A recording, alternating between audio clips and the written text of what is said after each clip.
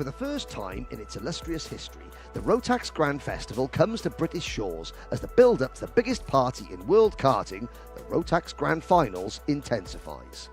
90 drivers will descend on UK karting's Jewel of the North, the uniquely challenging Warden Law circuit, with dreams of securing one of the final 5 places on Team UK at next month's finals in Sarno.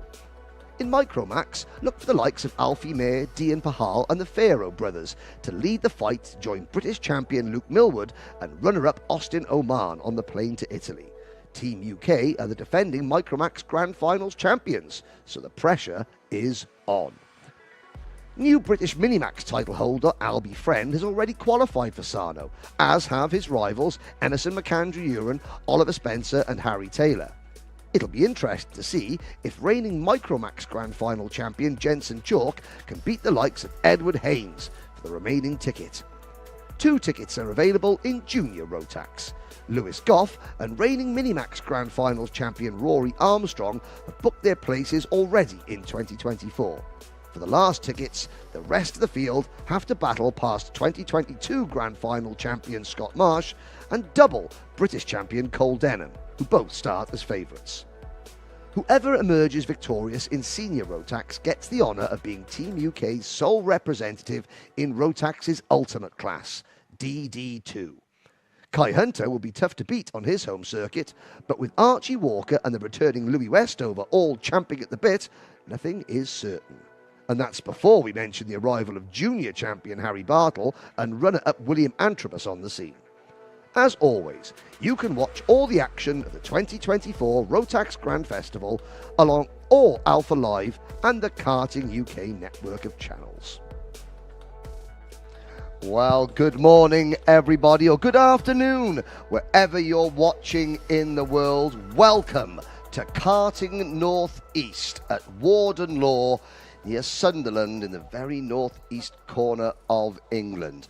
My name is Henry Baudet. Joining me, as he's always done this year in the UK, is Andrew Mather. This is the first time we have hosted the Rotax Grand Festival. We've got 2 days of racing to bring you an extended format here on this uniquely challenging circuit. Warden Law, 1,200 metres. We call it the Jewel of the North. It is a real challenge for the drivers. It says their elevation only 5 feet, but that is extremely misleading. There's lots of undulations on this circuit. The day started foggy, as you can see on our live pictures there, but clouds are going to briefly lift to allow us to see the track. It's going to be not going to be sunny weather, Andrew, but it is supposed to remain dry. Dry, still challenging out there. A little bit of dew on the circuit this morning. Good morning, everyone. Welcome back to Karting North East, and welcome, as you say, Henry, to the first time that we've had the Rotax Max Challenge Grand Festival on UK shores. 5 tickets to Sarno are what we're going to be talking about this weekend. And, of course, it's also the Motorsport UK E-Plate as well. That's up for grabs this weekend. So this is a Motorsport UK organised and promoted event. But before we get into the whys, the wherefores and what is up for grabs, let's hand down to the third member of our broadcast team. It's Nicole Sutherland in the pits. Thank you, Henry. Here I am then, trackside at a very wet and windy Warden Law. Of course, this track, though, even though it's wet and windy, the nature of the surface of the track retains its grip really well, which is going to keep the racing nice and close, nice and exciting. As the boys mentioned previously as well, exciting because every class has tickets available and up for grabs to Sarno, the Grand Finals in late October. Even though it's a little bit later on in the season, we've got lots of exciting stories going out in the paddock for you guys at home to keep an eye on. Chassis changes, team changes, and talking of chassis changes, one to mention is Oliver Spencer in the Minimax class, who has changed over from an OTK to the Birrell chassis to get himself ready for Sarno in October. Oakley Pryor and Guy Cunnington in the senior class are gunning for those tickets to return to the Grand Finals. They were there in 2019 and had lots of success, so lots of things to keep an eye out on for this weekend. I caught up with a junior Rotax driver, Joshua Smith, to talk about a quick lap of Warden Law this morning. Let's head over to see what he's got to say about how to approach Warden Law. Junior Rotax driver Joshua Smith talked us through a quick lap of Warden Law. Joshua, tell us about it. Head down the straight, making the car as fast as possible, using all the entry, holding the brake around the corner, getting back on the throttle, using all the curb through the second corner, using all the runoff as well, keeping it as tight as possible over the exit curb, letting the kart run through here as wide as possible, keeping the head down over the bump, keep it tighter than most, holding the brake, keeping it tight, using the curb of this part, letting it run as well, over the curb, over the chicane, keeping it tight, letting it run again, keeping it tight through here, using all the track, let it open up into gasworks, keep it tight, use all the track on exit, making sure not to hit the bump, keep it tight through the left, over the curb if possible, and keep it open up the right and using all the track, head down, and that's a lap. Thank you, Josh. Thank you very much indeed, Nicole and Josh. Well, Andrew, this is the third biggest Rotax event in Europe this season. You've got the Grand Finals, which we're all aiming for. You've got the International Trophy at Le Mans, and then the Grand Festival. There are 90 drivers here. Well, 88 now. We could say a big hello and get well soon to Gustav Usakovs, who will represent Latvia in the Grand Finals later this year. He rolled his kite yesterday and has broken his wrist, so get well soon to Gustav's. Yeah, hopefully he'll have enough time to get ready for Sano. A real shame to not be able to have Gustav Usakovs racing this weekend, but you're absolutely right, Henry. There's, a lot of drivers have already qualified, especially for Team UK, but there's the potential here for one of the biggest teams to be formed from the 5 tickets available for all the different categories this weekend at the Grand Festival. They see down in the pre-grid area, the first class that'll be going out on circuit will be Micromax. The format, should talk about that for this weekend. Pretty straightforward for every single class. Today is all about the heat races. Three races each for each driver, determined by time of qualifying earlier on today. It's an extended format, so every driver gets 3 10-minute plus 1-lap heats today. Tomorrow we have a super heat. It's not a pre-final, it's a super heat, and then into the finals, where the following tickets are to be given out. As well as the E-plates, the Motorsport UK E-plates, we have 1 ticket in Minimax, 1 ticket in Micromax, 2 in juniors, and 1 in senior. The senior ticket is actually for DD2, the 2-speed Rotax class, which is the ultimate class. But a little bit more information about this event before we get started today. This is a flavour of what makes the Grand Festival so unique.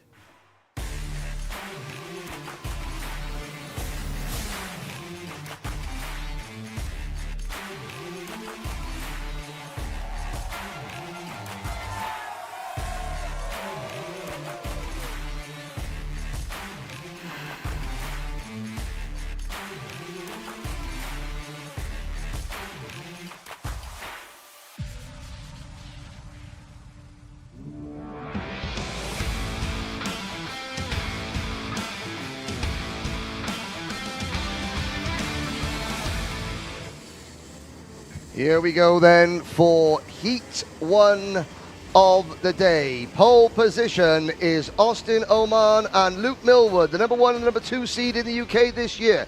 Joss Hushka and Lucian Smith go from row number 2. Albert Farrow and Dax Farah start on row number 3. And on row number 4, we see Arthur Farrow and Alfie Mayer. Next up, Sebastian Crawford and Benedictas Masiokas. That completes the top 10. Harris Barber and Maximilian Abrahart start on row number 6. Carter Jackson and Dian Pahal have work to do from the 7th row of the grid. That is your field for Heat 1 in Micromax. Yep, 10 minutes plus 1 lap. Now you can see the drivers are on wet Mojo tyres. It's not raining, it's not even misting. This track, as Nicole said, does retain grip and it dries up very quickly. The track surface is quite coarse. It is indeed. It's, as Nicole mentioned earlier, got a lot of grip out there for the drivers to lean upon. Into the tram lines we go then. Are we racing? Yes. Lights out for 10 minutes plus 1 lap for the first time here this weekend. The Rotax Max Challenge Grand Festival is underway. Little bit of action in the middle there. I think the Farrow brothers nearly came into a bit of bother. The number 5 of Arthur Farrow there, so this tricked me already, because of course we've got new drivers, or drivers in with new numbers off the back of their rankings decided 2 weeks ago in the last round of the British Championships. So that was both of the Farrows. Arthur with the number 5 having a bit of bother right at the start, but it's a good one for Austin Oman there in the number 2, leads in the early stages. Yeah, the beauty of this event, Andrew, is that of course we concluded the Motorsport UK British Kart Championships a couple of weeks ago at Wilton Mill, and this allows some of the drivers that gained a national seeding to use it in a big Motorsport UK promoted event. So you're thinking, what are national seedings? So we got a large audience from overseas watching.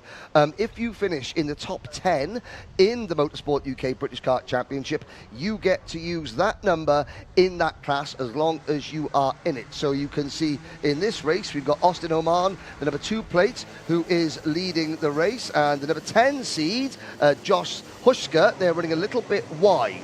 Now, before we get into the nuts and bolts, over the course of the next 2 days, Andrew Mather and myself will talk about who is... Oh, and there is the very, very smartly liveried kart of Carter Jackson running a little bit wide.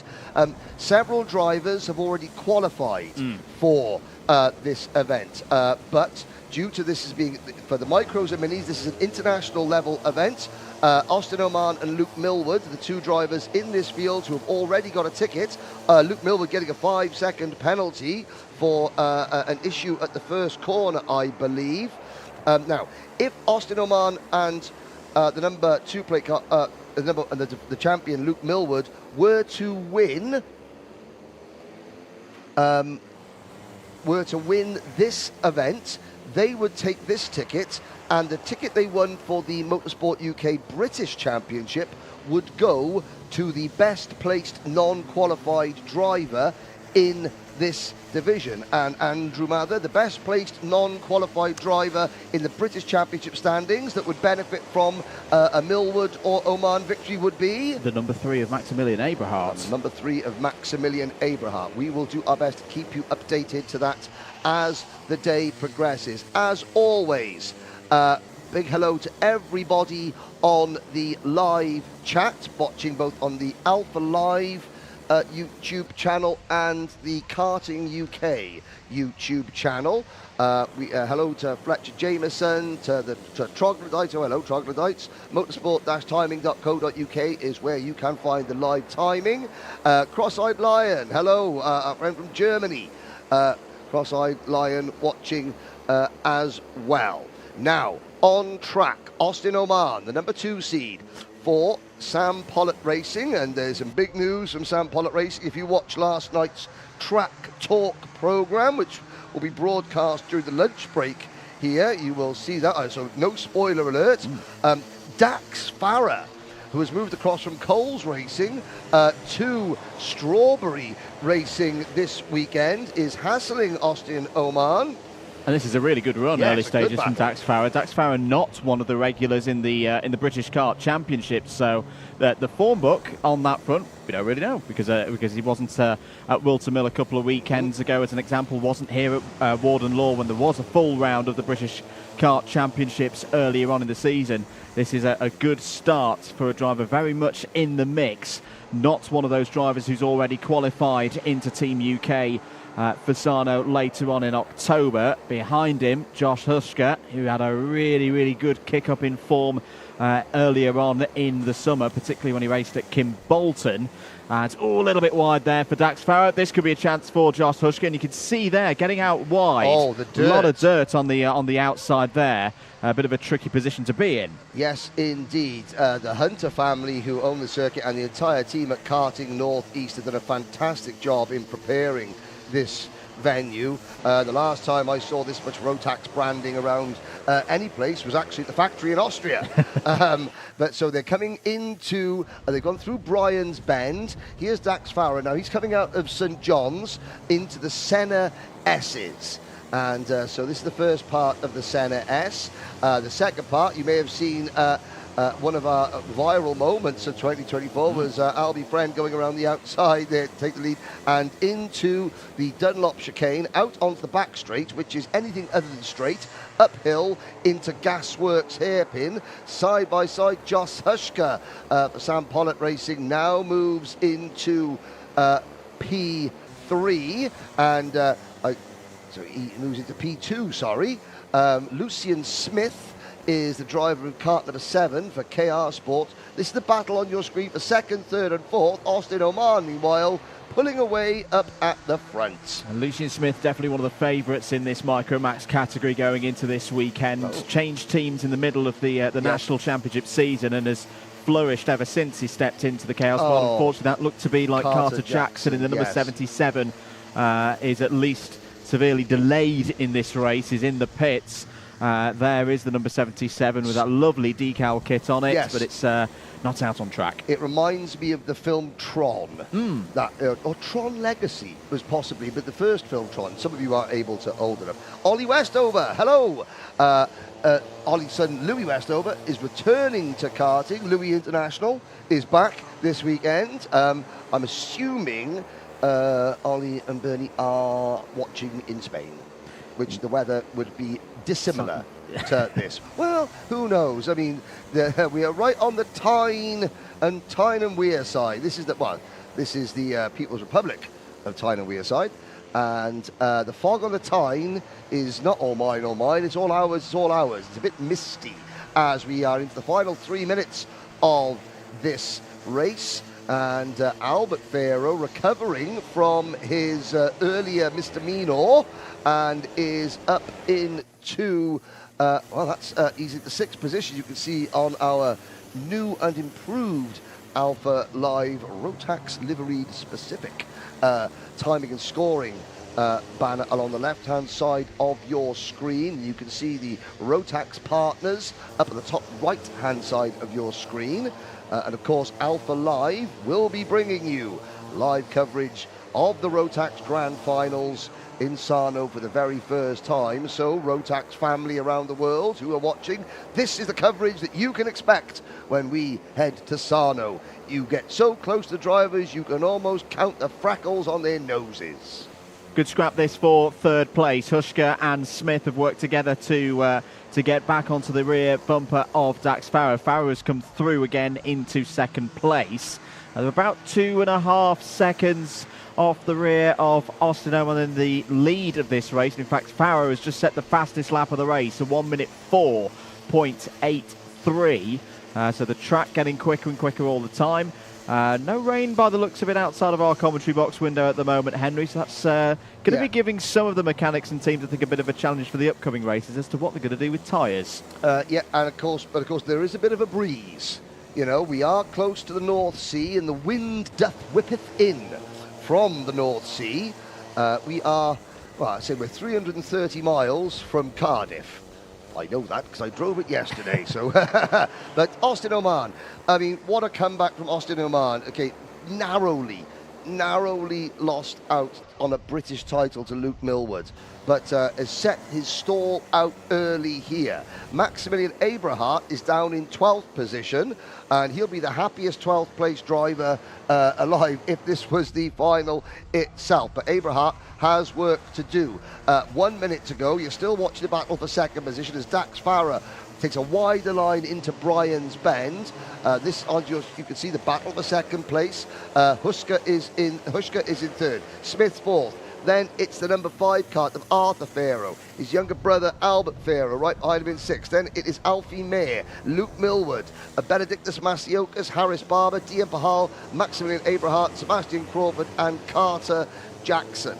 Luke Millward's cup of misery is going to flow over even more because he's already down in 8th position. When he gets his 5-second penalty, that will push him back to 11th. It will, but at the same time, I think Luke can look at the performance from earlier in the season here at Warden Law. He was 22nd in the heats through the British Kart Championship round and came back to finish on the podium. So it's only Heat 1. A lot of racing still to go here this weekend at Karting North East. 10 seconds on the clock. Owen has already got across the line, so we'll get 2 more laps in for this first heat of the weekend. Closest battle out there, still this one for second place, Farah, Hushka and Smith. Yes, indeed, through Brian's Bend. Now we go into the dog leg. Through the dog leg there, you can see the curves. These smaller Micromax karts really extenuate the bumps. Over the bump here, you can just see there's lots of minor sort of undulations, which is really challenging. The drivers say that of all the circuits in the UK, Karting North East is one of the hardest to set up for. It's very, very tricky and challenging indeed. I have to say that this is an event that was open to drivers of all nationalities, especially in Micro and Minimax. And I have been around the world in the last couple of months trying to get drivers from overseas to enter. Motorsport UK did a fantastic job as there's a change for second position. Josh Hushka moves to P2. Motorsport UK, they got a discount deal with a ferry company to get over here, and everyone said the same thing. There's no way we're coming because the British drivers will absolutely thrash us. So we are victims of our own success. We already have 21 drivers qualified for the grand finals, not through the British Championship, but through the International Trophy. We'll get into that later. We're watching the final lap, but Team UK are the dominant force in Rotax karting globally at the moment. Absolutely. So we are on the final lap. Austin Oman looks nice and comfortable at the moment, 2.5 seconds clear. We should note as well, if we haven't already, that Dax Farah has picked up a plus 5 second penalty across the course of this race. So whilst this is a great fight to watch, it is going to cost Farah a little bit in terms of final race position. But this has been a very good drive. Great comeback once again from Austin Oman. Yep, picking himself up, dusting himself off. He knows he's already going to Sarno, so that the weight is off the shoulder and the driver is being released. And he wins by 2.8 seconds. Josh Hushka will take second. Dax Farah, do you know? So, he pulled out by over Lucian Smith. 2, 3, 4, 5. He will come home. By half a tenth. He will come home 200ths of a second eventually behind Arthur Farrow in 5th position. So Smith will move up to 3rd, Farrow will move up to 4th, Farrow will move down to 5th. Then it'll be Albert Farrow in 6th position. Luke Millward finished 7th on the road. He will drop to 10th position behind Benedictus Masiokas. Now, Benedictus Masiokas, here's another thing. He's Lithuanian, but he has a British license. If he qualifies for the grand finals, he races under the license. So he would represent Team UK, even though he's born in based in Lithuania. But here is a look at your provisional results from race number 1. 14 drivers, 13 to the finish. Carter Jackson saving his best for later. Absolutely. So there we go. That is the end of the first heat for Micromax. But as we say, they've got 2 more today. The next run for Micromax will be at 2:30 local time here in Sunderland. It'll be the first race after the lunch break, and they'll race again at 4 o'clock. So good first run there from a wide range of experienced drivers at this level. More racing to come up here, Henry. Minimax will be out next. Oh yes, there's a quick look at Austin Oman and his dad Tristram. Again, Tristram, one of the very best in the the 90s and early noughties there at driving, at karting. And we'll try and have a listen in. But Austin in the background there, you can see Dax Farah and his mechanic. And there we go, Josh Hushka, slightly taller than 2 Sam Pollock Racing drivers. There is Dan Ashton and his Great Britain livery trainers, red, white and blue. for the livery trainers. Not bad choice today. I'll let him get away with that one. That's very, very good indeed. And we should mention some of the prizes on offer as well. Shall we? We've already mentioned in terms of tickets to Sarno, the E-plates as well. Very heavy trophies, my word. The last time I picked up something that heavy, it was a prop in EastEnders. And Saskia was getting hit over the head with the ashtray back in the day, and some guy from Spandau Ballet did that. It did indeed. Engines. There's an engine on offer for top privateer in each the micro and the mini category, so we'll keep an eye on that across the course of the weekend. In Micromax, that is a straight head-to-head fight between Maximilian Aberhart and Carter Jackson. It is indeed. There's also tyres. There's going to be a random draw for all of the entrants here. Mojo tyres will be won on the random draw later in the weekend. So it's not just the prizes on track that the drivers are hoping to get their hands on across the course of this weekend. Now it's a three-way fight for the engine in Minimax between the three privateers. Achille Giannone. Now we'll have a look at Achille Giannone's kart there. That is another very, very smart kart. The privateer driver again, Italian family, but UK license, between Fraser Anderson and our only sort of semi international driver, privateer driver, Cody Lepatruel from the Channel Island of Guernsey. Amelie Davey as well, I think, is from Guernsey, and she is here. Marilyn Tinkler saying, go on, Joss. Alpha Live saying, of course they are saying, well done, Austin Oman. I think Nicole Sutherland is going to say, well done to Austin Oman very shortly. Austin Oman, then.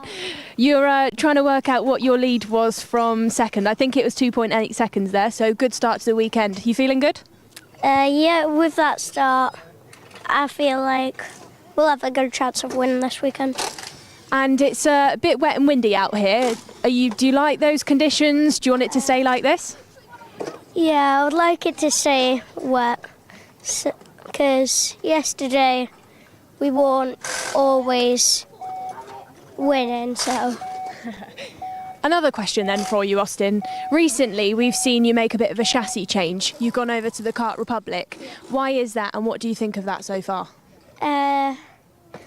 When we drive it, it just feels like we can turn easier, and yeah.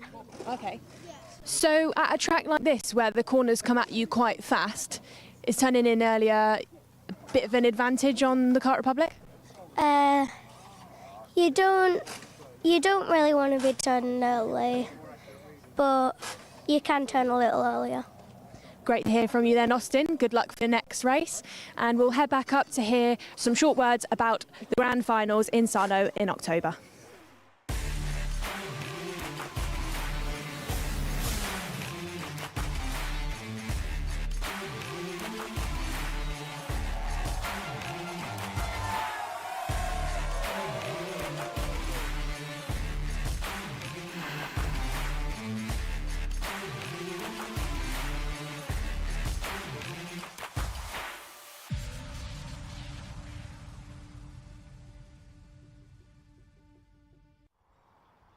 Yes, indeed. The 25th anniversary of the Grand Finals. If you're not sure what the Grand Finals are, it is simply a meeting of champions from around the world, provided with equal brand new go-karts, brand new Rotax engines, tyres. It is, you do not race for your team or anything, you race for your country. And we don't call it the biggest party in world karting for nothing. And for Alpha Live audience who may not have watched it before, Alpha Live bringing you that coverage, but that's in October. We've got plenty of work to do today, Andrew, starting with the Minimax class.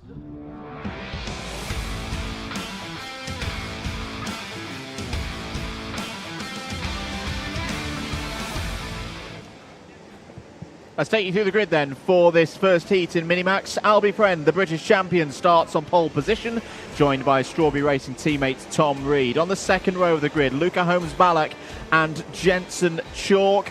Good strong row there ahead of row 3. Fraser Anderson, top privateer on the grid alongside Joshua Cook, who's moved up to Minimax this weekend. On row 4, Emerson McAndrew-Uren and Harry Taylor.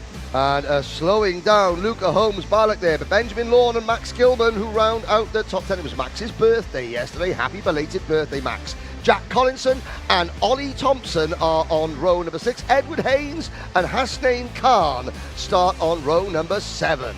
Row 8 is Riley Murrow and Sebastian Clark. Alex Goodson is joined by Sebastian Behrman on row number 9. Harry Radcliffe and Cody LePaturel form out row number 10. Max Jolly, home driver here in Warden Law on row 11 alongside Soren Gallagher. Achille Giannone and Amelie Davey go from row 12. It's a 26 kart field completed by Miles Burson and Oliver Spencer. Spencer disqualified from qualifying for being underweight. Possibly to do with the change of chassis from OTK to Birrell, who knows that, and Miles Burton having an engine issue. So we are into the tram lines, lights are out, we are underway, sadly without Luca Holmes Ballock, and as the 175 kart spins to the inside, that is Joshua Cook, our Micromax, the Micromax International Trophy champion. He's moved up to Minimax, but this event, the 161 is off as well. That is Fraser Anderson, so the leading privateer in qualifying, also scrambling to get his kart back on the prepared surface. Josh Cook will go back to Micromax for Sarno, but this is good practice for next season when he moves into the Minimax class full time. Up at the front, well, picking up where he left off in the in the British Kart Championship, Albie Friend takes the lead. Aha!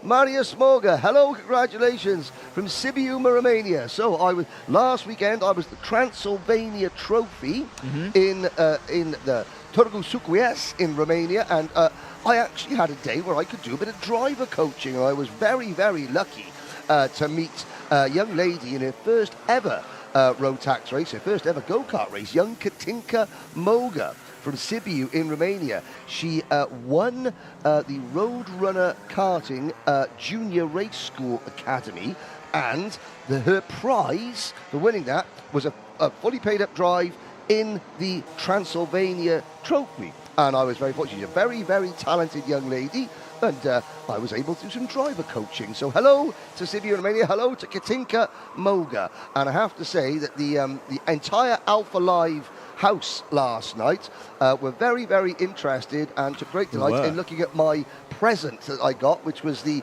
aircraft carrier and pen combination. I was going to say, I've got several pens from various circuits around Europe, and I was envious of the aircraft carrier pen. So there's a name, Katinka. There's a name. Write it down, ladies and gentlemen. Katinka Moga. There's a young Romanian lady that could make some big waves in this sport in the future. Things to note in the early stage of this race. Yes, everybody has switched to dry tyres, and the dry line is forming pretty quickly. It's down the inside. That's the number 7. That's Edward Haynes has not qualified for Sarno yet. He's one of the big hopes for this weekend. That was a move for third place past Riley Murrow. Yes, now there are 4 drivers in this class who have qualified for the Grand Final. Albie Friend, Emerson McAndrew Uren, Harry Taylor and Oliver Spencer. The best placed driver in the if any of those were to win, then the tickets for the British Championship would go to the best placed non-qualified driver already, and that would be Andrew Mather. You've caught me there. I want to research that one. It's someone that is not here as I've cast my memory back. Oh, right, okay. Guys, I thought it might have been. It's the number 5 seed, isn't it? The number 5 seed. I do apologise, Andrew. I didn't mean to catch you on the hop, as it were. As you watch the track, Albie Friend leading Emerson McAndrew by 1.5 seconds.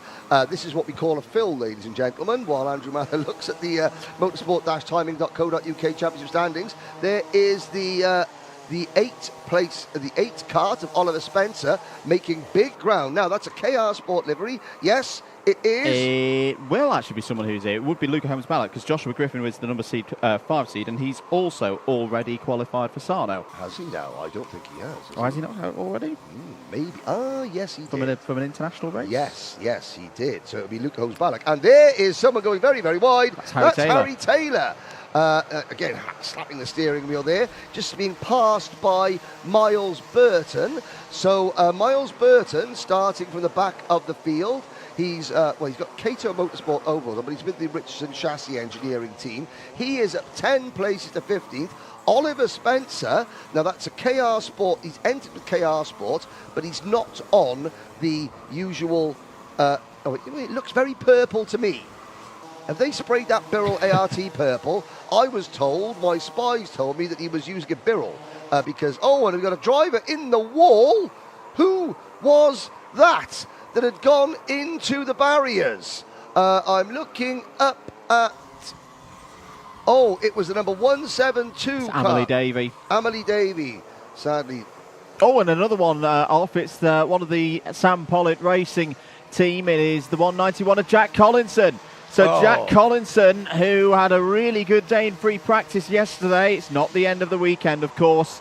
We'll still get 2 more heats, but that is a big disappointment. And it looks like he's just run wide through the horseshoe and got beyond the white line there. And on a weekend like this, when we have had a little bit of rain, that is pretty much the point of no return for Collinson's hopes. Collinson was up in P4. Now, Roger Young, the newly engaged Roger Young, joins us from Chinese Taipei, the island of Taiwan. And there goes the number 143. That's Miles Burton. Luckily, he gets going again, asking, has Jensen Chalk already qualified? No.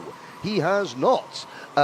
Last year's Micromax Grand Finals champion has not qualified this weekend. So I spoke to his dad, Mike, and it's or bust this weekend. Or bust, yes. So this is it. This is the only chance. Oliver Spencer is absolutely tearing through the field.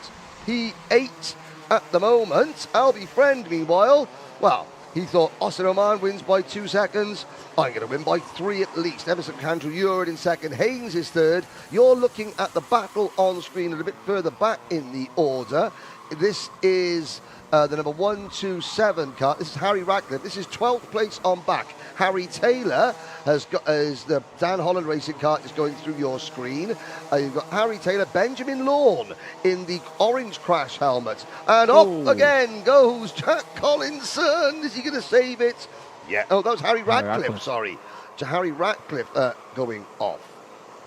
So 3.25 minutes to go in this one. Friend leads by 3.5 seconds, continuing the form that we've seen through the British Kart Championships in 2024. He won here, of course. That was the start of his tremendous run through 3 rounds where he was no lower than second in any of his point scoring stages, and that second place was only once. It was a near perfect run that saw him through to become British champion. This is the fight a little bit further down the order. Good move down the inside there by Alex Goodson, liking that one into Senna 2 and past Riley Murray there, up to P4. And Alex Goodson moving over to the Dan Holland racing team. Now we have Sam Pollitt Racing and Hunter Motorsport. Could you please put your heads together during the off-season? And I think because Sam Pollitt may be going to Kart Republic, could we have a different graphics kit? Because you're fooling my old eyes. That is the Sam Pollitt race car. So you've got the black Kart Republic sticker on the front of the nose cones of the Sam Pollitt racing karts. That is how you tell the difference between SPR and Hunter Motorsport. Sumner Speed on the live chat. Well, Sumner Speed has already been at the top shelf, because he said that with a goat comms pairing of all time. I'm going to screenshot that and send it to the PFI pigeon himself, Anthony Jordan. Fastest lap of the race so far, 55.25 seconds for Max Jolly. So Max Jolly coming through the field, and he's going to need to work hard across the course of the weekend. I tell you who else is coming through the field. Oliver Spencer down the inside for 5th place into Gasworks. Picking him up and putting him down. Lovely move. Yes. And, a driver who was very strong 2 weeks ago. Was very impressed. He's had a difficult season as Ollie Spencer, but the run that he had at Wilton Mill, it's first time on the podium this season for the last round of the British Kart Championships, is showing that in terms of race pace, he's got that form again here at Warden Law. Now, there was we saw a move there by Jensen Chalk. That moves Jensen into 8th position, passing Hasnain Khan. He's behind. Now, in our preview, we handpicked a couple of drivers that would probably be favourites for this ticket. We handpicked Haynes, Chalk, and also Tom Reed in kart number 10. The farmer Tom Reed, who is a long way in front of this battle. He's in 7th place at the moment. He's with Strawberry Racing, got a podium in the last round of the Euro Trophy, I believe. Or is it the NL? I can't remember. Mark Baines will correct me, I am sure. But Tom Reed is having a good run. At the moment, there is a move. Oh, wheel to wheel between McAndrew, Uren and Haynes for 2nd position. At the moment, Haynes is the best placed non-qualified driver, but that doesn't matter because he's not winning. And this is good news. So Josh Griffin has a ticket. Yes, he qualified at Warden Law. So Luca Holmes-Ballock, if this were the final, he would be Albie Friend's best friend. He would indeed. Time is up. The drivers will be seeing the last lap board shortly. This battle for 2nd place means that Friend has got a lead of more than 5 seconds right now. Emerson McAndrew checking over the shoulder there just to assess the situation. This is the fight for 6th place. Tom Reed trying to look for the cutback. Brilliant sequence of corners here at Warden Law, but Riley Burrows dealt with that well. Who is out of the race? Soren Gallagher retires from 22nd position, sadly. But now, Edward Haynes having another little go at Emerson McAndrew. I know why Albie Friend, oh dear. This is, so Albie's long-time mechanic, Panda, Lee Taylor, got married. And 2 weekends ago. Wasn't at Wilton Mill. George Friend, dad and mechanic extraordinaire, came in on the spanners for 1 day only. Got the win. Got a nomination. Got a nomination for the Vera Excellence Award in the British Championship.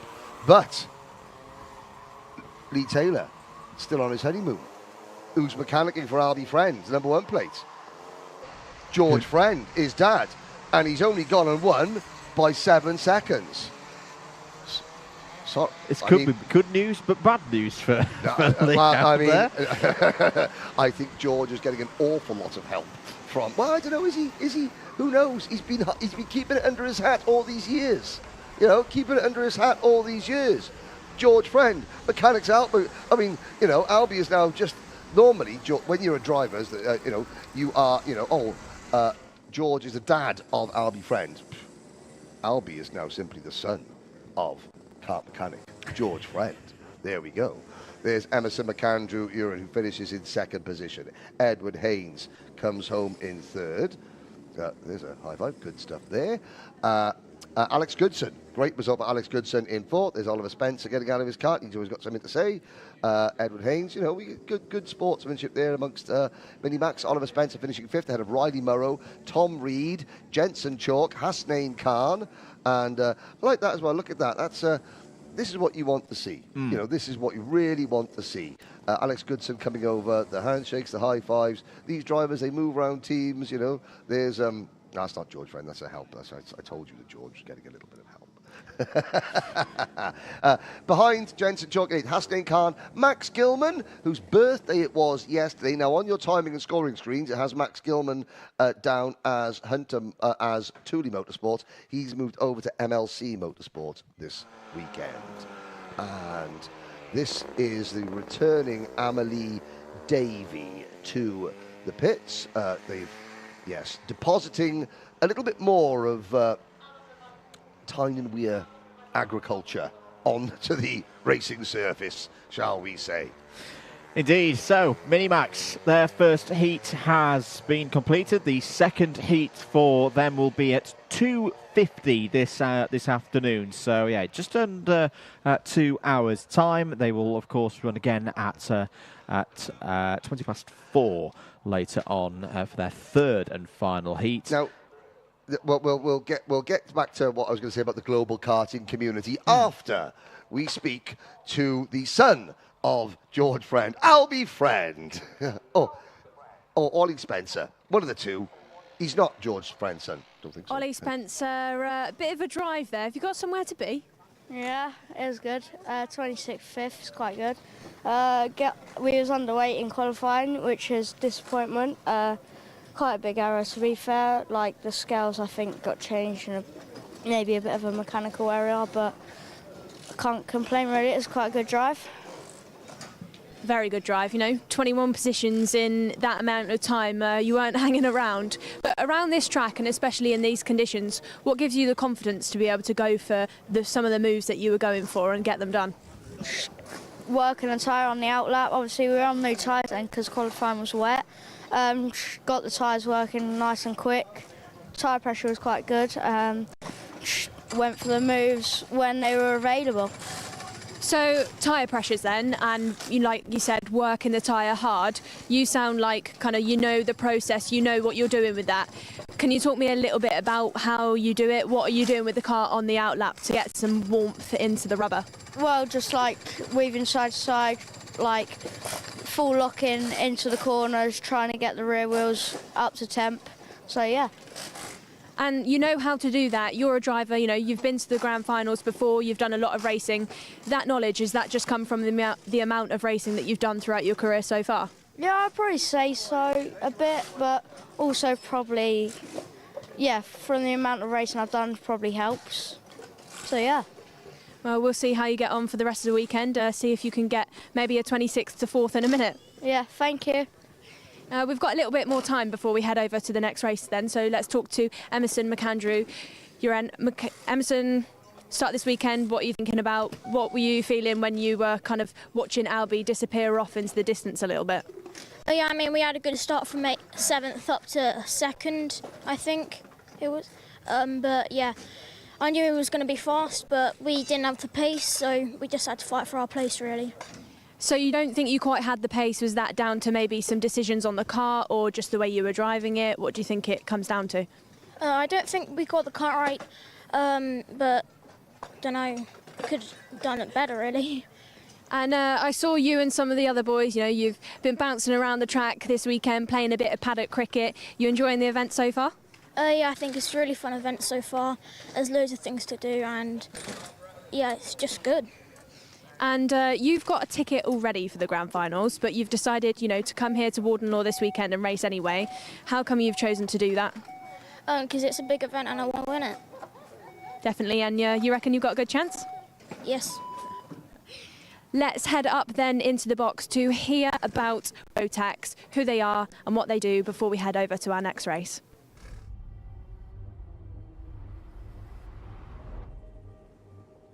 Why do you come here? Is this your career? Or is it all about fun? A chance to get away and leave it all behind?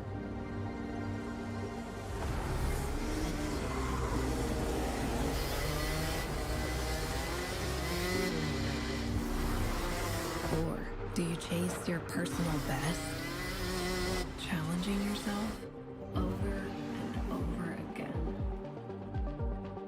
Why do you come here? Maybe you're here to collect moments. Good ones. And not so good ones. Or you can't afford mistakes because you want that victory.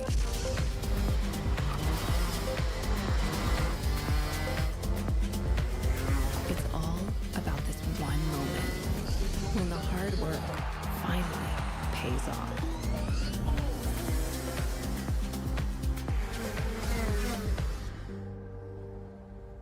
This is the place that brings us closer to the people who share our story.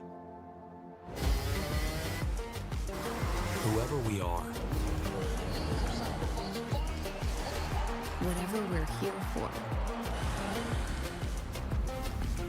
Racing is who we are.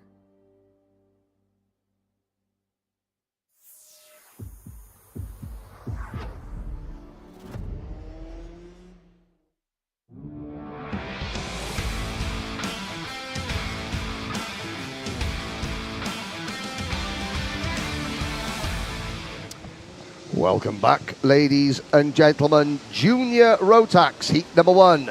On the rolling lap, Jared Fox-Whiteley and Kai Beach, who has had support online from Paul Beach, are on row number 1. Albie Lap and Annie Bams, hello. Albie's up on P3 alongside William Archer, Alex is supporting him. Then it's Daniel Minto and Scott Marsh on row number 3. Kai Clark and Joshua Smith go from row number 4, with Jacob Woods and Charlie Wolf rounding out the top 5. Jack Thompson and the closer Cole Denham are next, with Noah Barham and Joe Anderson on row number 7. Lewis Goff and Isabella Stansmore Wilson go from row number 8, alongside Asden Smith and Archie Lovett. The top 20 rounded up by Alfie McBain and Stanley Clark, who's grown a mullet just for this event. Samir Paul and Riley Sims Ezard are next, with Rory Armstrong and Louis Radcliffe at the back of the field.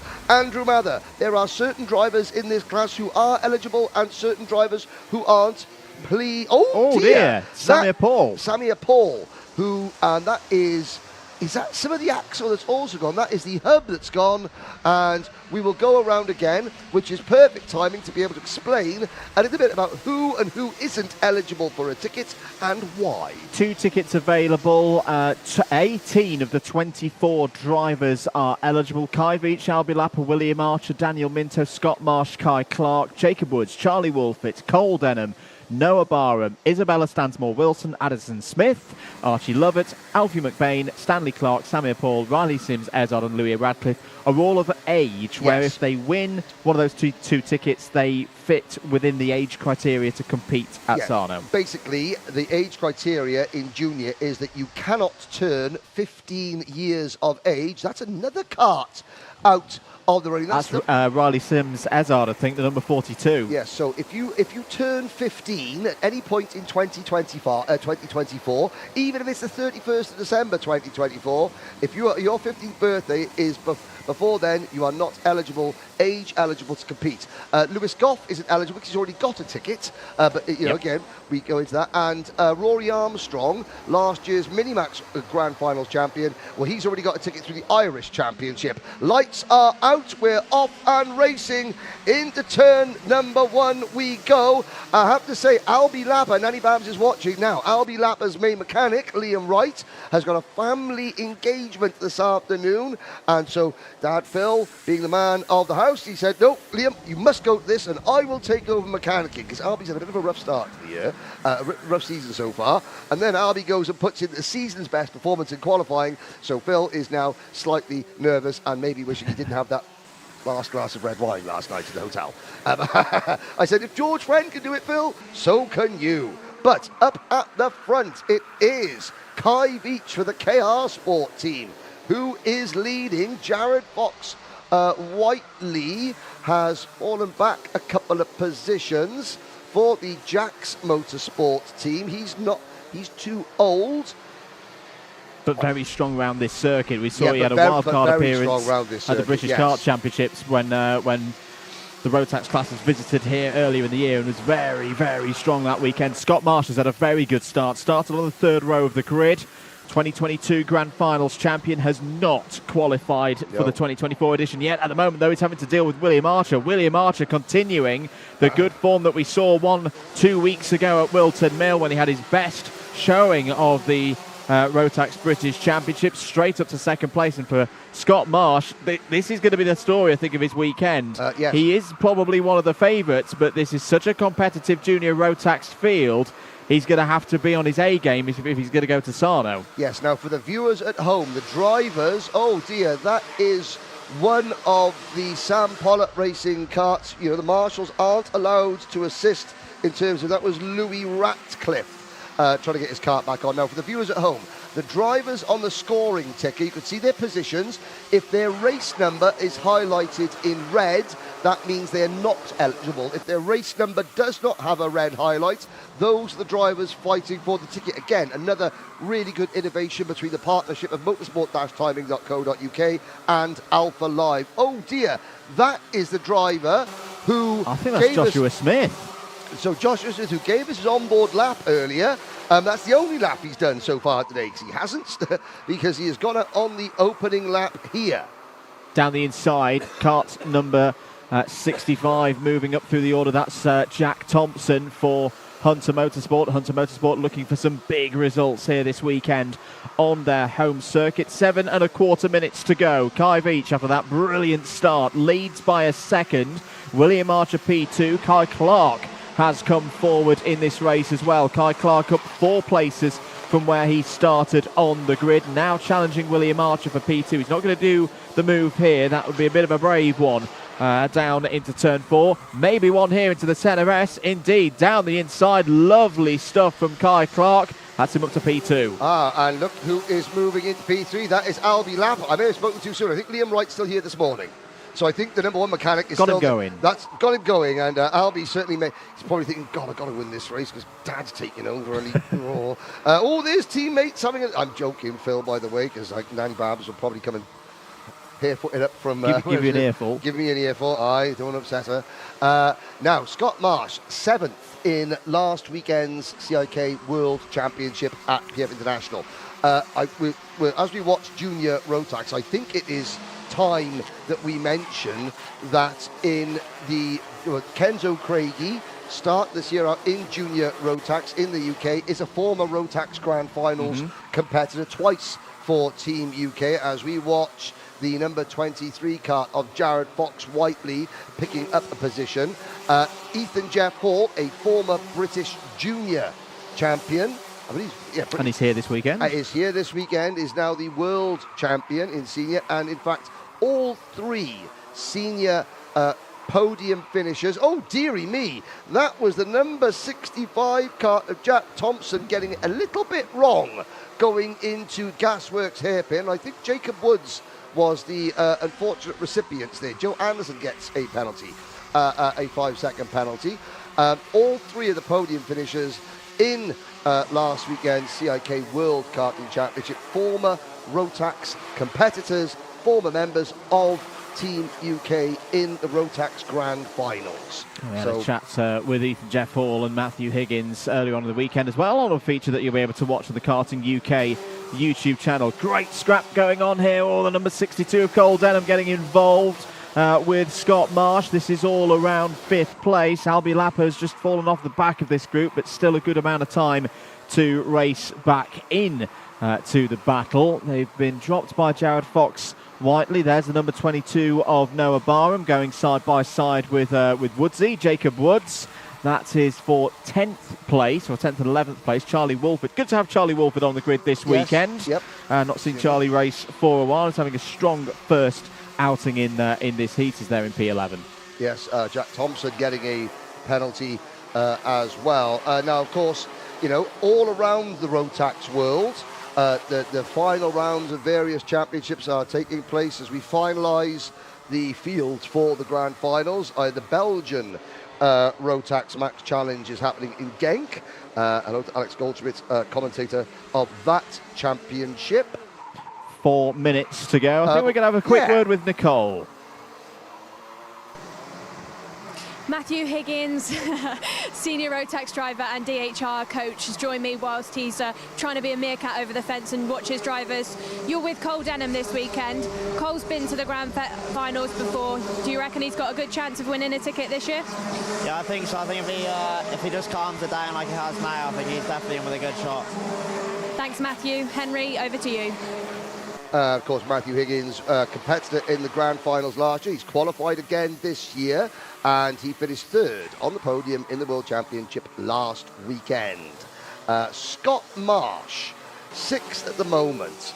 Again, former grand finals champion, 2022 junior grand finals champion. We're watching a good battle for, this is now 2nd, 3rd and 4th. Kai Veach has cleared off. This is Kai Clark, Will Archer and Jared Fox-Whiteley battling. The closer, Cole Denham, is closing in behind them. He's bringing Scott Marsh, Albie Lapper and Lewis Goff. Lewis Goff has already got his ticket through the British Kart Championship in 8th position. Charlie Wolf at 9th. Joe Anderson is 10th. Then it's Jacob Woods, Jack Thompson, Noah Barham, Daniel Minto, Archie Levitt, Rory Armstrong, Alfie McBain, Stanley Clark, mentioned it before, Stanley Clark is growing a mullet. You know, just worth 3/10. Wants to be like William Antrobus, but he can't. William Antrobus is the victory mullet, so Stanley Clark has just got a mini mullet. But he said his neck's never felt warmer, which is nice to hear. 2 minutes and 20 seconds remaining on the clock. This is the fight for second place. Once again, we've seen a race leader take off at the very front of the order. Kai Clark, side by side. Bit of a wrestling match between Cole Denham and Scott Marsh there. I think Scott Marsh has gone, right, let's start getting a bit of rhythm going here, because there's some questions to be answered. This was actually the venue of his strongest running in the British Kart Championships earlier on in the year. Marsh raced through into the top 5 in the final. He will want to be improving on that. Joe Anderson's just set the fastest lap of the heat so far, 51.84 seconds. But Kai Clark just stretching it out of the front here. No need to defend into the centre S. Fox Whiteley is going to go down the inside of William Archer with a lovely move there for P3. Yes, now of course this is the junior arm of the Strawberry Racing team. Now the person that runs the or helps out with the micro and mini part of the team, Mark Baines. Mark Baines, frag, has never been to the... Oh, there's Albie Lapper getting his work in. Albie Lapper passing former Grand Finals champion and P7 in the world this year, Scott Marsh. Well, that's what the drivers are going to need to do if you're in the shoes of Albie Lapper to qualify through to Sano. More battles going on further down the order. One of the DHRs, I think that's Noah Barham, getting involved with the number 65 of Jack Thompson. I was going to say, my Mark Baines point. If Mark Baines comes to the Grand Finals this year, and I know he's here, he's listening, people have asked Mark Baines to commentate with me for years. I will say, now I'll be... Anyway, if Mark Baines does go to the Grand Finals, I will get him in to commentate with me for one race. Our producer James Fitchie from Alpha Live has already had a heart attack. Fretting. There is my solemn promise. If Mark Baines at the Grand Finals, then he and I will commentate for one race and satisfy the legions of people who have asked us. We will need to employ someone for the bleep button and to do subtitles. But there we go. There it is. I put it out there. Cole Denham's had a problem out there. I think we just saw him running wide out of Senna 2. He's got back on circuit, but has fallen down to 10th place. Time is up. Not quite on the final lap yet. Yeah, I thought that might be coming in. Plus 5 seconds penalty for Albie Lapper. So that's going to drop Lapper down from 3rd probably to around 12th place right now, as it's all getting a little bit feisty out there. That's over 5th place. That's Lewis Goff getting by Jared Fox Whiteley. Yeah, I mean... Okay, so this has been a bit of a rambunctious heat race. It's been a junior race. It's been a junior race, but I think offline the track is that you can see it's not very grippy offline. You know, the residual moisture is still there. A lot of dirt offline, which we can see the coloration of the track as well, because of course it was rain. And that is creating grip problems. I'm not trying to excuse some of the mistimed manoeuvres that we have seen in this race. However, there may be extenuating factors. Kai Veach has not had to worry about any of that because he has got his head down and is pulling away. At the moment, Ash Orchard and the KR Sport team are sitting pretty. I think Martin Smithers has been here as well, because they're two drivers, Veach and Clark. You are allowed to drive for KR Sport if your first name isn't Kai, by the way. But there is Kai Veach, clear visor, love that, look at that, whites of his eyes, great work there up at the gasworks from our Alpha Live crew. Their two drivers would be going to the Grand Finals to join the other KR Sport drivers. As the weekend progresses, we will tell you who has qualified and who they represent, because all the big teams are there. We've got Strawberry, KR Sport, Sam Pollock Racing, we've got, Dan Holland Racing, have all got drivers safely in. And I know that Hunter Motorsport, I know that Jack's Motorsport desperately want to try and send a driver, not to mention Zip and RCE as well. There is your 1-2 finish for Kai Veach and Kai Clark. And I've got to say, that was all off a tremendous start from Kai Veach. The way he was able to get round the outside of Jared Fox Whiteley at the very start of that heat was very, very impressive indeed. So Kai Veach takes an early lead in the intermediate classification for Junior Max, and it's a KR Sport 1-2. It's a Kai 1-2 as well, as mentioned there. Veach ahead of Clark. Now, we've got, there's, that is Riley Sims Ezard, I think, being pushed back. Or is that Samir Paul?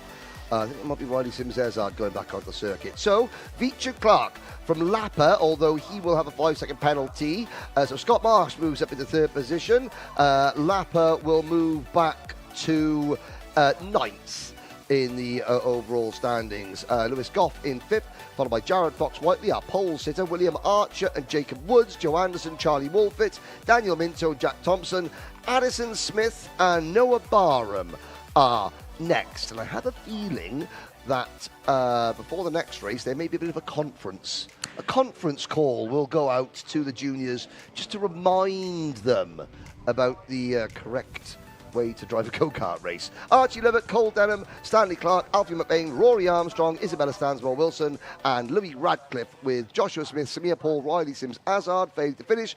But we can go down to speak to one of the survivors of that race. Nicole Sutherland is down in the pits.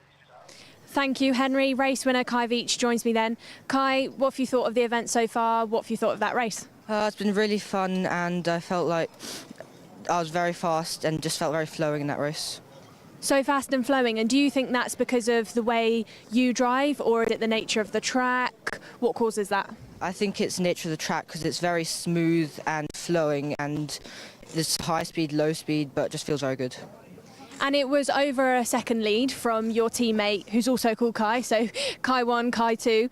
You feeling confident that maybe a bit of team games will be going in towards the later stages of this weekend, or? Yeah, I'm sure if we're together at some point we can work together, try and get out in the lead. And of course, like I said, teammates, you're both in KR Sport. What have KR Sport said to you going into this weekend to give you some confidence that maybe you could grab a ticket for Sarno? Just don't fight each other and be sensible. Great to hear from you, Kai. Thanks very much. We'll take a little bit of a walk through Parc Fermé then. I can see a driver walking towards me, Daniel Minto. Daniel, see if I can catch up with him. Here he is then.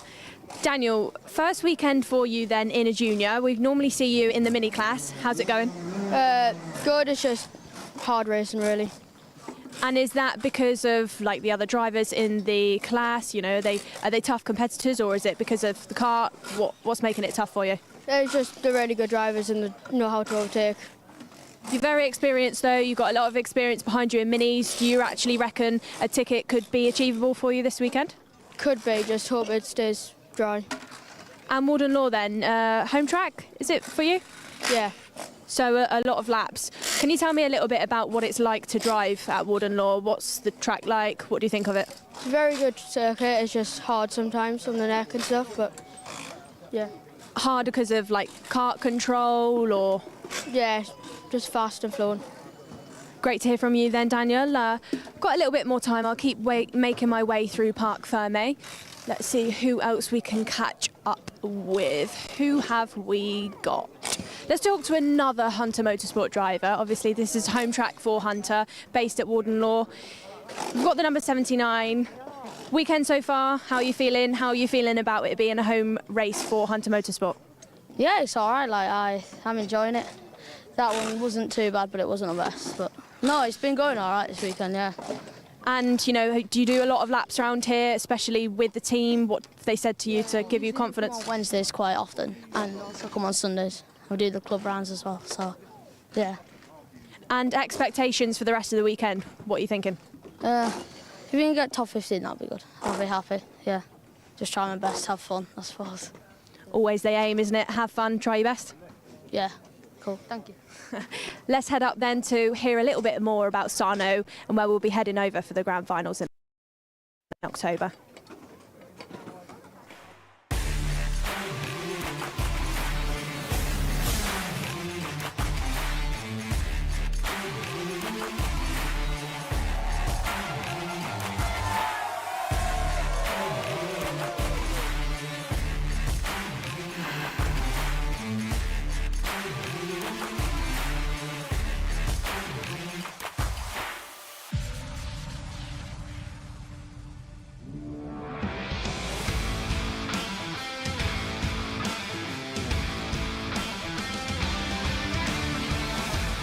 Welcome back to live coverage of the 2024 edition of the Rotax Max Challenge Grand Festival. First ever time it's been held in the United Kingdom. Let's take you through the grid for the first heat in Senior Max. Kai Hunter and Deacon Russell form up the front row of the grid. Louis Westover is back and on row number 2, joined by Ewan Charman. Brandon Klein-Nagelvort goes from row number 3, is joined by Jamie Perilli.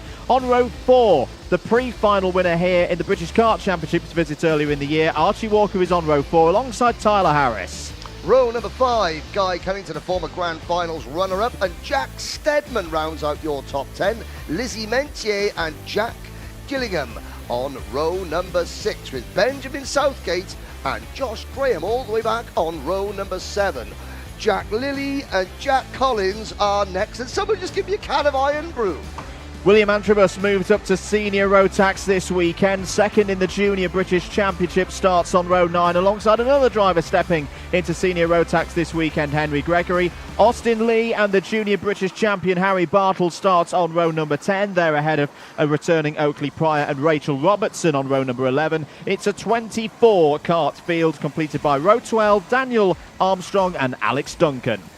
Very, very quickly, the winner of this race, the final, gets a DD2 ticket. If Harry Bartle or Kai Hunter win, they have to take the DD2 ticket, and Teddy Pritchard-Williams would qualify as the best placed non-qualified driver from the British Championship. Teddy is here working with Sam Pollitt this weekend and is going to be cheering on Kai and Harry Bartle like never before. The lights are out, we've gone racing through turn number 1, and a good start from the Hunter Motorsport driver, Kai Hunter. Driver number 3, the 2023 British kart champion in Senior Rotax. Kai is a former podium finisher, has actually finished first on the road twice in the Grand Finals, and has had issues post-race twice with contact and what have you all, something like that. But he is happenings that happen.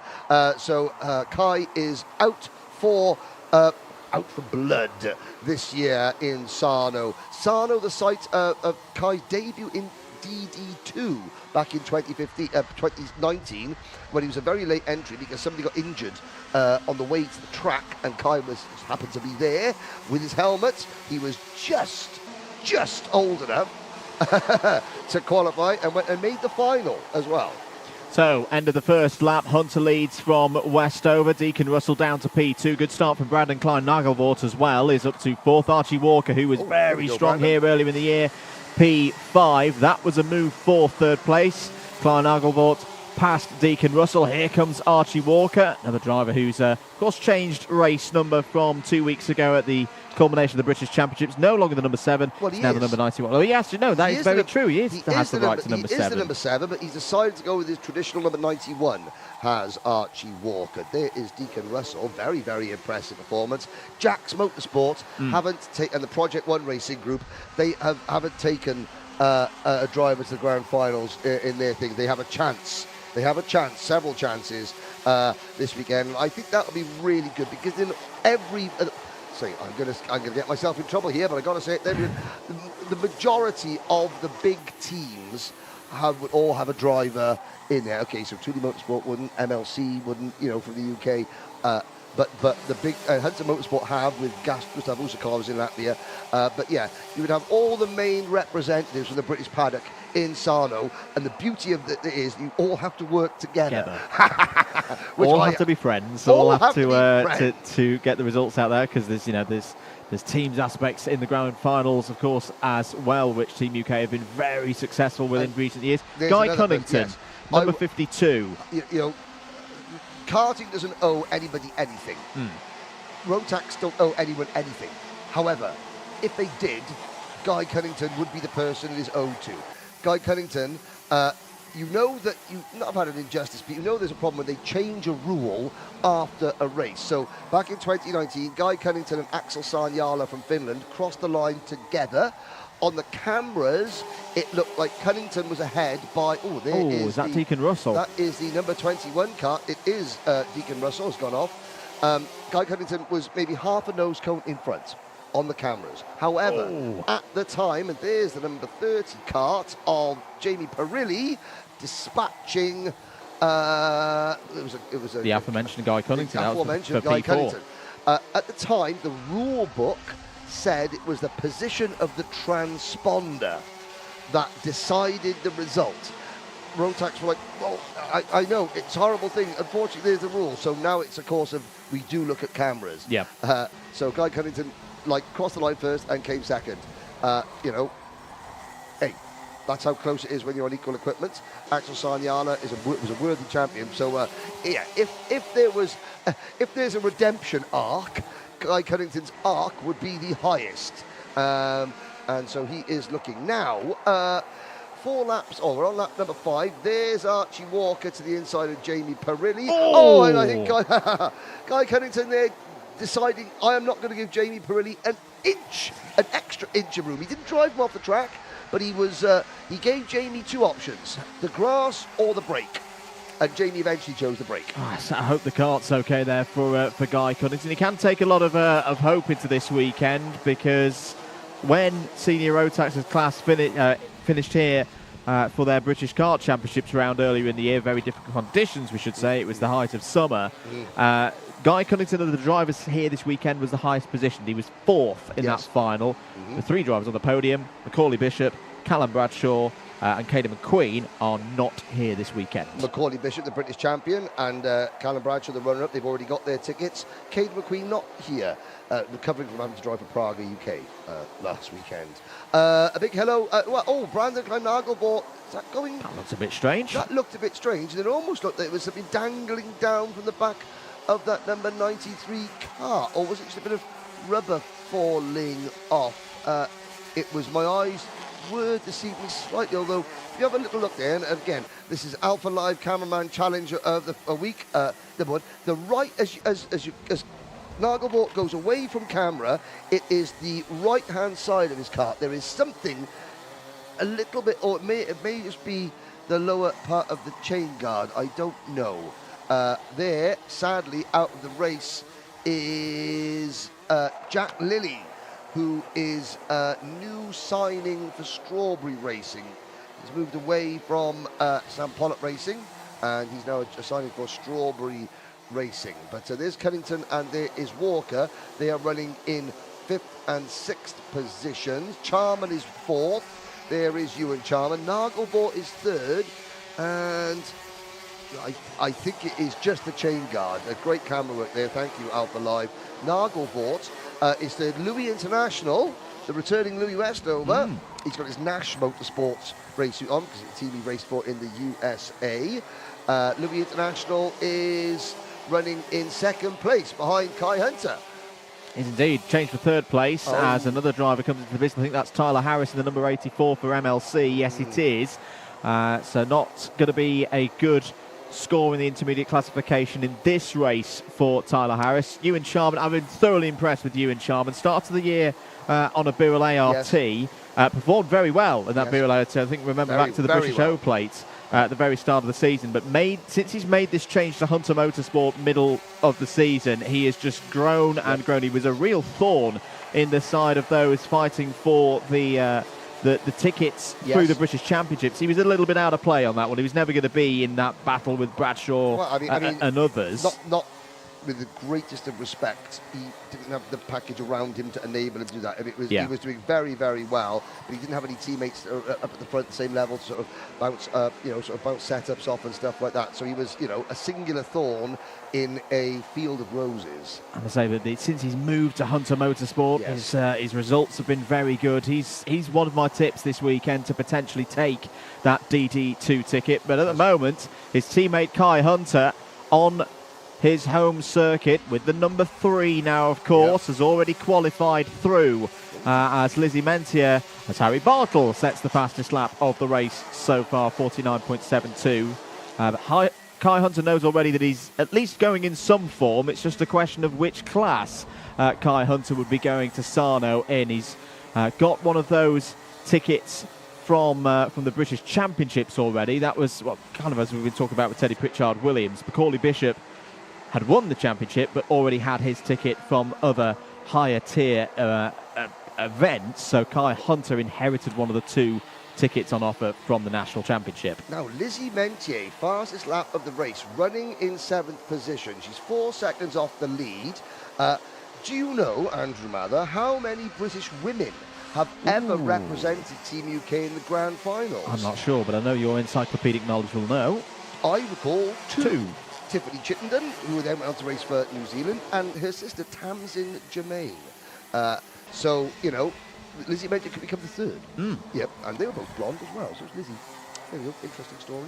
So Lizzie up in 7th place at the moment, another driver who's strengthened across the course of the 2024 British Kart Championship season. We've got 60 seconds of this one to go. Who's having a good drive through the field? We can see Joshua Graham.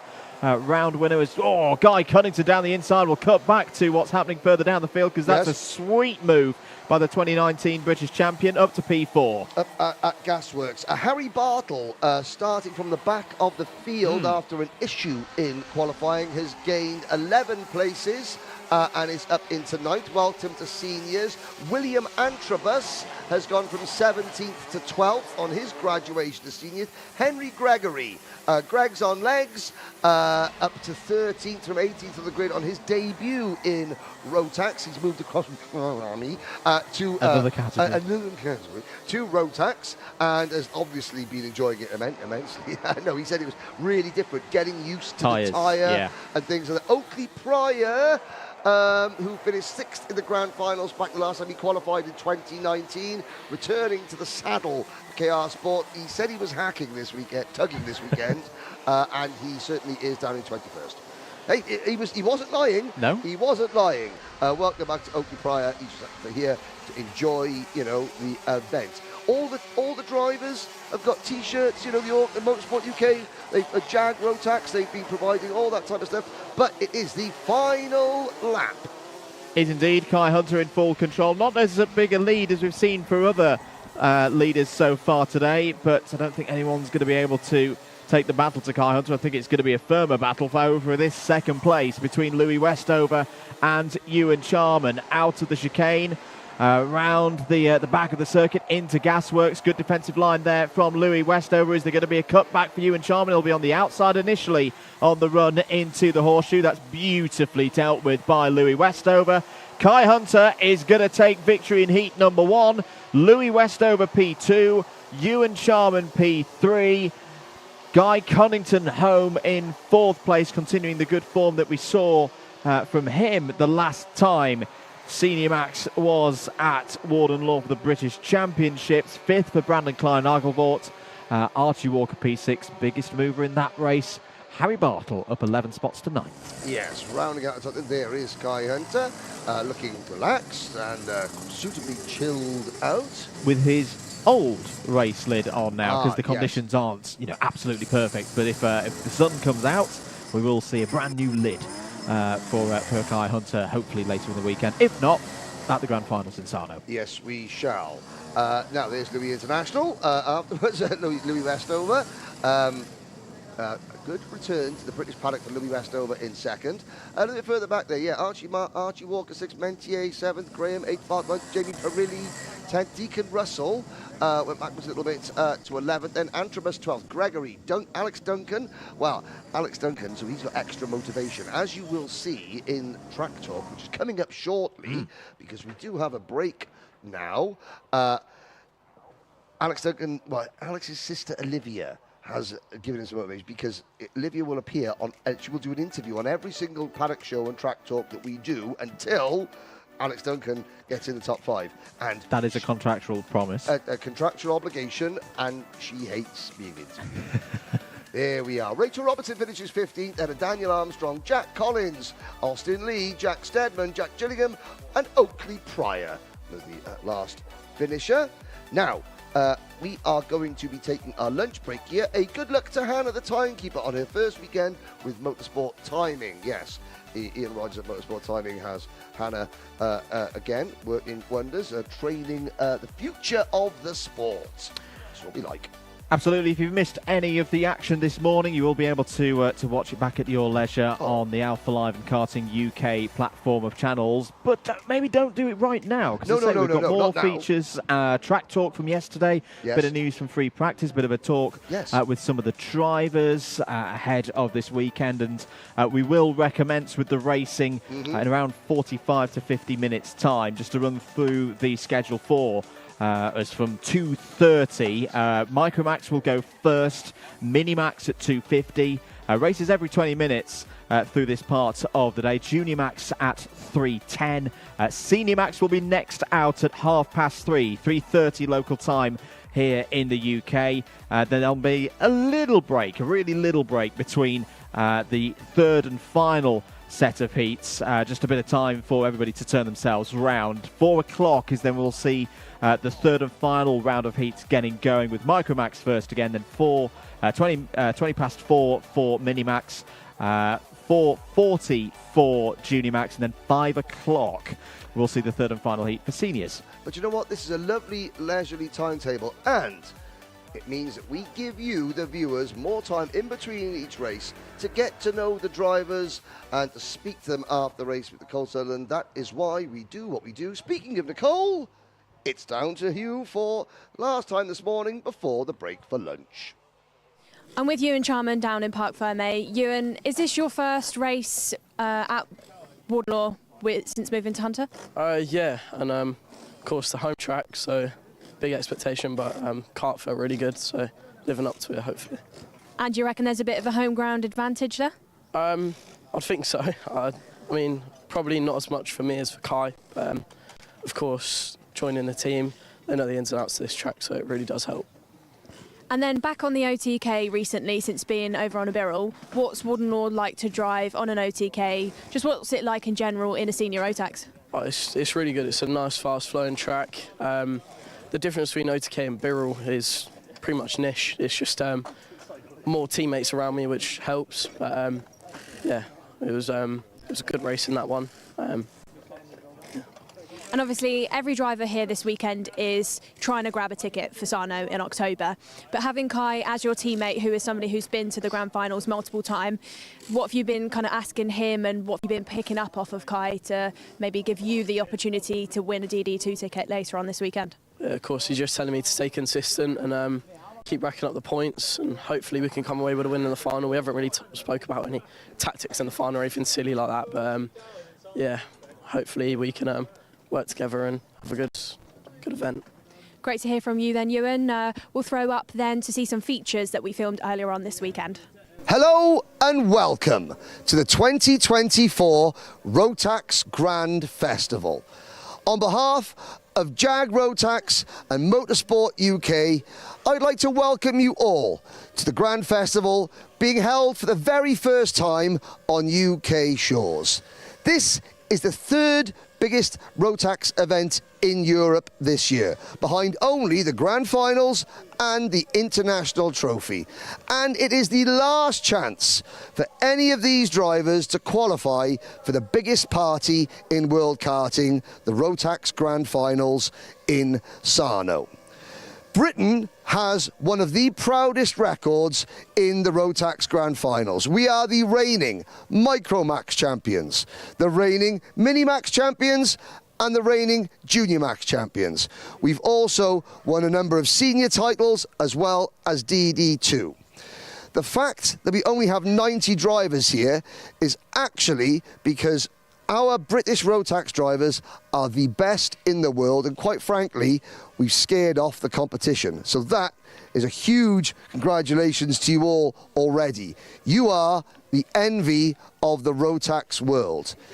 It does mean, however, that Team UK has more pressure on it in the Grand Finals than any other nation.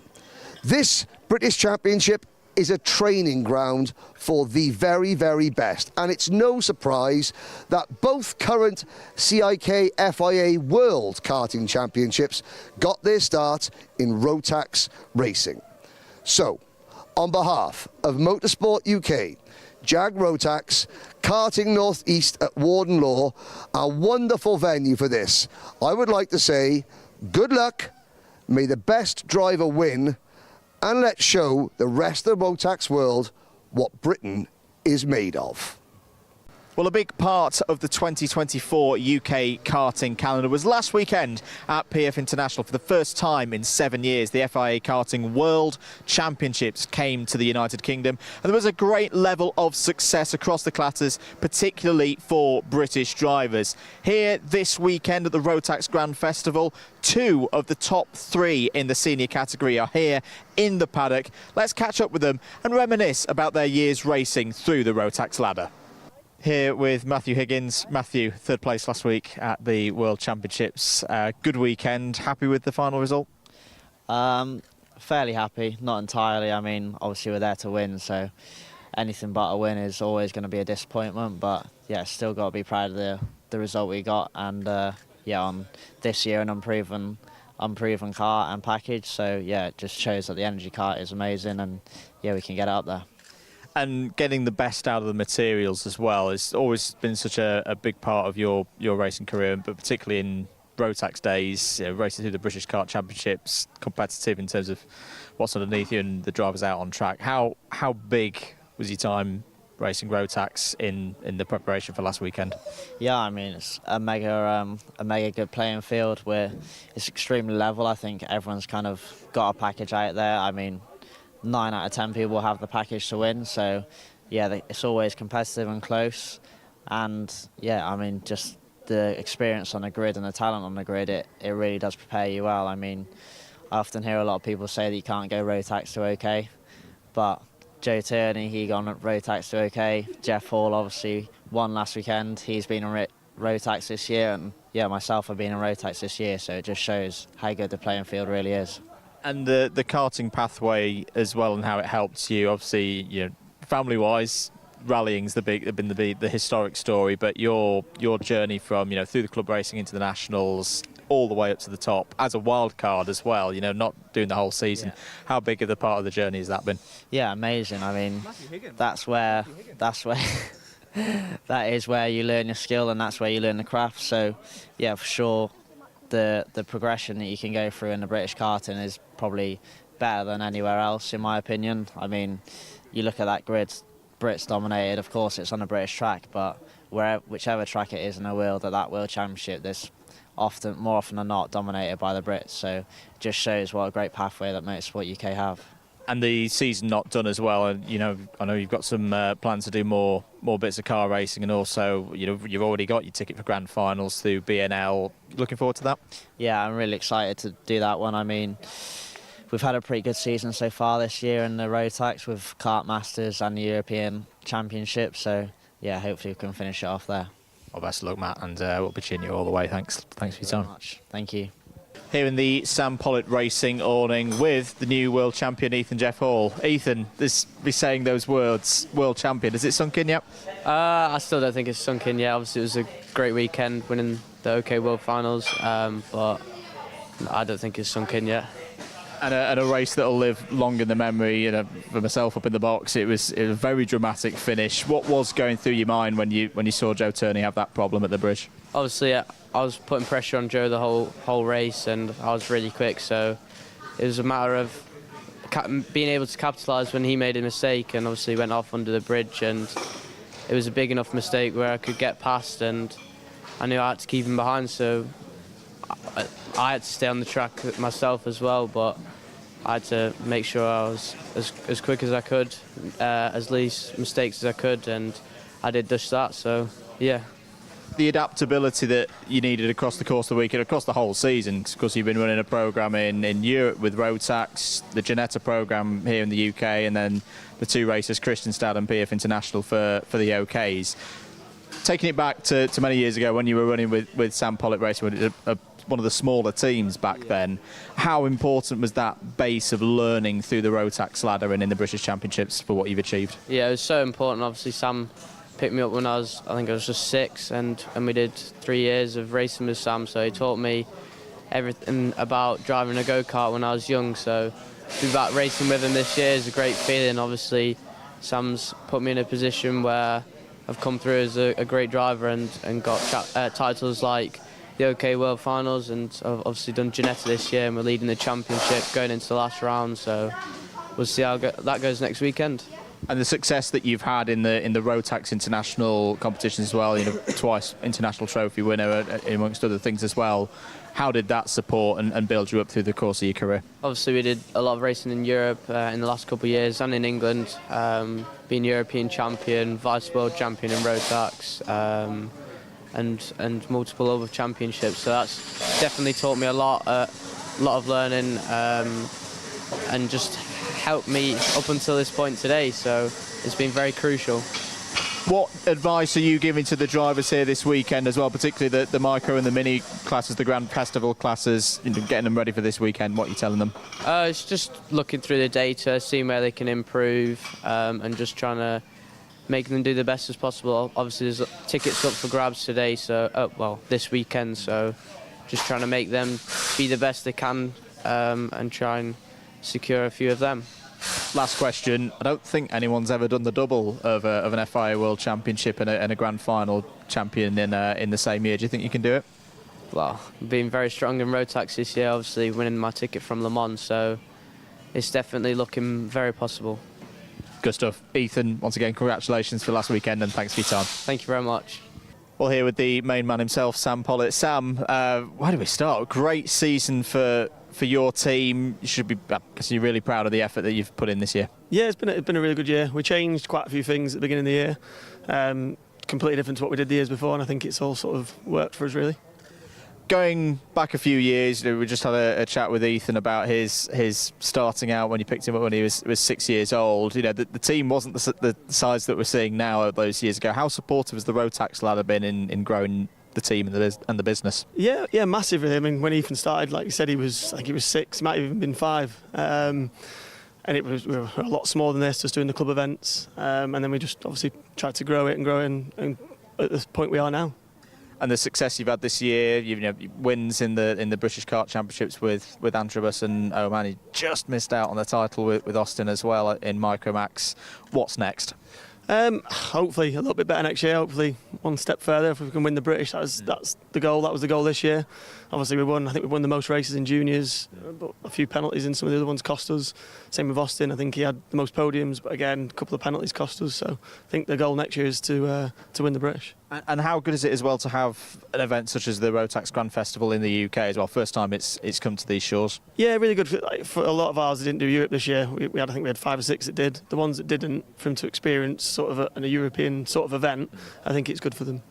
Well, thanks for your time, Sam. I know you're very busy getting the next class out on circuit, and have a good weekend. Thank you very much.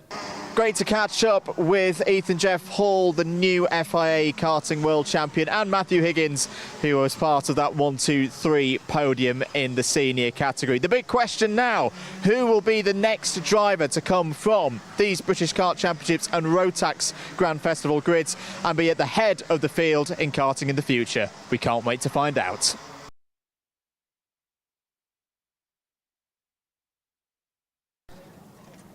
The Rotax Grand Festival has rolled into Warden Law this weekend as the last opportunity for a number of drivers to qualify through to this year's Rotax Grand Finals. Also on the grid, a number of pilots who have already secured their place for Italy later in the year. Let's go around the paddock and have a chat with the drivers to see how they're feeling for this weekend. Edward Haynes was one of the members of a large Team UK presence at last year's Grand Finals, but at the moment hasn't qualified for Sarno in 2024. Racing with MLC Motorsport this weekend at Warden Law. Let's have a chat with him and see what his chances are for this weekend. Edward Haynes, in your year-old suit for Rotax Grand Finals, because you've qualified before, what's it like to go to the biggest event of the year? Well, Bahrain was spectacular. It was next to the F1 track. It was just amazing. Sarno will still be good, but I don't think it'll be anything compared to that. But if I win, it'll be way better. As you say, you're looking to qualify for Sarno here this weekend. What do you think it's going to take to get on the plane to Italy? Do the best I can. Whatever happens, happens. And this circuit as well, is it one you enjoy? Yeah, I started here. It was the first track I ever went to. It's a very good track. I like it. I reckon I can do well. Good stuff. Best of luck for the weekend. Thanks. The level of competition in Rotax in 2024 has never been stronger, particularly in the United Kingdom. A testament to that fact is some drivers who've previously gone to the Grand Finals haven't yet got their ticket to Sarno. One of those drivers is 2022 Grand Finals champion Scott Marsh. Let's see how he's getting on once again in the Strawberry Racing team. Scott Marsh, 2022 Rotax Grand Final champion. You know what it's all about to go to the biggest event of the year. Looking to make it through here this weekend. What's it like to race and win at the biggest event of the year? To be honest, when I won, it didn't really sink in until a couple of days later because it's such an unbelievable thing to win. So yeah, to go there again this year, hopefully we can do good this year and get there, but we'll see. And the competitiveness of the field this weekend, it's not that you've had a bad year, it's been a very good year for you. What is it going to take to just get over the line this weekend, do you think? Just got to keep them doing what we're doing because we're quite fast at the minute, so just need to keep up that speed and hopefully we can win. And practice this morning, giving you a bit of chance to bed into the circuit. How's it feeling this weekend, especially considering we were here earlier in the year? Yeah, so far we've been really strong. We're quite happy with the engine, quite happy with the chassis, so yeah, we're looking good. Good stuff. A fantastic season so far for Sam Pollitt Racing, both at a national and continental level. They're looking to go and get another victory here this weekend in the Rotax Grand Festival. Austin Oman is one of their best chances in Micromax. Austin Oman, good to see you again. Wearing the number 2 plate now as well for all of your success in the British Championships this year. Different prospect this weekend with the Rotax Grand Festival. I know the aim is going to be to win, but how do you see this race in terms of preparation for going to the Grand Finals? Just need to get ready, try and get first place and set our standards. Set your standards indeed. Very high standards within this all-in within Sam Pollitt Racing this year. How much have you enjoyed racing in Micromax in 2024? Good, it's competitive. And going forward this weekend, the track, is it again one that you enjoy? You raced here earlier in the year? It's not a track that we usually go to, but we've been here a few times this year. Good stuff. Well, I'll let you get back to all your hard work working on the chassis and everything, and best of luck for this weekend. Thank you. The senior Rotax race here at Warden Law earlier in the year in the British Kart Championships was a very strong one for KR Sport. One of their best hopes for this weekend, who hasn't been to the Grand Finals before, is Archie Walker. Archie, looking to qualify for Grand Finals for the first time. That DD2 ticket up for grabs. Place that you like here as well at being Warden Law. We ran well here earlier in the year. Yeah, we weren't too sure we were going to do this race, but we had a lot of success earlier on in the year here, so chucked in an entry and see what happens, but we have a feeling we should be competitive. And the prospect of going to Sarno as well, how much does that G you on for a weekend like this? Yeah, obviously it's a big reward. We've never been to the Grand Finals before, so I'd love to give it a go, especially in DD2. Like, I've always wanted to give a shifter kart a go, so why not try it at the Grand Finals, biggest stage. And if you do get through, what will the next few weeks look like? How will you prepare? Well, I have to try DD2, I guess, first, and then see where we go from there. But yeah, it'd be a nice reward and something to look forward to for the end of the year. So, see how it goes. Good stuff. Well, go well, Archie. Have a good one this weekend. Thank you, mate. The new number 1 plate holder in Micromax UK is Luke Millward. Millward took that plate 2 weeks ago at Wilton Mill, but now has his eyes set on the next challenge here for the Rotax Grand Festival. Here with Luke Millward in parts of the inner sanctum of the KR Sports operation. Luke, how proud are you to be going into this weekend knowing that you're already going to the Grand Finals? It's great. We're just trying to help my teammate because we couldn't have done it without him. So if he gets a ticket, he could possibly help us in the World Finals. So there's a good bit of almost like team management there to know that you've got a better chance if you've got greater numbers when you go to Italy. Yeah, so hopefully we'll have 3 instead of 2 going to Italy in my class, but hopefully everything goes to success. And in terms of your season as a whole, how much have you, obviously winning the championship has been a great accolade, but how much have you enjoyed racing in Rotax this year? A lot, but we always knew that the worries we've passed, work in Bolton and Warden Law. We're at Warden Law this weekend, so hopefully we can prove our point. Fantastic stuff, Luke. We're looking forward to seeing you out on track once again. Thank you. Plenty of action out on track, plenty to play for this weekend at Warden Law. all races from this year's Rotax Grand Festival can be followed on the Alpha Live and Karting UK platform of channels.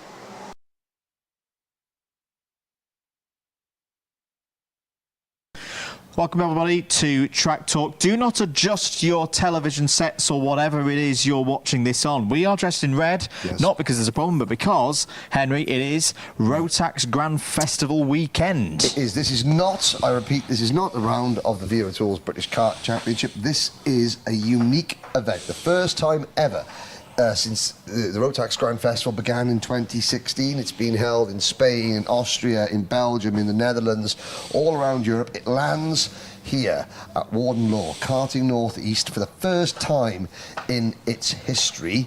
And it's not about national seedings, it's not about rankings and championship points. For the junior drivers, it is about the Motorsport UK E-plate, but for 5 drivers, it is about this: a ticket. The last 5 tickets to the Rotax Grand Finals to represent Team UK. 1 driver in Micromax, 1 in Minimax, 2 juniors and 1 senior. And they are also fighting for what I have to say, Andrew, are some superb. I love these trophies. I wouldn't pick them up with one hand. They have got some weight behind them. Good base. They've got some very good base this weekend. As I say, really excited to get the Grand Festival here. We're going to head out and head into the paddock. Give you a little bit of a rundown on This what's is the been going on today. Oh no! This is not the the paddock show. This is the Andrew Mathers serious, very serious, track tech talk. Yes, we're going to go through kind of what we've been seeing in free practice today. Now, the first thing that I think we've got to talk about, because you know we've brought the Rotax Grand Festival to the United Kingdom, Henry. And we've got the weather to deal with. It's been very misty, a little bit foggy at times. A little bit foggy at times. It is understatement of the day number 1. The mist rolled in off the North Sea at about 2 o'clock this afternoon.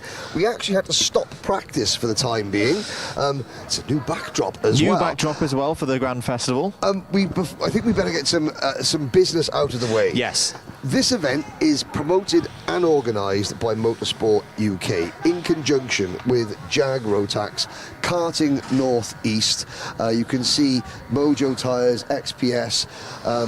But this is it's the 3rd biggest Rotax event in Europe this year. You've got the Grand Finals in Sarno, you had the International Trophy at Le Mans, and then this here. Now, we are kind of victims of our own success. A little bit indeed. We've got 91 entries across 4 classes. This is an international level event. Therefore, it is one step below the Grand Finals on the Rotax sort of ranking system. Normally, you would expect a whole host of international drivers to be racing here, but I've been round the world with Rotax this year, and they've all just said, no way. No. We're not coming to Warden Law because we will get absolutely trounced by the British drivers. They may get a top 15. They may get a top 15 on a grid of 16. So basically, we have 91 drivers from the UK and Guernsey who are fighting for 5 tickets. But to be, that's not to say the event is superb.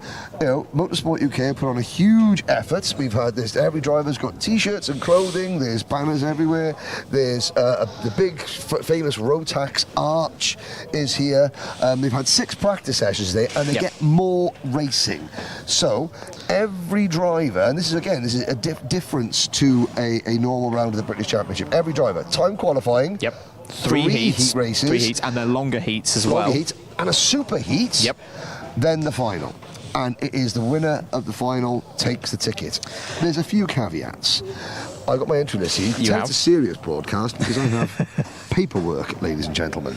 The junior drivers, there will be 2 drivers that qualify. They must be age eligible. We've got 25 juniors. Not all of them are age eligible. By age eligible, I mean the drivers must not turn 15 before the end of the 2024 calendar year.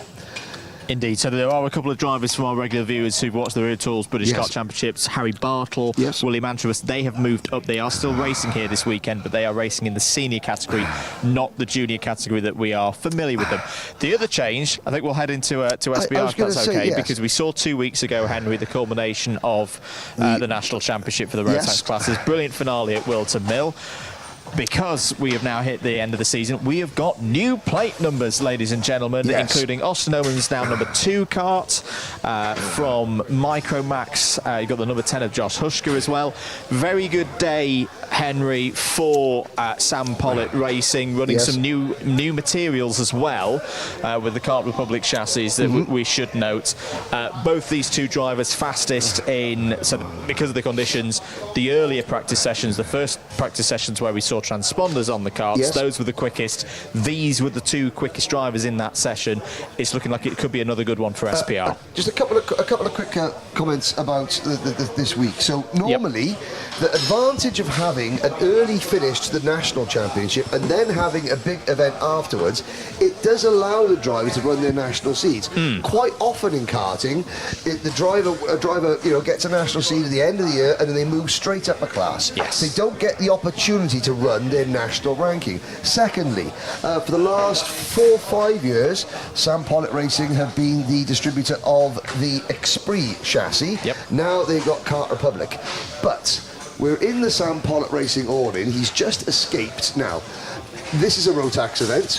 However, it would be highly remiss of us not to mention a certain event that happened last weekend. 1 week ago, Andrew, I've got to say, I have to say, I was very proud. You did a superb job, and I was very proud. I can't believe I'm going to say this. I was very proud of Anthony Jordan for leading the broadcast. You and him, you and he, you absolutely got the essence of the event, the excitement, the drama, and and we have 2 new British World Champions. We do indeed. One of whom started their karting journey in this very awning. And we did. We had a chat with Ethan Jeffall, the new world champion, earlier on, and today that'll be a feature that you can watch on the Karting UK channel. We won't go too far down because I've heard they're playing music down there and we'll get shut off the air. But Kenzo Craigie, congratulations, the new junior world champion. And we'll be seeing Kenzo in 1 week's time up at Three Sisters for the final event of this British season. You can tell us the end of this season because people are in different colours. They are indeed. This is Sam Pollitt Racing's new Mini and Micro team manager, Theodore Pritchard Williams of Wales. Just missed out on a grand final ticket for Strawberry Racing in the sea again. Now here, different jacket, working a different role. Yeah, no, I'm enjoying it.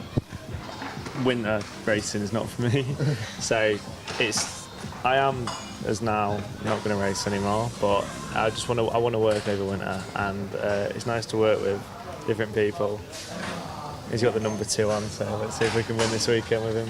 Yes, now of course. So, if Austin Oman or Luke Millward or were to win Micromax, they've already got tickets. This is where the slightly different thing. Are you ready for this? Josh Cooks. Oh, well, Josh Cooks moved it to Mini this weekend. Indeed, So, this is classed as an international level event. The British Championship is classed as a national level event. If Austin Oman, for example, were to win on Sunday, he would have to take the ticket that is given for this event. It would mean that the first driver that's not already qualified for the grand finals in the British Championship standings, which I believe maybe Sebastian Behrman.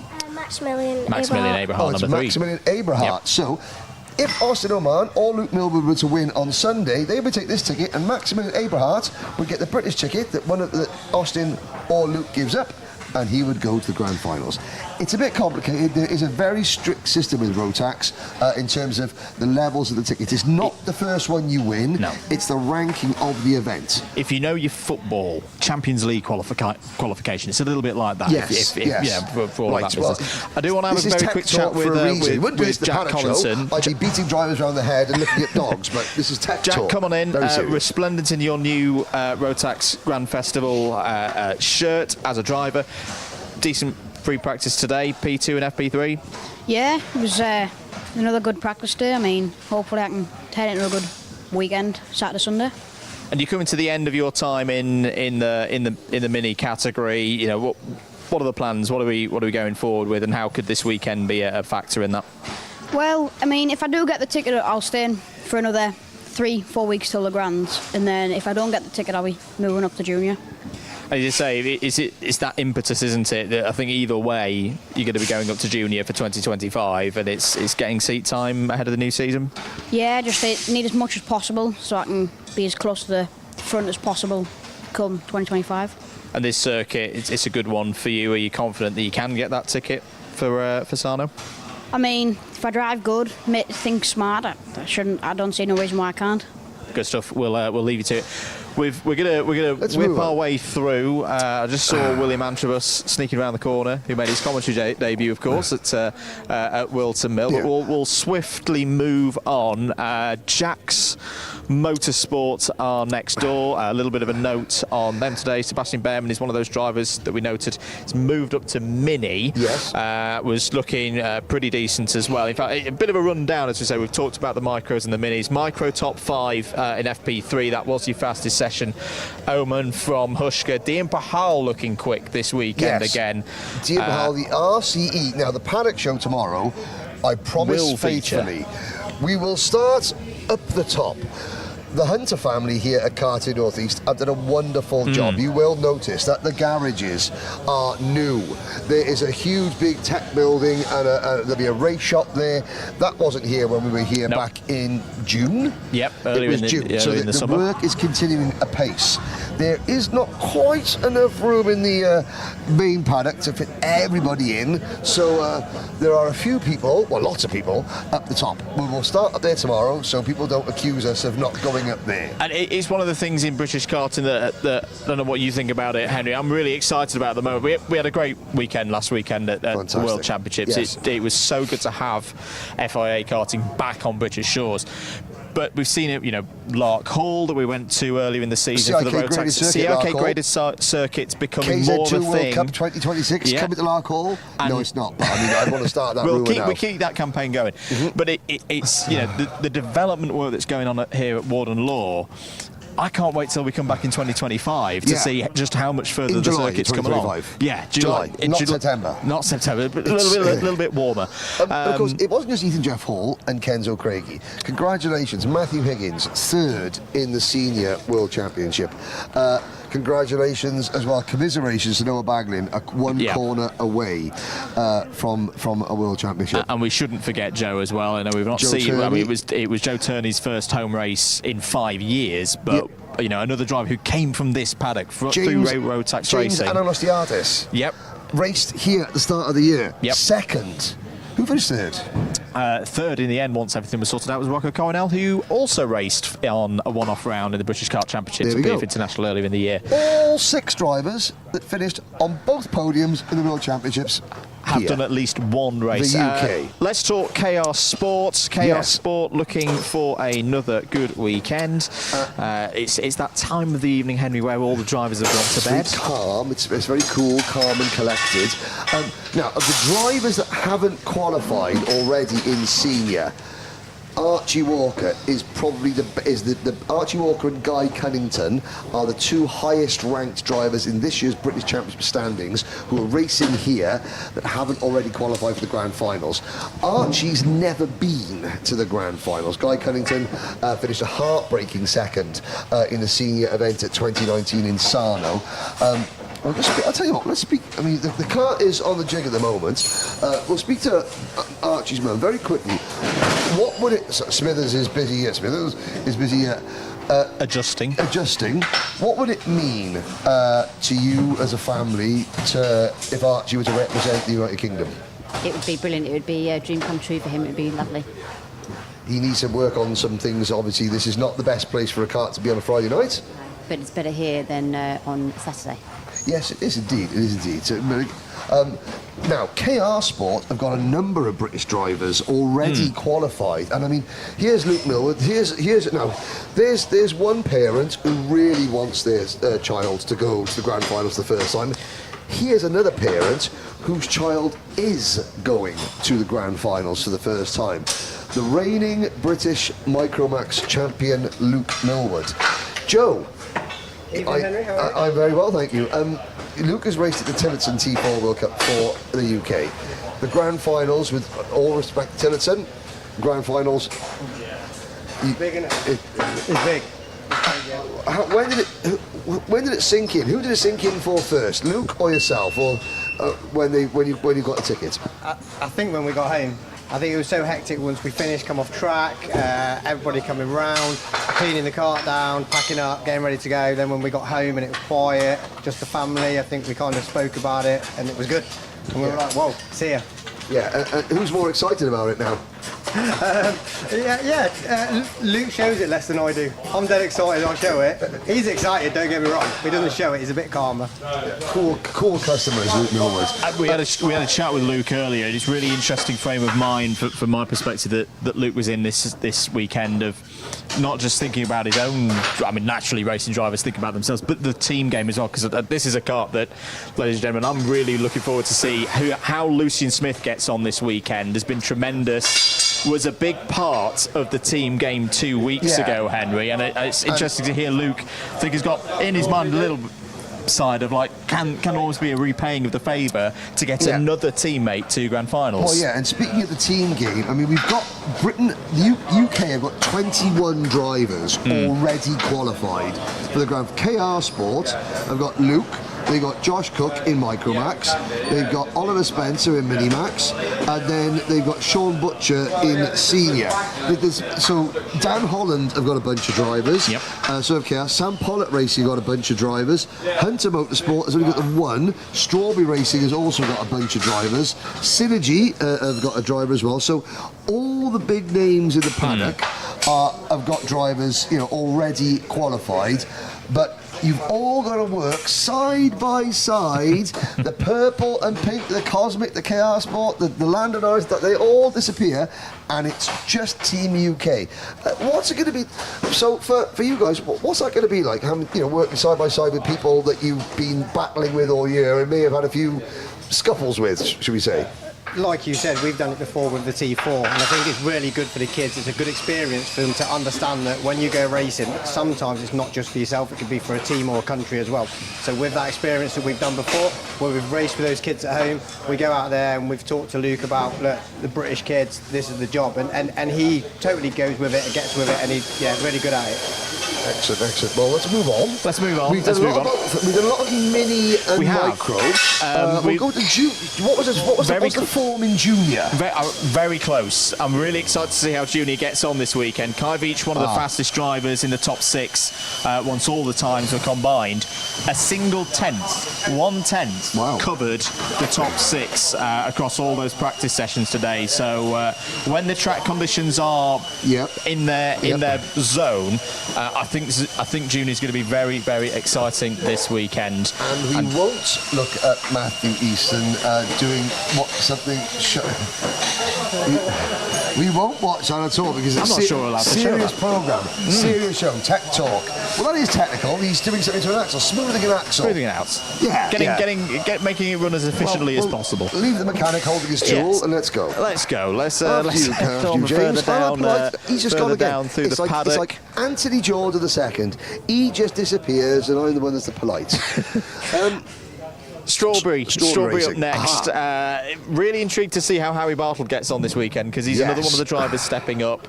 You've got drivers such as Tom Reed in the mini category, who I think is a very good shout for getting one of those final 5 tickets. Jack Lilly in there as well, now running the number 10, of course, was another driver quick. Seniors had a bit of a disrupted day in terms of they never really got at least a timed practice session in the good conditions before the slight fog and the rain came in. Now, the one driver, he was here a minute ago and now he's scarpered. Scott Marsh, 7th in the World Championship last weekend, but is back. He is one of the few drivers in the paddock who has won a grand finals for. He won the junior class in 2022. He's still age eligible to qualify again. Now, he hasn't raced at all the British rounds because he's been doing other events. But, you know, Scott Marsh is one driver that knows how to win, but he's got to get there first. Rory Armstrong, the reigning Minimax Grand Final champion, he's qualified this year, but he qualified in the Irish National Championship. So he's got a ticket to represent his home nation of Ireland. But only 2 drivers have ever won a Grand Final for 2 different countries, Ben Cooper and Ben George. There we go. So indeed. Rory Armstrong trying to become the 3rd. But yeah, I'm really looking forward to seeing how this driver gets on the weekend. And last weekend for Scott, it was one of those, I think, with a little bit of luck. You could have conceivably seen Scott up on that podium. Here he is. I'll let you have a little chat with him, Henry. Speaking of that, okay, so Scott, you know how big this event is. Can you, for the people at home, try and explain how... but hang on a second, because Nathan Rawlings' arm is about to fall off. He's a big lad, though. But look at this. That is that is gold. Gold for number 1, Harry Bartle. Well, let's just let Nathan stand there for a little bit and annoy him. Hi, Nathan, how are you? You're not too bad, mate, you? I'm doing, how are your arms? Oh, okay, fair enough. Should we just...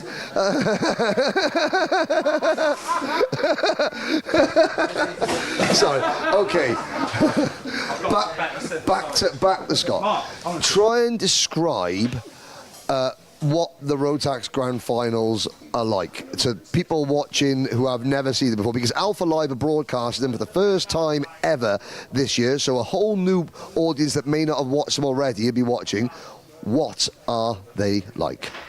Yeah, it's amazing. Also just the atmosphere. I mean, just a pleasure just to go there, let alone do well at the Grand Finals, which is also amazing. Even just a chance to go there, it's just fantastic. Your chances this weekend, how were we in practice today? Equal 5th. So in terms of all those times, 1/10 off. Not bad. Yeah, it was a good day. I was first in the last session, so we're looking strong for tomorrow. Looking chip for tomorrow. Okay, well, of course, we start tomorrow. Coverage of the event starts at 12 o'clock, 10 past 12. 10 past 12. Tomorrow with the first of 3 heat races. Now, of course, we're looking there, so we've got Austin Lee's kart there. Dan Tate is a former competitor. He guided Mark Kimber to the first of his record, his first of his 3 Grand Finals tickets. Dan, I'm obviously working with Austin Lee. We've heard about for the drivers. As a mechanic, what makes the Grand Finals different from your perspective? Is it the length of the event, the waiting around? Yeah, it is. It's a long week for the mechanics. Like, you don't really do a lot day to day because you're only on track 2 times a day. First day is the busiest, putting the seat and stuff in. After that, it's just a long week. But of course, because you're on track so few times a day, the Grand Finals, practice this year starts on Sunday, and we have Monday and Tuesday night is qualifying, Wednesday is heat races, Thursday is heat races, and Friday pre-finals, Saturday finals. The onus is on to making sure that nothing falls off even more, isn't it? Yeah, obviously, if you have something fall off in a heat, then your chances of winning are pretty much over. You've just got to be consistent throughout the week, and you have a good starting position for the final. Anything can happen in the final. Yep, and anything can happen. 72 drivers in Minimax, 72 in senior, 72 in junior, 72 in DD2, 36 micros, and 36 DD2 masters. And it's another one of those events, you can't buy your way onto that grid. It doesn't matter where you come from, what country representing, you've earned your way there. The senior Rotax winner gets a ticket to the DD2 class. Harry Bartle moves up to the senior Rotax class today. He's looking to try and win a DD2 ticket. What is DD2? Well, the DD2 is the 2-speed Rotax kart. It's got paddle shift, front brakes. They are about 3 seconds a lap faster than a senior Rotax. They call them the ultimate class. DD2 Masters is the same kart, two speed, front brakes, but it's for drivers over the age of 31. Yep. 31 and over. That is the DD2 class. The E20 class, the UK hasn't got a representative in the E20 class. That is the electric karts. The E20 seniors, I've driven one, they are brutal. Good talk. They're incredibly good talk. Yep. And, you know, my arms wanted to fall off after 3 laps. A bit like Nathan Rawlings' arms after I made him stand there holding a go-kart, answering questions for a few minutes. But, I mean, the Strawberry Racing team, I mean, juniors and seniors, Scott was 5th fastest. Harry Bartle. I'll refer to my notes. He was fastest. Yes, fastest. Now, this goes back. If Harry were to win, he would have to take the DD2 ticket, and Teddy Pritchard-Williams would get Harry's senior ticket that he's given up. Rotax have brought some staff over. Darryl Smith is here from Austria. Gonçalo Duarte is heading up the technical thing. He's from Portugal, and he's just become a dad as well earlier this year. Now, we do have a driver already in DD2, Will Ellswood, the privateer driver. He's the only... Will Ellswood and Spencer Braum. Yeah. Spencer Braum competed and finished 2nd in last year's E20 class. He went to Lenato. He won an E20 race but got a senior ticket. Will Ellswood. Now, 2019. We talk about age in juniors. Will Ellswood turns up at Sarno, having qualified through the British Championship in junior. He arrives in Sarno to be told he is too old to race. Last year, he semi-retired from karting. I know his dad, Stefan, was devastated that he couldn't get Will to... Another grand final. To this. They thought the dream of representing Team UK was over. However, Will went and did an E20 race and qualified with a DD2 ticket. So, you know, that's fantastic. That's a really good thing to watch. Now, we're coming towards the end. We've got 6 minutes of this to go. The Hunter family have been absolutely incredible at transforming this facility into the jewel of the North. I think it's only fitting that we finish Tech Talk with a walk little around visit the home team. in Hunter Motorsport. I say, you know, we've got Kai Hunter in it. I think we've got another familiar face in Mr. it. Excitement himself, Reginald Dewey, sir. Come here. This is part of the track talk. Come on. Well, I know, but now you can say hello to the viewers. It's been a little while. You've been away this year. What's been going on? Just doing all the OK stuff, really, with Fusion and just like helping Hazelwood out and working for him, really. So. Oh, we're gone fully international. Yeah, it's good. It's really good gig. So. I can tell you're working with Fusion because you can afford a nice big shiny bit of bling in your lug hole. No. Are we going to see Mr. Excitement back in a kart at all? Probably not. Well, maybe. It just depends, really. It's either earn money or spend money. So. Earn money is good. You know, big say hi to Belinda and Dave. Hello. Love you. May I say that? Thank you, Reggie. You're working with MLC Motorsport this weekend. Max, Gilman, yeah. He's good little kid, nice family. So yeah, see how it goes. Got to learn his name first. But again, the life of an international jet set in mechanic. They won't drive this weekend. So yeah, so MLC Motorsport, they picked up a couple of drivers from Thule, Max Gilman and Edred Haynes. They have indeed. And just to note as well on Reggie's work and the whole Fusion team, another one of the big success stories from last weekend's Fire World Championships. Yes. Didn't quite get the result they would have perhaps wanted. Kip Belowski very well positioned in a good chunk of that race, but the step forward that they've taken again, showing the strength in depth in British karting. I mean, not even the might of Fusion don't always get it right. There's more. You need polishing.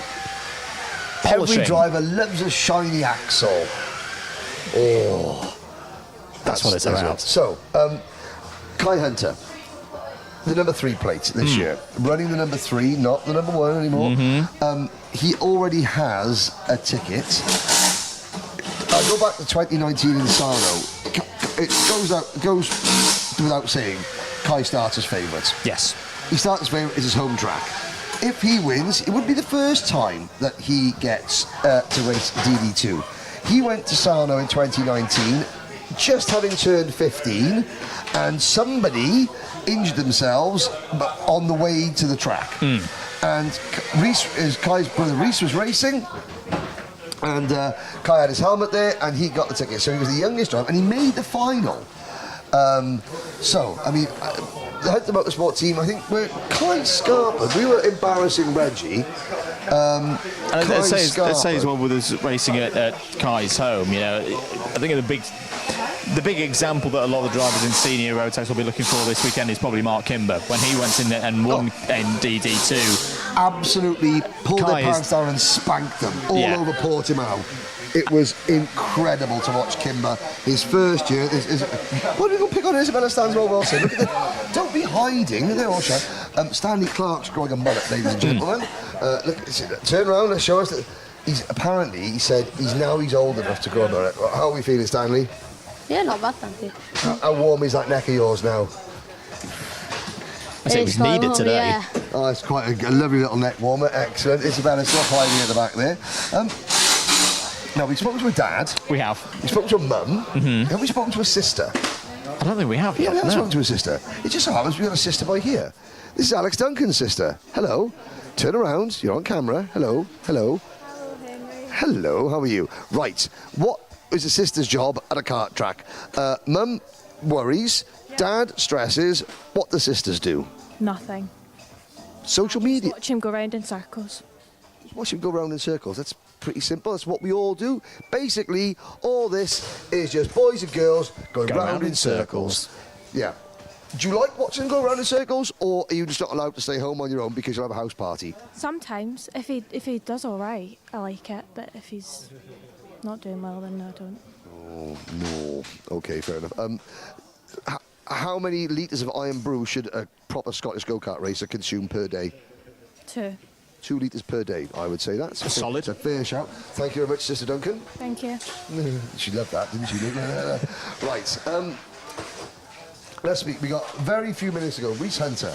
On behalf of the Hunter family, finish tech talk off with this fine gentleman here. We're going to sandwich you so you can't escape. Come on.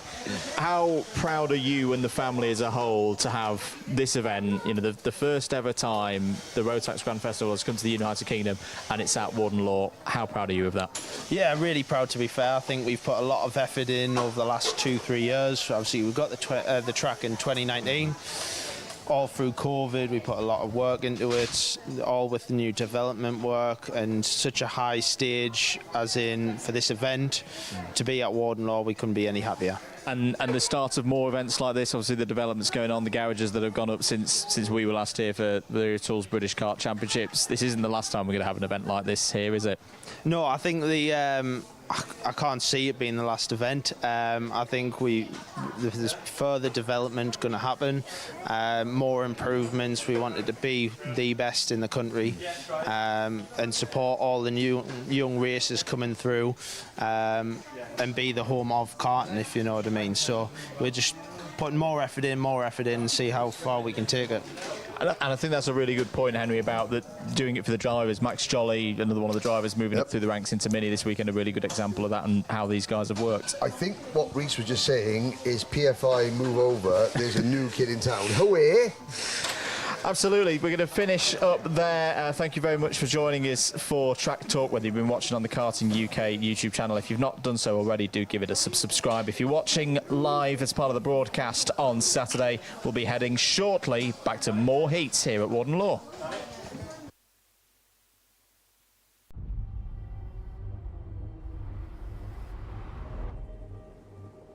Why do you come here? Is this your career? Or is it all about fun? A chance to get away and leave it all behind?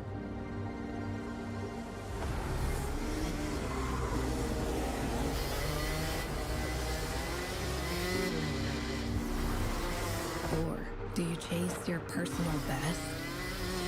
Challenging yourself over and over again? Why do you come here? Maybe you're here to collect moments. Good ones. And not so good ones. Or you can't afford mistakes because you want that victory.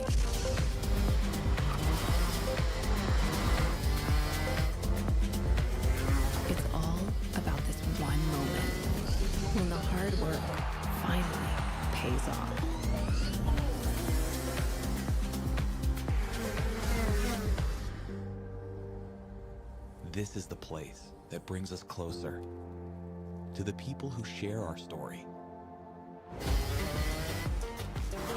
Whoever we are, Whatever we're here for, racing is who we are.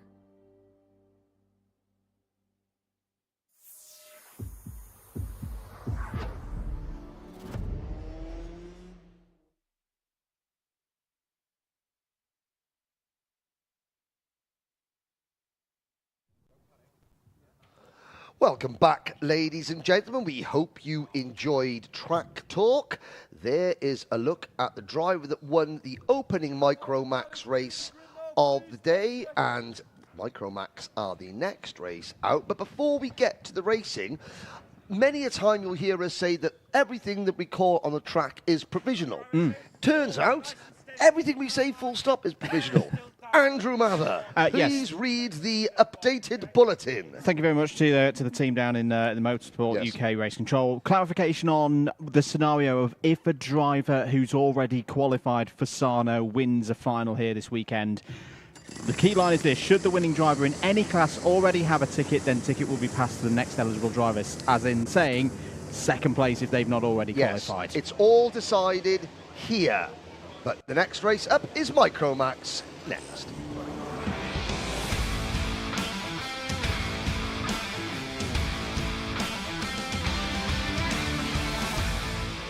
Here we go then. This is your starting lineup for Micromax Heat number 2. Austin Oman and Luke Millwood start from row number 1. Joss Hushka and Lucian Smith go from row 2. Row 3, Albert Farrow and Dax Farah. The fourth row of the grid, Arthur Farrow and Alfie Mayer. Row 5, Sebastian Crawford and Benedictas Masiokas. Row 6, Harris Barber and Maximilian Abrahart. It's a 14-strong field, completed by Carter Jackson and Dean Pahal. Austin Oman won the opening race at a canter. I have a feeling, though, this will be a lot closer. Simple reason, the track is now completely dry. Everyone on new, slick Mojo tyres for the start of race number 5 of the day here at Karting North East, Warden Law, for the Rotax Max Challenge Grand Festival, brought to you by Motorsport UK. Into the tram lines, the lights are out, we are off and racing. Oman leads them down Conrod Straight into Brian's Bend. Everybody through safely and out onto the dog leg. The back of the field, Dean Pahal for the Richardson Chassis Engineering team.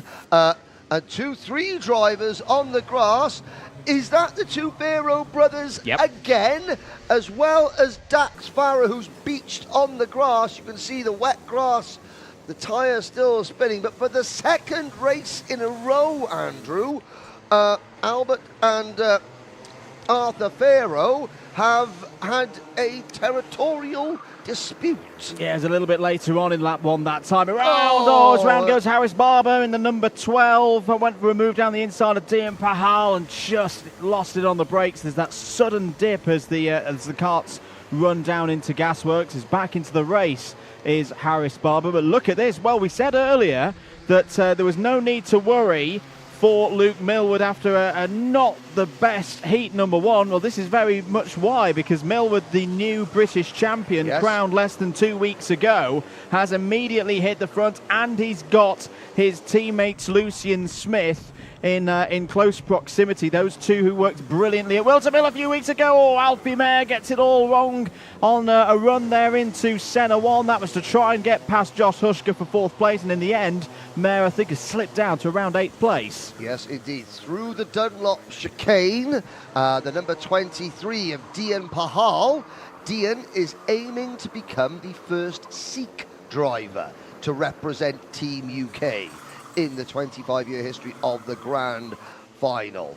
And at the start of the qualifying stone last, Dean, here he is. You can see the Kanda, the Sikh symbol on the back of his crash helmet. The Kanda is the sword that is used as, and the lion is used to signify the strength of the Sikh community in on the back of his crash helmet. He's already up into P7, and he finished quite high up in race number 1 as well.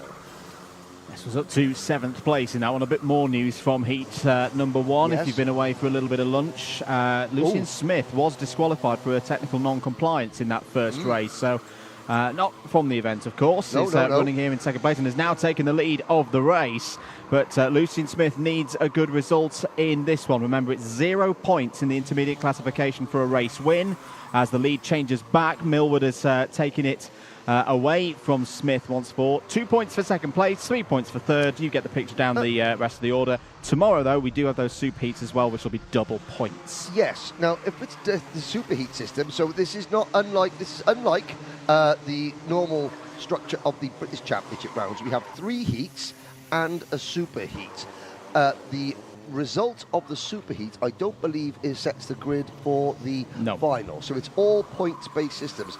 Now, does that mean that we are using the CIK points method of 50 points for a win, 44 to second? No, it's still the other way round. 0 points for a superheat win. But 4 points, 4 points for second. I see. 6 for 3rd. More clarification, live clarifications for you as you're looking at the top 3. Millward, Smith and Oman trying to pull away for the next train of drivers, led by Jos Huschka, Maximilian Abrahart, Benedictus Masiokas on the Zip Factory kart with a black crash helmet, and then it's the RCE number 23 of Dian Pahal.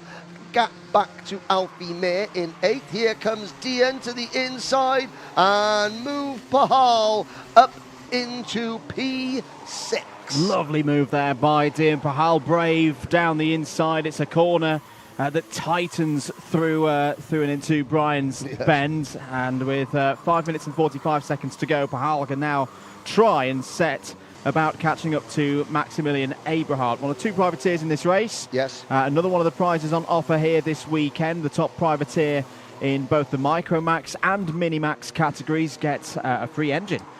Free Rotax race engine for themselves to use. A great prize for the privateers here this weekend at the Grand Festival. Down the inside, nice move there from a recovering number 5 of Arthur Farrow. That was 11th place, past Carter Jackson. Yes, passing the other privateer in this class.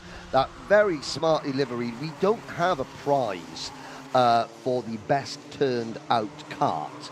But I have to say that Carter Jackson's kart and the kart of Achilles Giannone are very, very smart indeed. Just let me have a little look. Where is Achilles Giannone? You'll see him in Minimax later on, and of course, oh dear, there is the abandoned wagon of Alfie Mayer. So that has not gone well for Alfie Mayer. That is a shame. And Dian Pahal gains another place.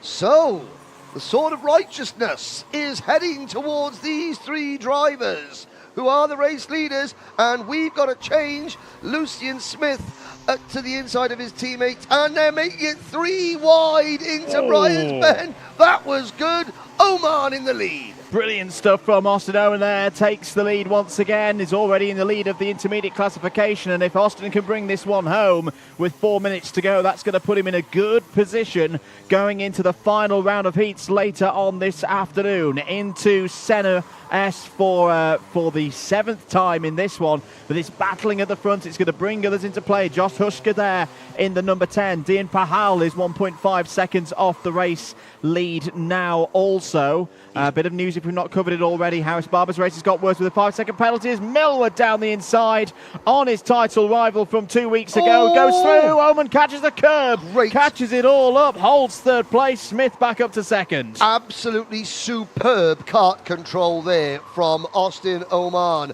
And look who's popped up into P4 from last on the grid. It's Dian Pahal in kart number 23, the gold crash helmet, the RCE chassis, and young Dian Pahal is trying to do a top gear from the rear, and he's got momentum on his side. Okay, he was given a little bit of assistance there with the top 3. That's what he's got to do. That's what Dian Pahal has to do. He has to pick them up and put them down early. He's the one with momentum. He comes across the line in 3rd position now. Abrahart, the Travis Perkins sponsored privateer entry. Now, if you're a privateer, look, that's a great strategy. You're a privateer driver. Therefore, you don't have to run a certain type of graphics kit. So run a plain graphics kit so your sponsor logos get highlighted even more. Absolutely. 2 minutes and 20 seconds to go. Lucian Smith is your new fastest driver out on circuit and your new race leader as well. Well, we had a chat with Luke Millward earlier on in the weekend. It's a very intriguing insight into the mindset of the British champion this weekend, who knows he's off to Sarno, knows he's on his way to Italy. He said a big part of this weekend is trying to get one of his KR Sport teammates on that plane to Italy in a few weeks' time. Lucian Smith at the moment is the best positioned person to do just that. Oh, wow. As here comes Pahal down the inside for 2nd place. Nothing Millward could do about that. And here's Maximilian Abrahart down the inside as well for 3rd. Drive of the day so far by Dian Pahal. He has now got 90 seconds plus a lap to close close that gap and make a move on Lucian Smith. Now, we were looking there, Austin Oman, he has dropped back a little bit, but Andrew, your eagle eye may have spotted something. Yeah, I'm just a little bit curious as to what's going on with there's a piece of something, I don't know whether it's a piece of padding or a strap or a bit of a something around the helmet that's flapping around on just above Austin's right-hand shoulder. I hope that everything's okay. It must be distracting him quite a bit. I think it is distracting because his crash helmet is probably moving around in his head. It's not undone, ladies and gentlemen. No. He's not. But yeah, I think when he had that incident where he went over the curb right by there, that jolted the kart. No suspension, so every bit of contact that the kart makes with the surface, whether it's tarmac, whether it's curbing, whether it's grass, that generates straight through to the driver, and it does appear to have, Oman sort of eased back a little bit and is running wide. So he also might have an issue with his chassis because that was a heck of a trip across the curbing. Meanwhile, Maximilian Abrahart is now trying to push Dian Pahal up to the race lead, and the gap is coming down. The clock is about to strike 0. It does that now. Can Pahal go from last to first? There is a chance. There is a real chance here. If Pahal and Abrahart can work together across the next lap, that they can bring it back in. Is it a bit of? It's just padding from the back. It's padding from the rear of the crash helmet, which means his crash helmet is probably going backwards and forwards on his head in the car. And he's probably just feeling something on his shoulder as well that he obviously can't see at the moment. Final lap board is out then. New fastest lap of the race for Pahal, 55.09. Was a 10th quicker than Lucian Smith. Right now they've just got to stick with it and hope that perhaps Lucian Smith makes a mistake on this last lap of heat number 2 in Micromax. Abrahart, I'm sure, will have a go at some point, and he's going to do so now. Down the inside, takes second place. Pahal trying to do the crossover. There's going to be another chance here off of the Senna S, but that's beautifully done by Maximilian Abrahart. Not done yet, though. Gasworks is next. Yes, Abrahart finished well in the opening heat. Checks over his shoulder. Pahal takes a wide line into Gasworks. Can't get the crossover there. Here comes Lucian passing the lapped kart of Dax Farah, who has got going again into the final corner. Smith is going to win. Who's going to take second? It's going to be Abrahart. But from last to third for Dian Pahal. Great drive there from young Dian. Jos Hushka finishes 4th, Austin Oman 5th, and I would say that if his crash helmet had come undone, the officials on the circuit will be watching that very closely. They would have instantly given him the mechanical flag for safety reasons. So, obviously that is the first priority of all the officials on and off track is the safety of the competitors. So Lucian Smith takes race victory. Abrahart, Pahal, Hushka and Oman in the top 5. How does that leave things in the intermediate classification after 2 of 3 rounds? Austin Oman in the lead on 5 points. Second place for Josh Hushka on 6, Dean Pahal 10. Then it's going to be, this is where I have to work out which one of it is. It's going to be Arthur Farrow in fourth place on 11, same as Maximilian Eberhardt, Luke Millwood and Albert Farrow are both on 14. Lucian Smith, Dax Farrett and Benedictas Masiokas in the top 10. That's the order in the intermediate classification. There is your provisional result from Heat 2 in Micromax. Smith from Eberhardt, Pahal, Hushka, Oman as mentioned. Luke Millwood led early on but slipped down to 6th place. Benedictas Masiokas in 7th. Both of the Pharaohs, second race in a row where they've had a lap 1 incident, but again, they both fought back up into the top 10. Arthur ahead of Albert. Sebastian Crawford completing that top 10 ahead of Harris Barber, Carter Jackson, Dax Farrer. One retirement in that race was Alfie Mayer. The Pharaohs, they got involved in some dodgy dealings. It was a pyramid scheme. Oh dear. He's here all weekend, ladies and gentlemen. Good stuff there from Micromax. They've got one more heat to go. That will be scheduled. It is scheduled for 4 o'clock. Let's head down now to Nicole. Yeah. I'm with Lucian Smith then in Parc Ferme. Lucian, this weekend your teammate Luke Millwood, who's previously, well, I say previously, a couple of weeks ago won the British Championships, already got a ticket for the Grand Finals. So are you going to be working with Luke maybe so he can help you win one? Hopefully, but it all comes down to probably the final because we're all so close and it might just be one stroke of luck could win you a ticket. And if you get a ticket, it's a bonus. So do you think, the Micromax is so close because it's so fair between all of you? All of the engines are pretty much the same and keeps the racing nice and close and competitive? Definitely, because in some other classes, the engines, they could make like a 3/10 difference in a lap, and over a 10-minute race, that's like 6 seconds. And so the driver could be really good. But in this class, it's all down to driving standards and how you drive. And I think it's been a good start to the weekend after a tough Heat 1, but I think it's going to come down to the final. And previously then, the Grand Festival has been overseas. It's come over to the UK, to Warden Law this year. What's it like to race on this circuit? I like the circuit. It's really nice and flowing. It's good that it's here because it would have been a lot more expensive to go overseas. I think this track, I really like it, and it's maybe some drivers' Achilles heel, but I think we're really good at this track. Great to hear from you then, Lucian. I've got a little bit more time, so I'm going to go and talk to Maximilian Eberhardt, who had some great results throughout this year within the British Kart Championship, within the Rotax category. Maximilian, quick word from you then. You were having a lovely little battle towards the later stages there with Dean Powell. Previously, you've been teammates. Tell us about the battle and what your thoughts are about the event so far. It was a tough battle and I'm really liking the event. Dee's a great driver, he defends brilliantly, and it's a pleasure to race against him. And are you expecting a little bit more of the same throughout the weekend? Some more battles with Dean, and is there anybody else you've kind of got your eye on, thinking that could be in the mix with you? I think everyone can be in a mix. It's a one-off event. Anyone can pull something out of the bag at the last moment, and it's going to be a very tough one tomorrow. Very insightful. Thanks, Max. Thank you. Let's head up then to hear a little bit about Rotax, who they are, what they do in this karting paddock.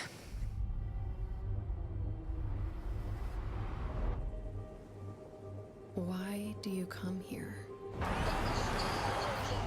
Is this your career? Or is it all about fun? A chance to get away and leave it all behind?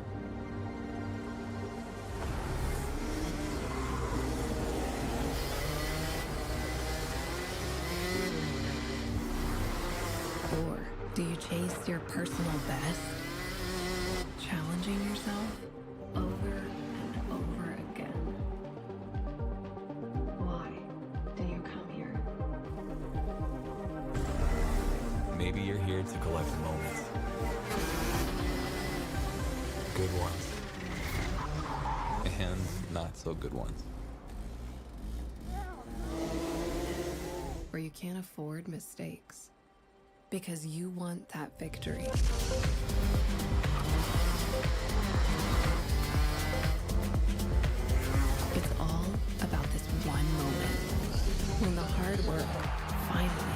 pays off.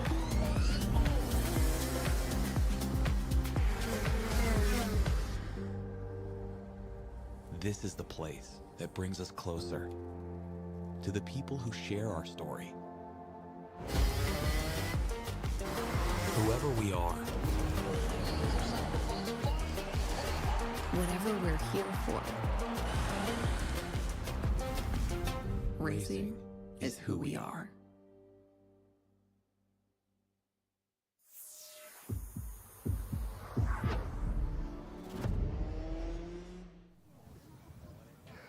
Welcome back. There is a look under the watchful eye of Dave Tooley. That is Tom Reed, the farmer, one of the drivers trying to get his very first ticket to the big dance. And yeah, Tom has got his a supporter here, Kate Cropper, the first lady to win One Man and His Dog. When it was called One Man and His Dog, now it'd be called One Person and Their Dog, if the dog identifies as a dog. But yeah, she's here, a family friend of the Reeds, you know, with Jin, the wonderful border collie, who is very well behaved, and she would be my Paddock show pooch of the weekend for sure. But there, I love that view. The drivers, you know, what are they thinking? Look at those eyes. There's the signal. Engines are fired. It's Minimax up next.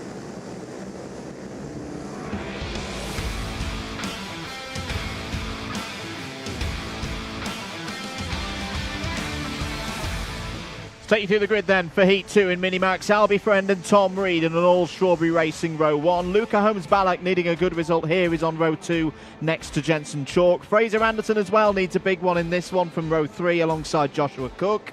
Emerson McAndrew-Uren and Harry Taylor on an all-DHR row 2. Row number 5, Benjamin Lawn and Max Gilman. That's your top 10, followed by Jack Collinson and Ollie Thompson. Then Edward Haynes and Hasnain Khan. Row 8 is Riley Murrow and Sebastian Clark, with Alex Goodson and Sebastian Behrman on row number 9. The top 20 rounded out by Harry Radcliffe and Guernsey's Cody LePatruel. Max Jolly and Soren Gallagher are next. The field rounded out by the very smart Achille Giannone and the young lady Amelia Giannone, Miles Burton and Oliver Spencer. Burton, great drive, underrated drive in the opening heat. We were focusing on Oliver Spencer, but Burton did an equally superb job from the back of the field. The lights are out, we're off and racing. Can anybody catch Albie Friend? That is the question. And already the number 1 seed, the double international trophy winner, Friend, is away and gone. Yeah, a good start there from Albie Friend, who dominated Heat 1 earlier, won by 6.5 seconds across those 10 minutes. And already the chasing group are needing to get themselves organised. It's Luca Holmes-Ballack who's come to the front of the chasing group in second place there.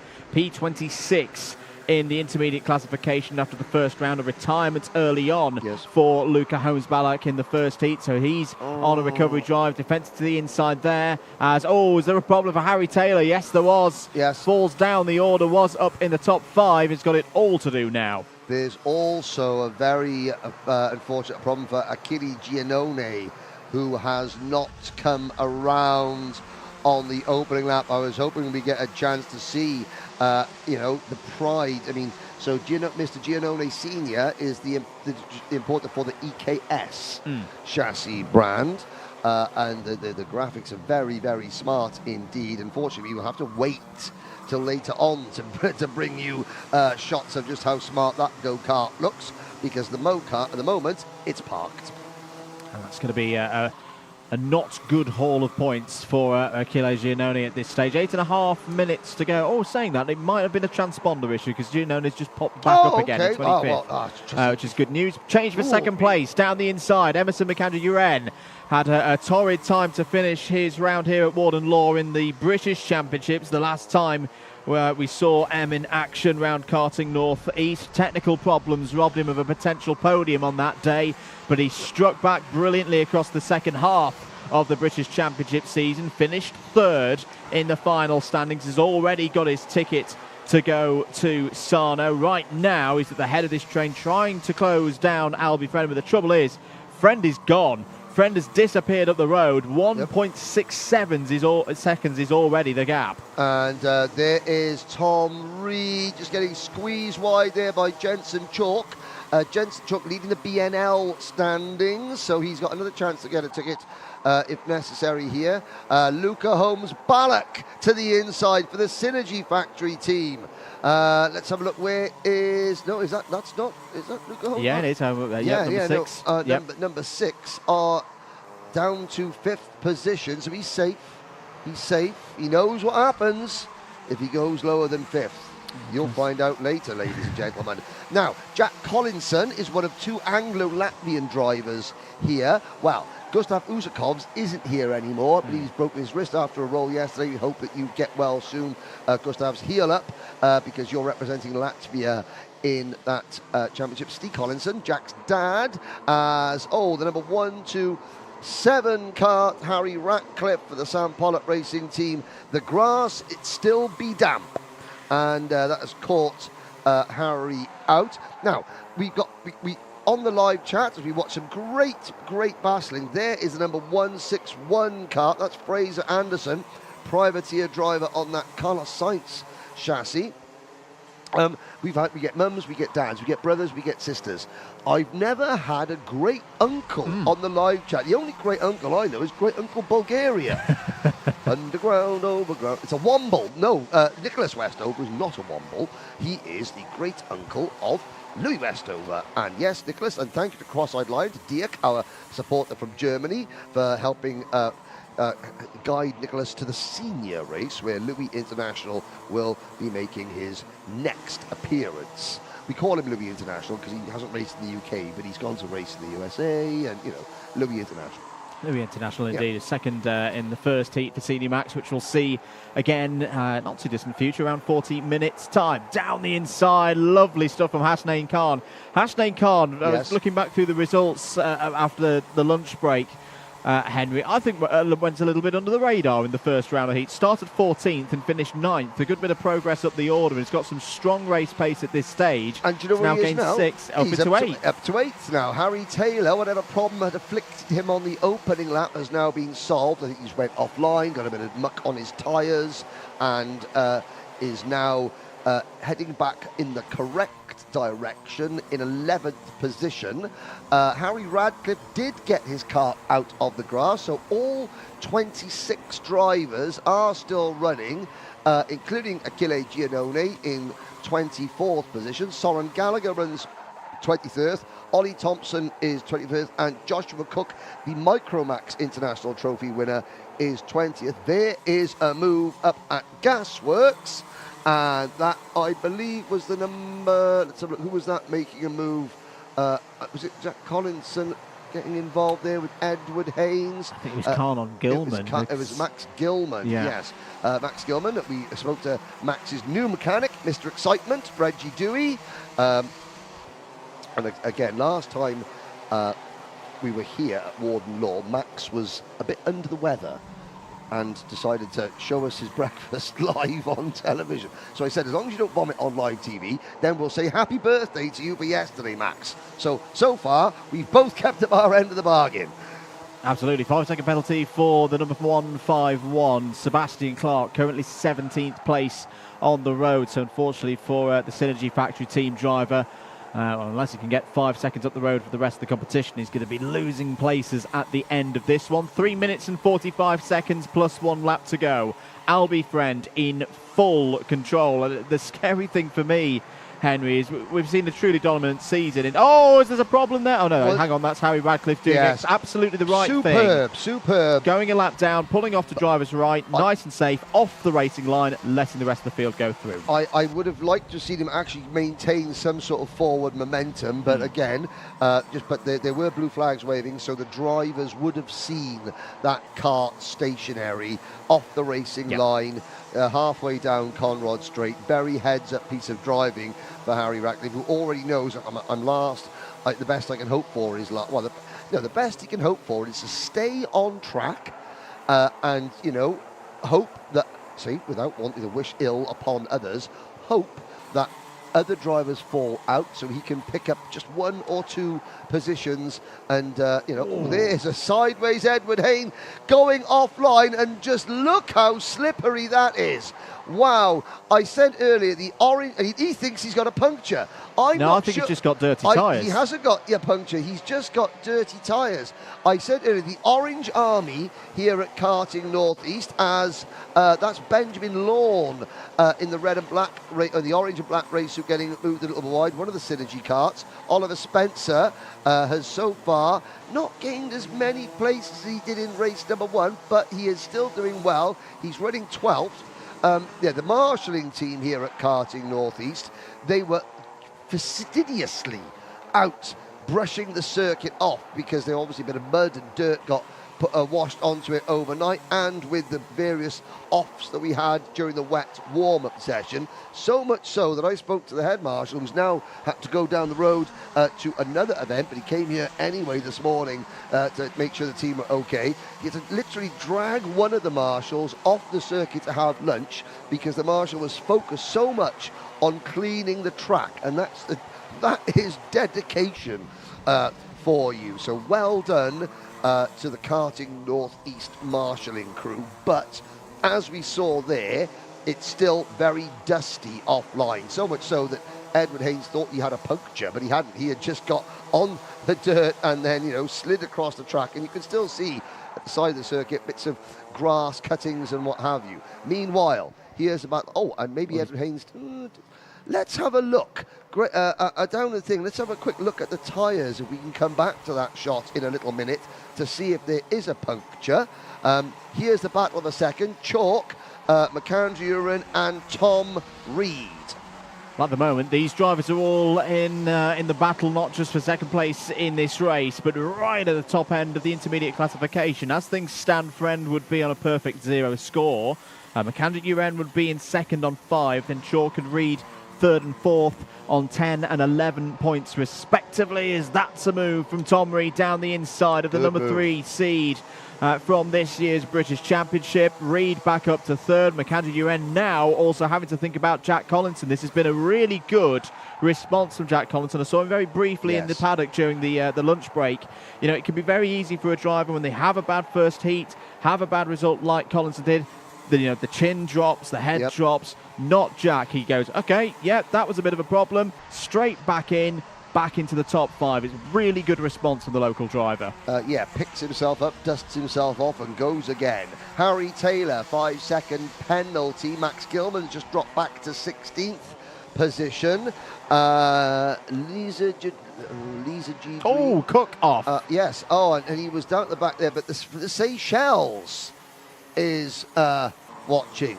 Seychelles. Seychelles on the seashore. We're on the seashore, in a way. I've got to say, as jealous as I am of somebody in the Seychelles, this is where it's at. Oh yeah. I'd rather be in the People's Republic of Tyne and Weir. There is Harry Ratcliffe. Well, okay, he's retired. However, he has gained. I did a technical flag. That's why.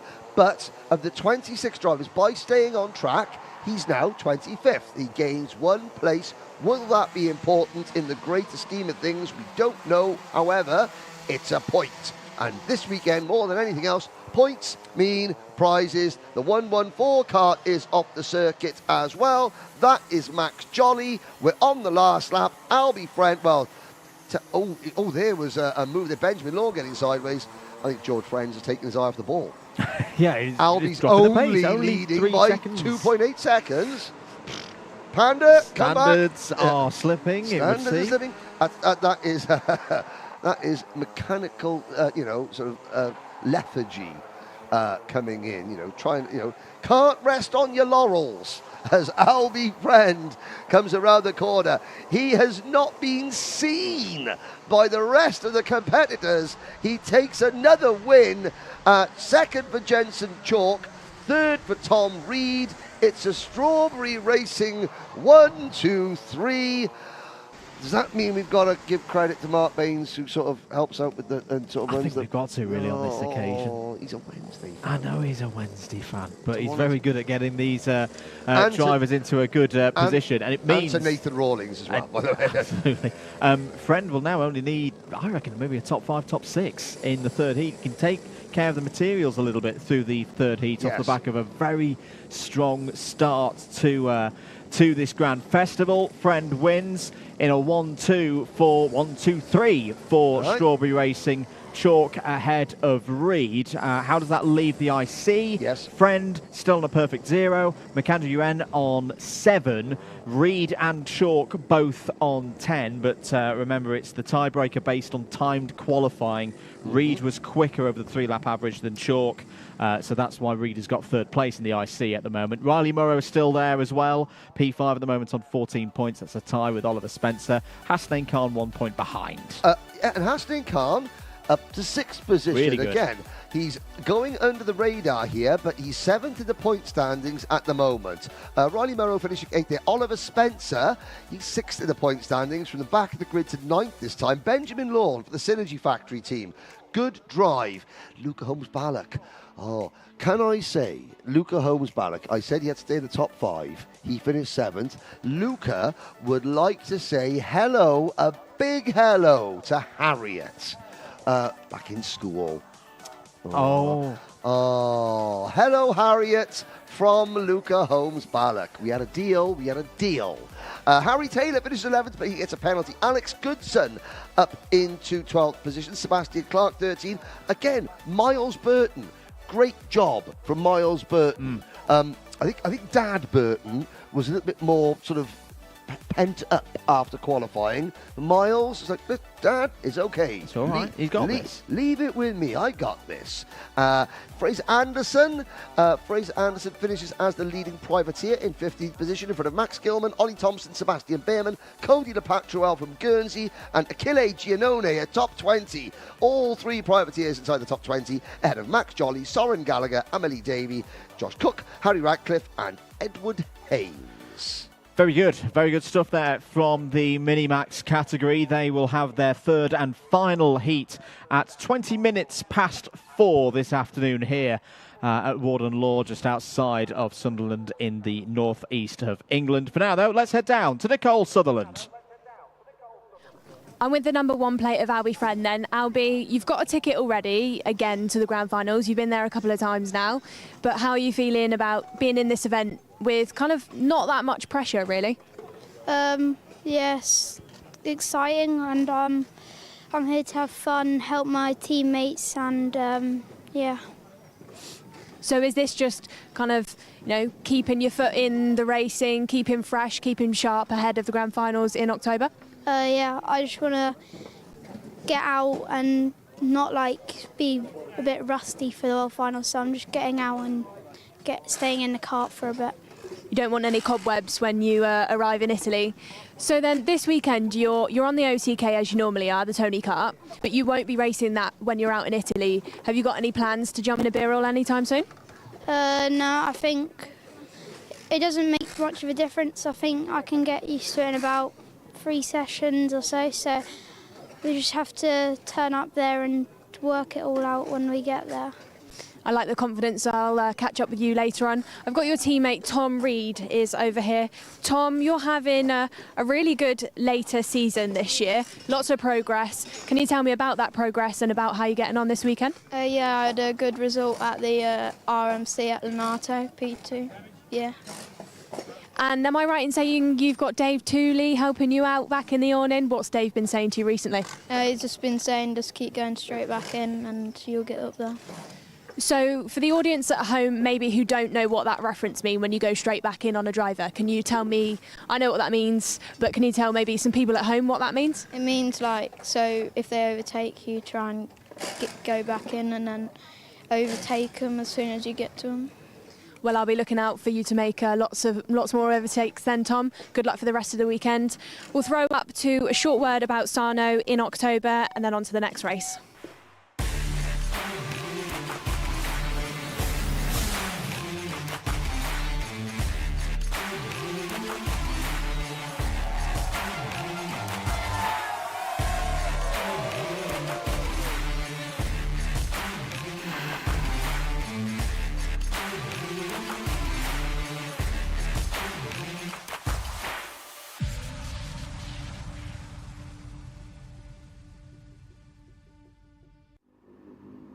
There we have it. Now have a look at a truck. It's a motorsport-timing.co.uk truck.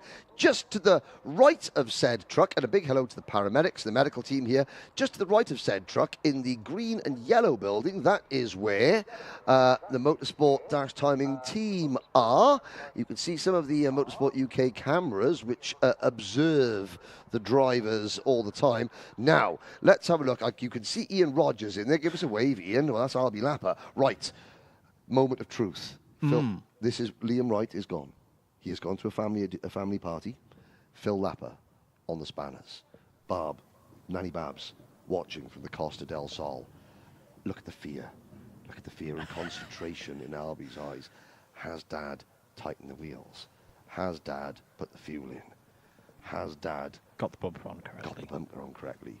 Chain guard. Is Dad about to quit drinking because if anything falls off? But Albie Lapper qualified his best result of the season so far, P3. And there he is. Just look at the intricacies of the crash helmet designs. So Strawberry Racing have just had no pressure, Phil. Strawberry Racing have just had a 1-2-3 finish. Will they get a 1-2-3 finish in the next race? We'll find out now.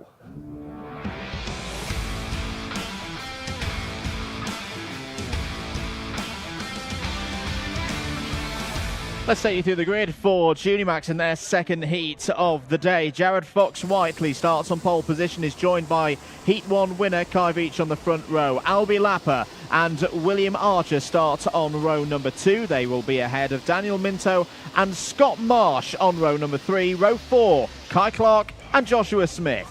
The rest of the top 10 led by Jacob Woods and the returning Charlie Wolfit. Then we've got Jack Thompson, the closer Cole Denham in P12.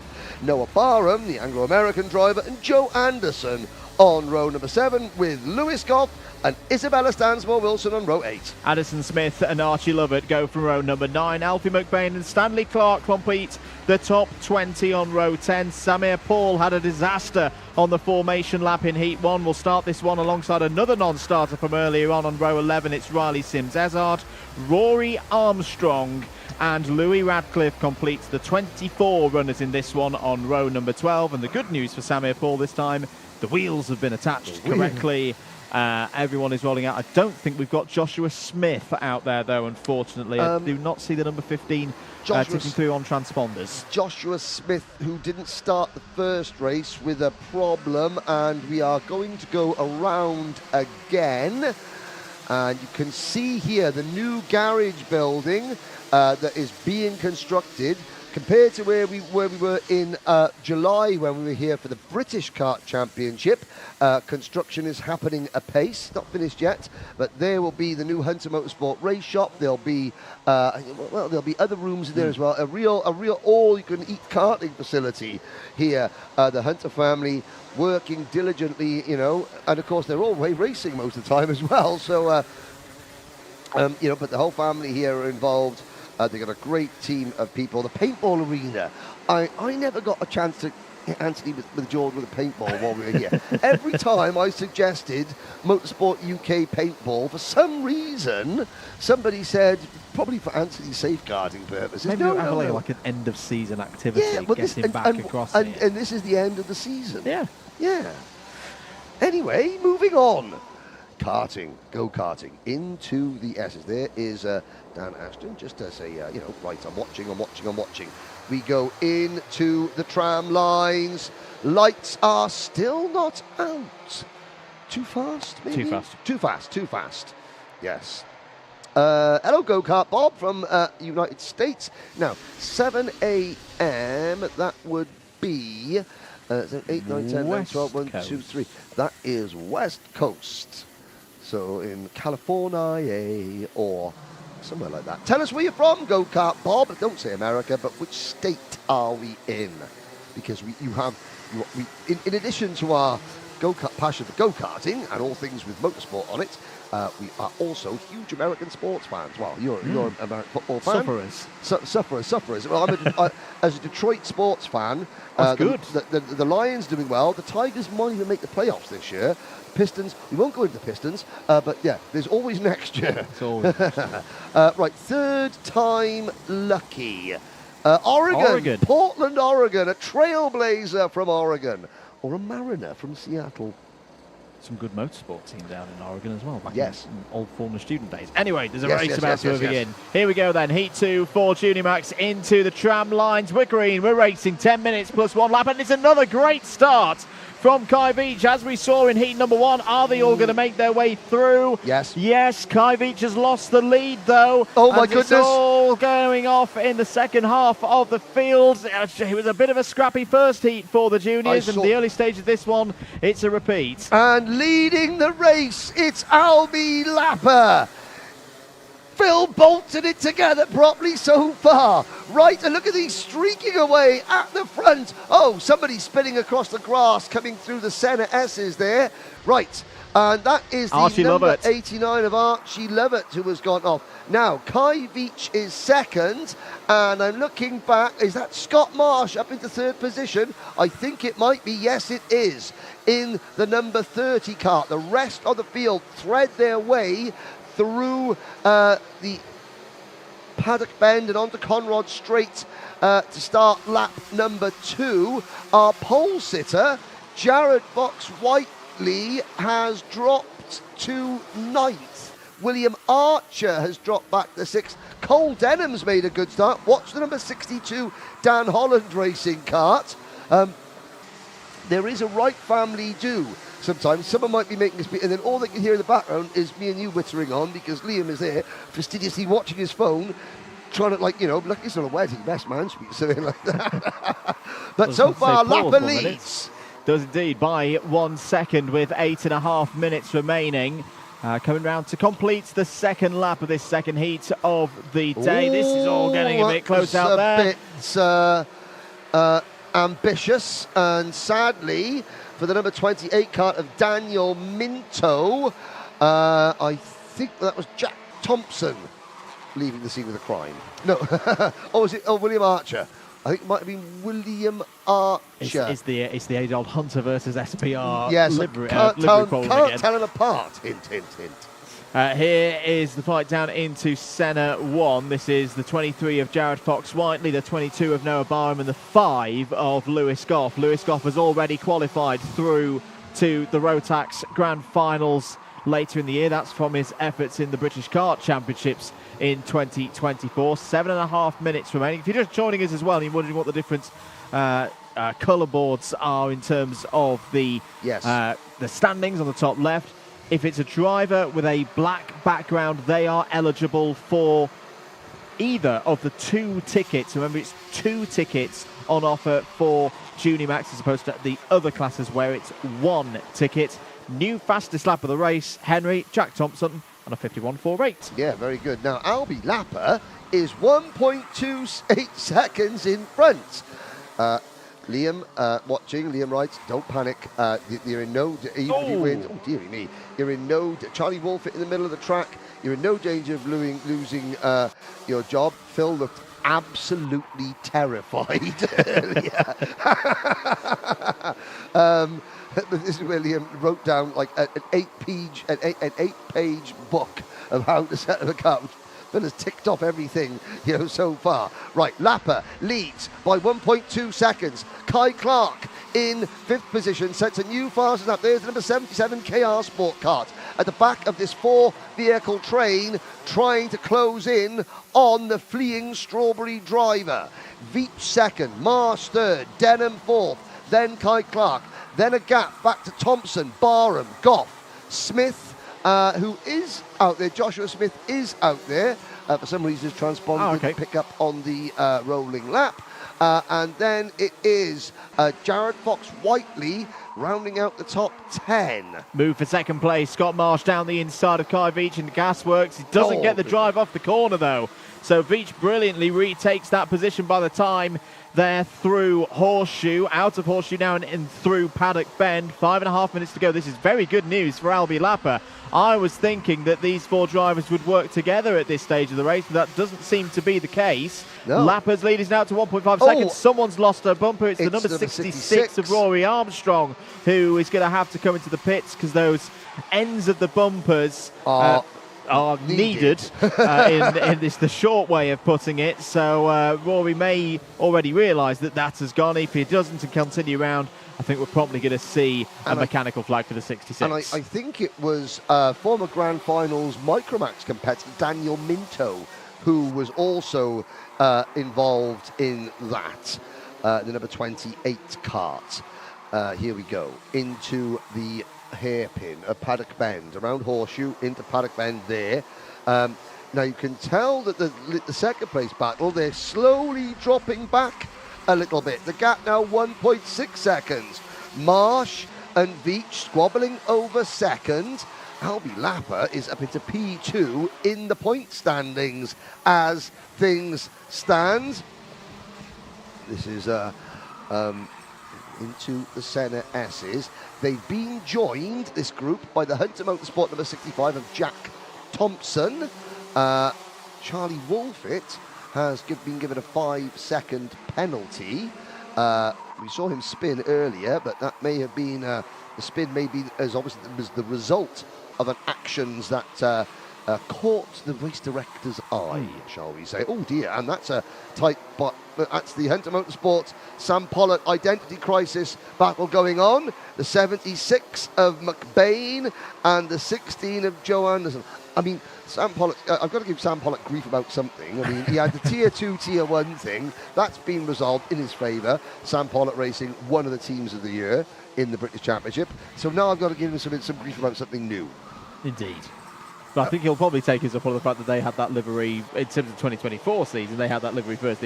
Although times move on. Yeah. Times move on. And also, congratulations to Sam Pollitt, Ethan Jeff Hall, our new World Kart champion, who will be racing in the Grand Finals. The first time the reigning World Karting champion will race at the Rotax Grand Finals. He started at Sam Pollitt Racing, you know, and he saw the feature interview that you did. Excellent feature earlier on. Rory Armstrong has had a mechanical failure and has been given the mechanical flag, as you said he would be, Andrew Mather. Now, I want to know, in the Costa del Sol, how many gins has Nanny Babs had since the start of this race? 2 minutes and 40 seconds to go. Oh! That's Armstrong going in. Armstrong. Got ahead of myself there. Now, Nanny Babs, I don't want to alarm you. However, the gap that Albi had, your grandson, was 1.6 seconds. With 2.5 minutes to go, it's down to 1 second. And it's only 2022 Junior Rotax Grand Finals champion, current number 7 in the world, Scott Marsh, closing in. But don't panic. No panic. Let's just hope that Phil has popped the setup on. No need to panic. 2 minutes to go then, end of lap number 8, Lapper for Marsh. The gap is 0.9 of a second. Cole Denham's had a really good race here, up to P3. My goodness me, Scott Marsh just put in a 50.73, new fastest lap of the race, quicker than anyone out there on circuit, took 4/10 out of Albi Lapper's lead last time around. Further down the order, Lewis Goff is having a good run as Noah Barham goes down the inside of Joshua Smith. There it is. Physical confirmation that Joshua Smith is out there, getting a better result than last time out when it was P22 in a retirement. He's changed his race suits. Josh Smith yesterday, he was one of the last holdouts. I think Jack Steadman might have his old Project One Racing race suit on as well. But obviously now Project One Racing is now the Jack's Motorsport Project One Racing Group. And I have Gerard Cox's beanie, I have his hat here waiting to put it on for the podium if a Jack's Motorsport driver gets there. It's here in spirit. Here we go. The battle for the lead is now on. First-year junior driver Albi Lapper against third-year junior driver, former Grand Finals champion Scott Marsh. Teammates, neither have qualified so far for the Grand Finals. They come into Gasworks 50 seconds to go. Now, it's only a heat race. It is a test of Lappa's concentration, of, his focus. Without being cruel, Scott Marsh is the quicker driver, and everyone knows that. That is so. Marsh has got more experience and is quicker, generally. Albie Lappa has track position. So, all you have to do, Albie, make your teammate work for it. Don't give anything away for free. Don't take each other out. Make your teammate work for it and stay focused, because Cole Denham and Kai Veach are not far behind. The clock strikes 0 now. Good line there from Lappa through the entry of centre one, but here comes Marsh down the inside into Gasworks. Can Lappa get it on the cutback? No. New race leader, Scott Marsh, knowing that this is quite possibly the last opportunity he has in 2024 to head back to the Grand Finals. Grand Finals which he won, of course, in 2 years ago. Last lap board is out for the drivers.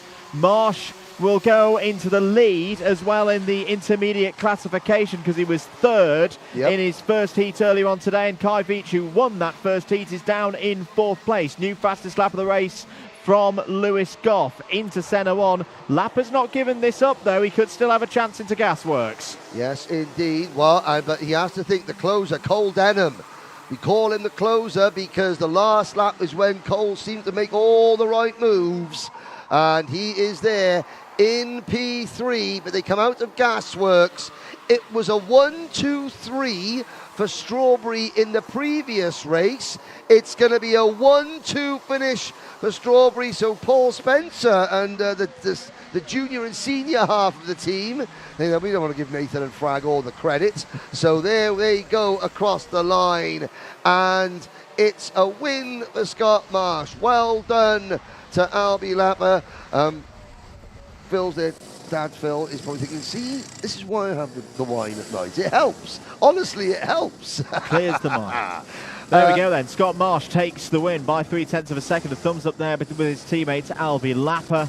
And Scott Marsh 1 week on from a top 10 finish in the FIA Karting World Championships. Continuing the strong form that was seen at PF International. Cole Denham P3. A little bit of a chat going on there. Between the drivers. Good performances in that race, I thought. Henry Lewis Goff continuing the good race form that we saw at Wilton Mill 2 weeks ago, up 8 places to P7.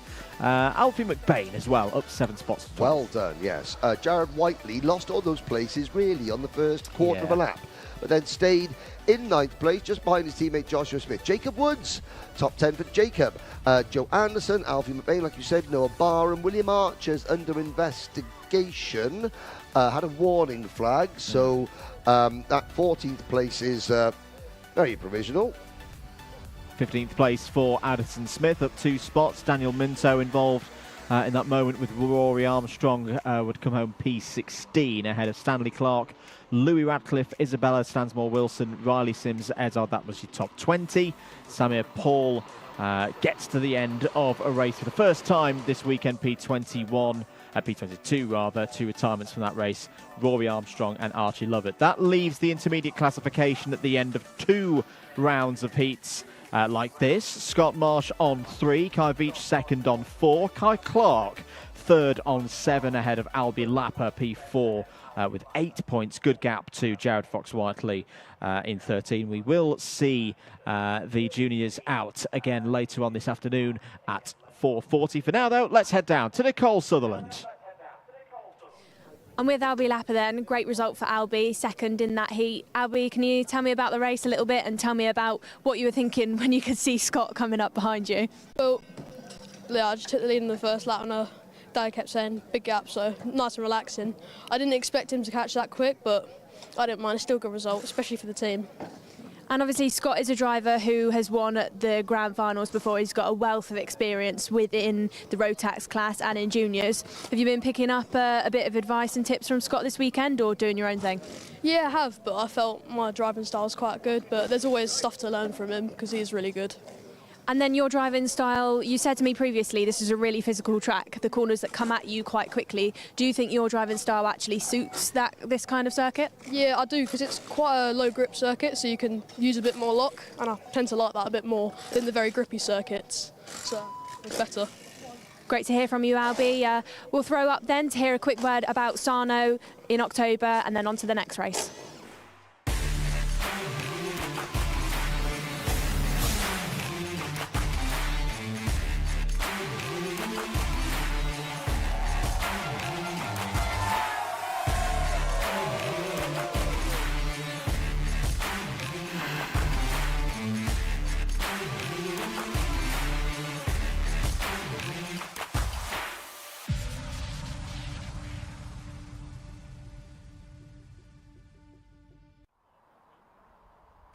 Welcome back to Warden Law, Karting North East. It's the Rotax Max Challenge Grand Festival for 2024. First time the Grand Festival has come to the United Kingdom. And it's a good happy birthday to Martin, one of our camera operators out there on circuit for Alpha Live, bringing you these pictures for the Grand Festival, as they will be, of course, for the Grand Finals as well. Dabs are optional for the camera operators once we get to Italy. Minimax are next, the second heat of 3 for our oldest, most experienced drivers here this weekend. A large plethora of British drivers have already qualified for the Rotax Grand Festivals. Macaulay Bishop, your British champion, Callum Bradshaw, Matthew Higgins, Ethan Jeff Hall, the new FIA, CRK FIA Karting World Champion, Spencer Braum, Harry Bartle in this race, and this man here, Kai Hunter, starting on pole position for this second heat, won the first heat earlier on. The drivers competing this weekend in Senior Rotax for an entry into DD2. Next up, it's Heat 2 for Senior Rotax.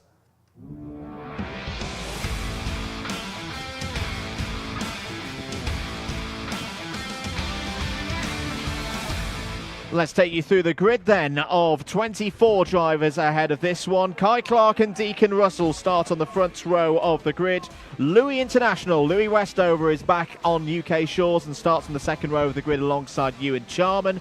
Brandon Klein-Nagelvort and Jamie Perilli go from the third row of the grid ahead of Archie Walker and Tyler Harris on row 4. Row number 5 is Guy Cunnington and Jack Steadman. Row number 6, Lizzie Mentier and Jack Gillingham, with Benjamin Southgate and Joshua Graham on row number 7, and Jack Lilly and Jack Collins on row number 8. Runner-up in the Junior British Championship this year, William Antrobus starts on row 9 alongside Henry Gregory. Austin Lee and the champion in juniors are directly behind on row 10. Oakley Pryor and Rachel Robertson are next up on row number 11. Daniel Armstrong and Alex Duncan complete row number 12. Very interesting start last time around, Henry. I was just looking through the results from earlier on. Yes. Those on the inside column, the pole side of the grid, all had very good starts. Hunter first went on to win the race. Westover P2, Klein-Nagelvort 5th. Let's see if we see the same again here. They're into the tram lines. Lights are out. We are off and racing. That inside line looking good again. Oh, it was looking too good. Louis Westover and Kai Hunter. Westover comes out in front. Brandon Klein-Nagelvort up into third. And they looked very, very close together, that front row. And I wonder if Louis Westover was given an assist into Kai Hunter there. Hunter is straight back into the race lead, wheel to wheel. No, it's Westover back to the point. Good stuff there from Westover and Hunter. Hunter having another little look down the inside into Gasworks, but Westover is wise to that one. Who else has had a good start out there? Guy Cunnington, I think, has gained at least a couple of places in his Tony Kart suit this weekend, but running, of course, for his own team, Guy Cunnington Racing. We had a great chat with Guy ahead of the final round of the British Championships 2 weeks ago about what a week in the life of Guy Cunnington looks like, both as a driver and as a team manager and owner. If you've not gone and really had a look at that, that's over on the Karting UK channel. Down the inside, change for the lead. Kai Hunter takes it away from Westover. Brandon Klein-Nagelvort through, and poor Louis Westover. Welcome back to racing on British shores, Louis. You lose one place, you lose about 5. Well, and I don't know if we do have replays this weekend, but we can look back at the first corner incident, but that was Kai Hunter making sure that Louis Westover got freight trained. He left no room, and of course Kai wasn't at all. Kai know that he went into turn into the first corner and found his wheels off the ground. He wasn't aware of what was going on behind Louis Westover, whether Louis Westover also had his wheels off the ground as well, so to speak. Jamie Perilli making a move up into the top 6. Good move there from Jamie Perilli. He's had a decent season, had good speed here for the round of the British Championships that took place earlier on in the summer, if my memory serves me correctly. 8 minutes of this race to go. Who else has had a good start? Benjamin Southgate's had a good start for the Pro Train team. The red and white liveried number 15 is up 4 spots to 9th. That down the inside is Archie Walker, another driver who is yet to get their ticket to Sarno. That's a move past Brandon Klein-Nagelvort for P2. Yes, Cunnington right there in 4th, then Charman, then Westover, and behind them Perilli closing in. Lizzie Mentier having another very, very good run in the Dan Holland Racing number 50 kart. Benjamin Southgate up into the top 10 for Pro Train Racing. Louis International is down into 9th, and Motorsport Magpie, welcome aboard. Louis' great uncle Nicholas Westover is thinking, why on earth those two idiots talking about Louis International? It is it's his nickname, a very fond nickname that his team give him because he has raced all over the place. Now he's down the inside of Benjamin Southgate. That was looking a little bit close with Deacon Russell. They're still pointing in the right direction, but Southgate now off the racing line. Somebody has got agricultural very wide through the... let's have a look. Who was that? It was Greg's on legs, Henry Gregory, for the MLC Motorsport team, running wide, the horseshoe into the grass, and not out of the race, but down to 24th position. But Nicole is down in the pits, getting some insight as the race progresses. With Josh Poulin then, Hunter Motorsport coach. Josh, what have you said to Ewan Charman ahead of this weekend and race? Well, Ewan's obviously new to us at Hunter Motorsport and new to the OTK as well. We've had a lot to say to him in terms of how to adapt to the OTK, as it's very new for him. But I mean, as you can see, he's hit the ground running, and we're very pleased to have him here at Hunter Motorsport. Thanks to you, boys. Back over to you in the comms box. Thank you. Josh Pauline, Josh and his sister Evie were formerly of this parish, so to speak. Interestingly, when we spoke to, when we saw Tom Reed earlier, and of course Tommy mechanic Dave Tooley. Dave Tooley mechanicked for a certain Nicole Sutherland back in the day. 5 minutes of this one to go. This is the fight for second place involving Ewan Charman. Just behind Archie Walker at the moment. This would be some very useful results for these two in the top 3. Right now they're in the top 3 of the intermediate classification as well. They've got a little bit of ground to find on Kai Hunter, of course, because Hunter at the front, clear by a second, is looking good to continue the perfect streak that started in time for qualifying earlier on this morning. Jamie Perilli up to P4. Guy Cunnington in 5th. Cunnington also holding one of those spots as here goes Charman down the inside. Beautiful move on the brakes into centre 1. That's second place. Yes, indeed. Now, Motorsport Magpie David Whitehouse said he's watching it under a storm in his office. Well, there's a storm brewing here. It's a storm going to the Charmander. Ewan Charman, who is closing in on the race lead. It's a Hunter Motorsports 1-2 at the moment. Here's a good battle on circuit. It is for 4th position, and it involves the 52 of Guy Cunnington. Here's Walker with it. There's Cunnington in 4th, with Perilli in 5th, Mentier in 6th, and Nagelvort in 7th. with Louis International. 8th, then Deacon Russell, Austin Lee up 9 places from 19th to 10th. Then William Antromus, Jack Lilly, Jack Steadman, Harry Bartle is up 6 places. Spoke to Harry Mechanic, Stuart Wright, and the whole team got a little bit wrong in qualifying. So Bartle and his Strawberry Racing teammates, Jack Lilly and Austin Lee, all starting down at the back of the field, but they're all making forward progress when it comes to race time. They are indeed. 3 minutes and 20 seconds of this race to go, and still plenty to be decided. Bit of a slide there for Brandon Klein-Nagelmort through Paddock turn onto the pit straight.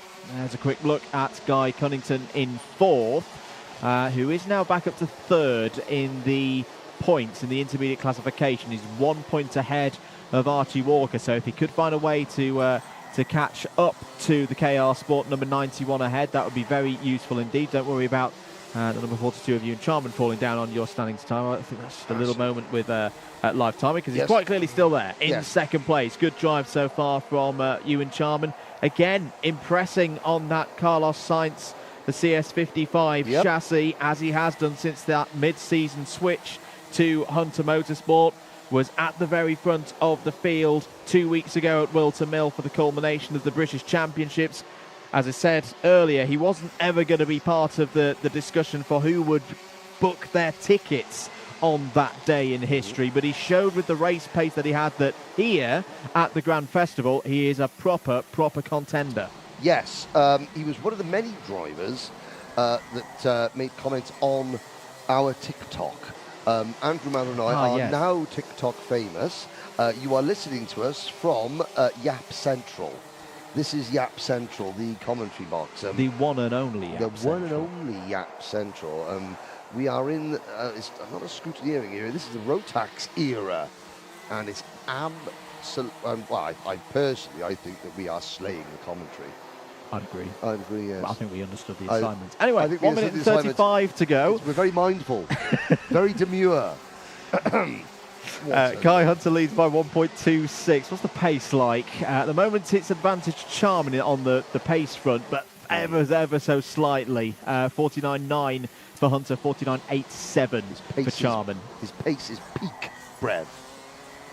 Yes. At the moment. Keep an eye on Guy Cunnington there in 4th place. At the moment, he's on 8 points. It would be 2 4th places so far for the 2019 British champion in the senior Rotax category. I don't think he's done yet, Henry. No, he's not. And if you want to look at Lucy Derrick in charge of Lucy Socials, if you want to see Andrew and myself make complete fools of ourselves, then on the regular, on a regular, then you can go to the Karting UK TikTok channel. You see some some of the edits are straight fire, and then also in between the Witness the Sickness edits, there's a couple of us making fools of ourselves with some humour and comedy, ladies and gentlemen. Apparently it's better than the Sauber Formula 1 team's effort at that particular Gen Z PR thing. Showing my age now. Anyway, back to the go-karting. Kai Hunter leads by 1.28 seconds. That's flying. That's looking pretty good at the moment for Kai Hunter, similar to what we saw with Albie Friend earlier. If he was able to bring this one home, time is up, and the last lap board is out. He would only need to finish 4th or higher. He could take things a little bit easier, perhaps, through the 3rd heat. You never know on a long weekend like this when you're going to need your materials. You want to save them as much as possible across the course of these heats. At the moment, it's looking like it's going to be a 1-2 for Hunter Motorsport as well, because I would say, Henry, that Archie Walker is more body language-wise thinking, well, I don't think we're going to catch Charman, and I need to focus on Cunnington behind there in 4th. Yeah, I mean, okay, Kai Hunter, as expected, and everyone sort of knew coming into this, look, we are dealing with one of the best, former champion, double British champion at his home circuit, So, I'm not saying we're not going to try as the race ends, checkered flag for Kai Hunter, but, this is the battle for 2nd position and be the first person in line to capitalise if there is an issue for Kai Hunter. That is key in what an Archie Walker's mind. There's the checkered flag. Kai Hunter, big thumbs up there to his teammate, nod of the head. Yep, that setup you told me was good. So, Hunter Motorsports, a 1-2 finish. Hunter and Charman, Archie Walker in third, followed by Guy Cunnington fourth, Jamie Peretti fifth. Then a trio of Dan Holland racing karts led by Lizzie Mentier, Louis Westover, to give him his correct name, and Brandon Nagelvort in 8th. Austin Lee was the biggest mover in that race, up 10 places to 9th. Deacon Russell rounds out the top 10. Harry Bartle up to 11th, followed by William Antrobus, Joshua Graham, Jack Lilly, Jack Stedman, Jack Collins. Lots of Jacks in... of course, they would have to be in 14, 15. Jack. Then Benjamin Southgate, Rachel Robertson, Daniel Armstrong, Alex Duncan. Oh, Olivia Duncan's going to be on the Paddock show this evening doing another interview. In fact, I might get her to present it. Yeah. Why not? You know, so much. You know, blame your brother, Olivier. Blame Alex. Henry Gregory after his spin. Oakley Pryor, Jack Gillingham. Oh, he spoilt the Jack. And Tyler Harris retired sadly from the MLC Motorsport number 84 car on lap number 9. Intermediate classification looks like this. Kai Hunter, perfect so far today on 0 points. Ewan Charman's second place in that race goes to 5 points. Guy Cunnington with that fourth. Pair of fourths on 8. Louis Westover drops to 4th place, now on 9 points, shared there with Archie Walker. Motorsport Magpie is throwing shade at you online. Again. But I don't think... I'm just going to check. Look, Sheffield United haven't even conceded a goal yet today. He was throwing shade at your driving skills. And I got to say, Motorsport Magpie, man in commentary box is feeling murky, so... how rude. Be worried. Yes, how very, very rude of you. Yes. Anyway. That certainly isn't cricket. There's a wind turbine on 3. Yes, it's very windy which shows that it is drying. I mean, the track, it dries quickly anyway. Even though we've got cloud cover, there is still an autumnal breeze in the air. That means it's blinking freezing up here. I'm used to this. This is like summer. I got shorts on. Yes, indeed. More to come from the senior category. The next time they will be out for their third and final heat will be at 5 o'clock. Last race of the day of 10 minutes plus 1 lap. We will be promptly starting. You know, after round 1, we had a lunch break. That is not the case after round 2. We get straight into it with the third round of heats. Remember, all of these results from today combined, the points will set the grids for the super heats tomorrow. Which, if you want to get the time in your devices or whatever, 11 o'clock is when we start for the super heats tomorrow. Let's head down to Nicole Sutherland. I'm down here then with a rather tired-looking Archie Walker. Archie, I feel like in all the years that we raced against each other in Junior Rotax, Senior Rotax, you've always been so close to a ticket. Do you reckon this is the year that we'll see you in the driver's tent at the Grand Finals? Do you know what? If you asked me yesterday, I would have gone no. I had like the worst day ever. I couldn't find any sort of pace. But yeah, I mean, it looked up in that heat. We made some big changes then. Struggling a bit with longevity, but to be honest, like the changes we're making and the forward progress, I think we got a shot. Changes to the car, changes to your driving. Can you tell me what are they? No, I can't do the changes, but yeah, the driving. It's just been chipping away. Like we definitely had an issue with my driving yesterday. It wasn't up to scratch, but I think I've managed to get through a bit. But there's still a bit to find to catch up to the two Hunter boys. And just before we were on camera, you know, you said you're a bit tired after a 10-minute heat. Do you find this track particularly physical? Normally I don't. That's the first heat. I felt like the longest 10 minutes of my life. Just like those last 5 minutes getting caught. It was a long one, but to be honest, it's not normally an awful track for it. But that one, I definitely felt it. I was talking to your dad yesterday actually, and he said a very true comment. Like, there's no type of fit that's like kart fit.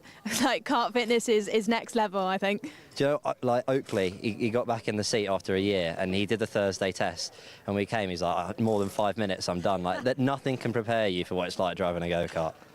Great to hear from you, Archie. Good luck for the rest of the weekend. We'll throw back up to the box then to hear a little feature about some British success last week. Well, a big part of the 2024 UK karting calendar was last weekend at PF International. For the first time in 7 years, the FIA Karting World Championships came to the United Kingdom, and there was a great level of success across the classes, particularly for British drivers. Here this weekend at the Rotax Grand Festival, 2 of the top 3 in the senior category are here in the paddock. Let's catch up with them and reminisce about their years racing through the Rotax ladder. Here with Matthew Higgins. Matthew, 3rd place last week at the World Championships. Good weekend. Happy with the final result? Fairly happy, not entirely. I mean, obviously we're there to win, so anything but a win is always going to be a disappointment. But yeah, still got to be proud of the result we got, and yeah, on this year an unproven kart and package. So yeah, it just shows that the energy kart is amazing, and yeah, we can get out there.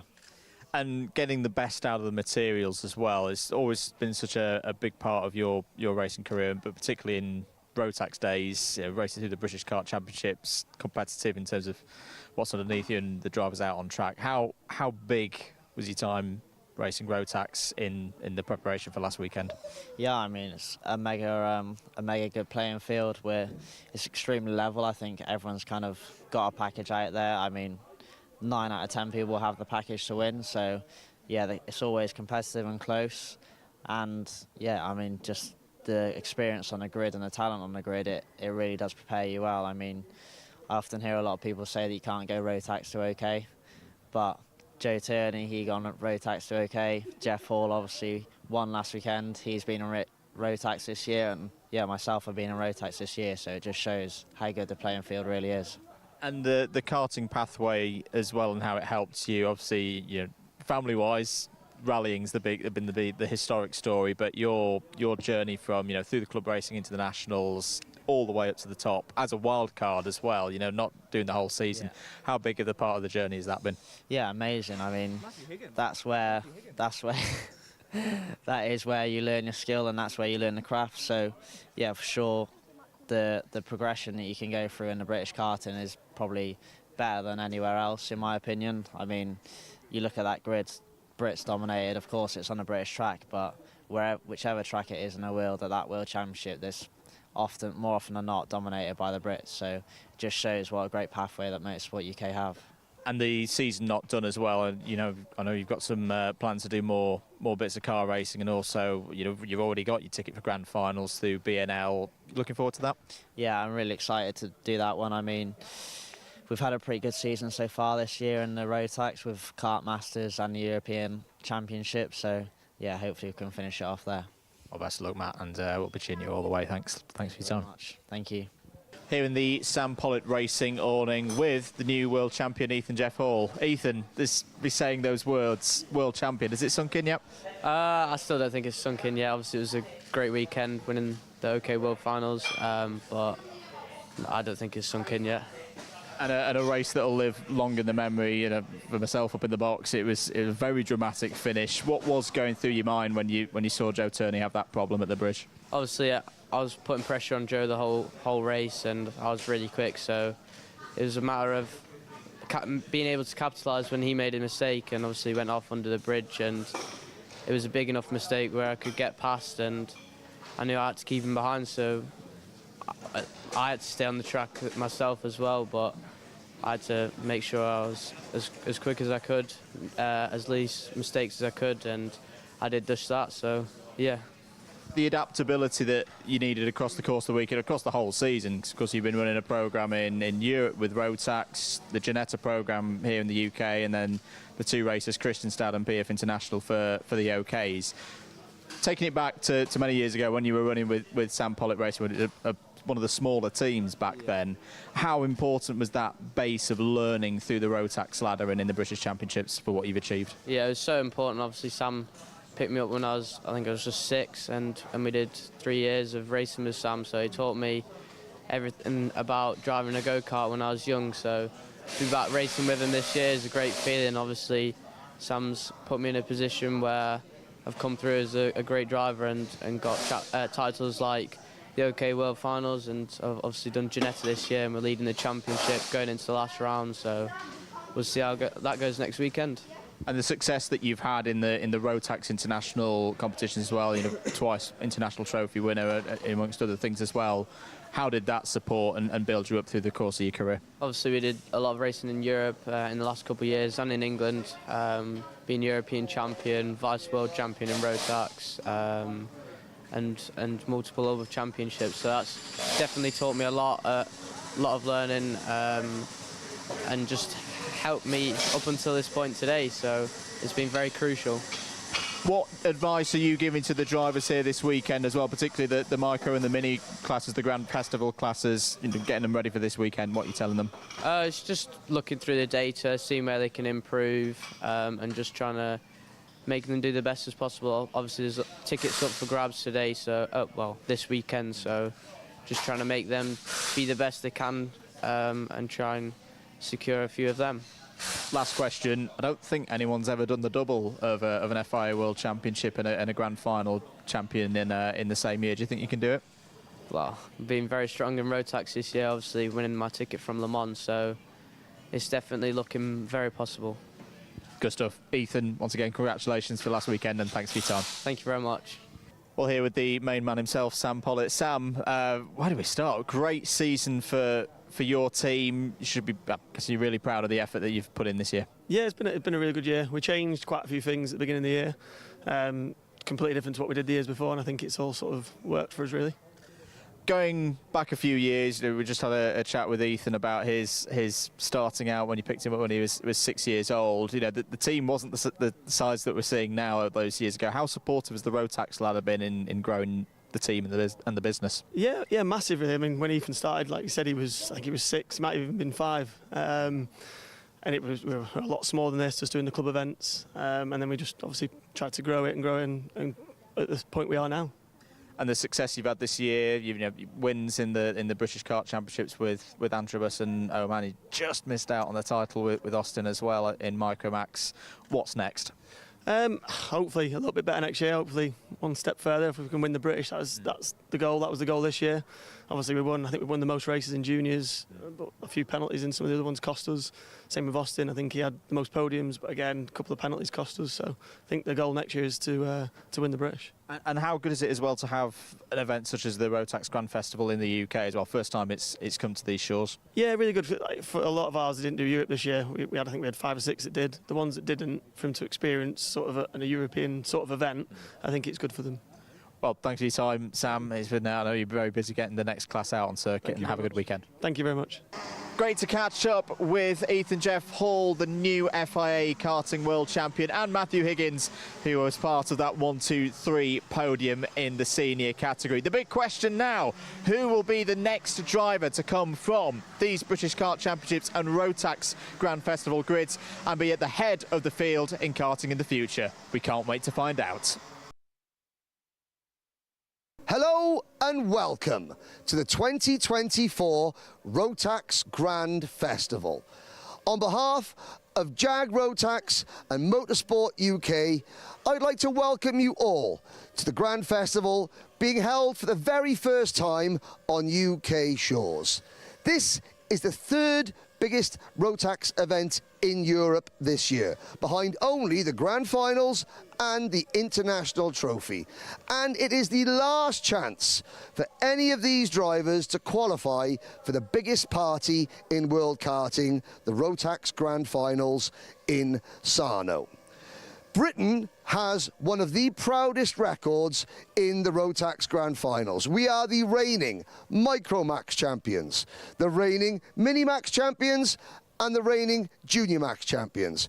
We've also won a number of senior titles as well as DD2. The fact that we only have 90 drivers here is actually because our British Rotax drivers are the best in the world, and quite frankly, we've scared off the competition. So that is a huge congratulations to you all already. You are the envy of the Rotax world. It does mean, however, that Team UK has more pressure on it in the Grand Finals than any other nation. This British Championship is a training ground for the very, very best. And it's no surprise that both current CIK FIA World Karting Championships got their start in Rotax racing. So, on behalf of Motorsport UK, Jag Rotax, Karting North East at Warden Law, a wonderful venue for this, I would like to say good luck, may the best driver win, and let's show the rest of the Rotax world what Britain is made of. Fantastic stuff. Welcome back to live coverage, live pictures here at Karting North East at Warden Law, just outside Sunderland, for the Rotax Max Challenge Grand Festival. Henry Baudet, we're going into the final round of heats here today. This is when it gets serious. Yep, and speaking of serious, look into the eyes of Luke Millward. He knows that he has a task on his hand, one poor result, one very good result. Well, where did he finish in the second heat? 8th and 5th, so 2 average results there. So what is going through his mind? He'll be given, you know, his mechanic. We've given him, his dad Joe will have given him some advice. The team will have told him what they expect, what he needs to do. He'll know what his tyre pressures are, whether they're going to be good at the start or whether they're going to come in. He'll know how the kart is going to handle things like that. He waits and watches. It's the first time, I believe, in his career he has raced with the #1 plate, because it's his first official Motorsport UK British title. Does that add any pressure? How does that affect a driver's mindset? There is his teammate, Lucian Smith, the driver who Luke is trying to help get to the grand finals. And Lucian Smith, an excellent interview. At the end of the last Micromax race, Lucian Smith and Maximilian Eberhardt spoke wonderfully. Lucian doing a bit of free PR for Rotax by saying it's all about driving skills, because the engines are so equal. That's music to Rotax's ears. And Maximilian Eberhardt said, I love racing with Dean Eberhardt. He's a great driver, races really, really well. Excellent work from the youngest members of the Rotax family. But the talking, my talking, is about to finish for a little bit. Let's hand it over to the drivers. They wait to be given the starting signal. Micromax Heat 3 up next.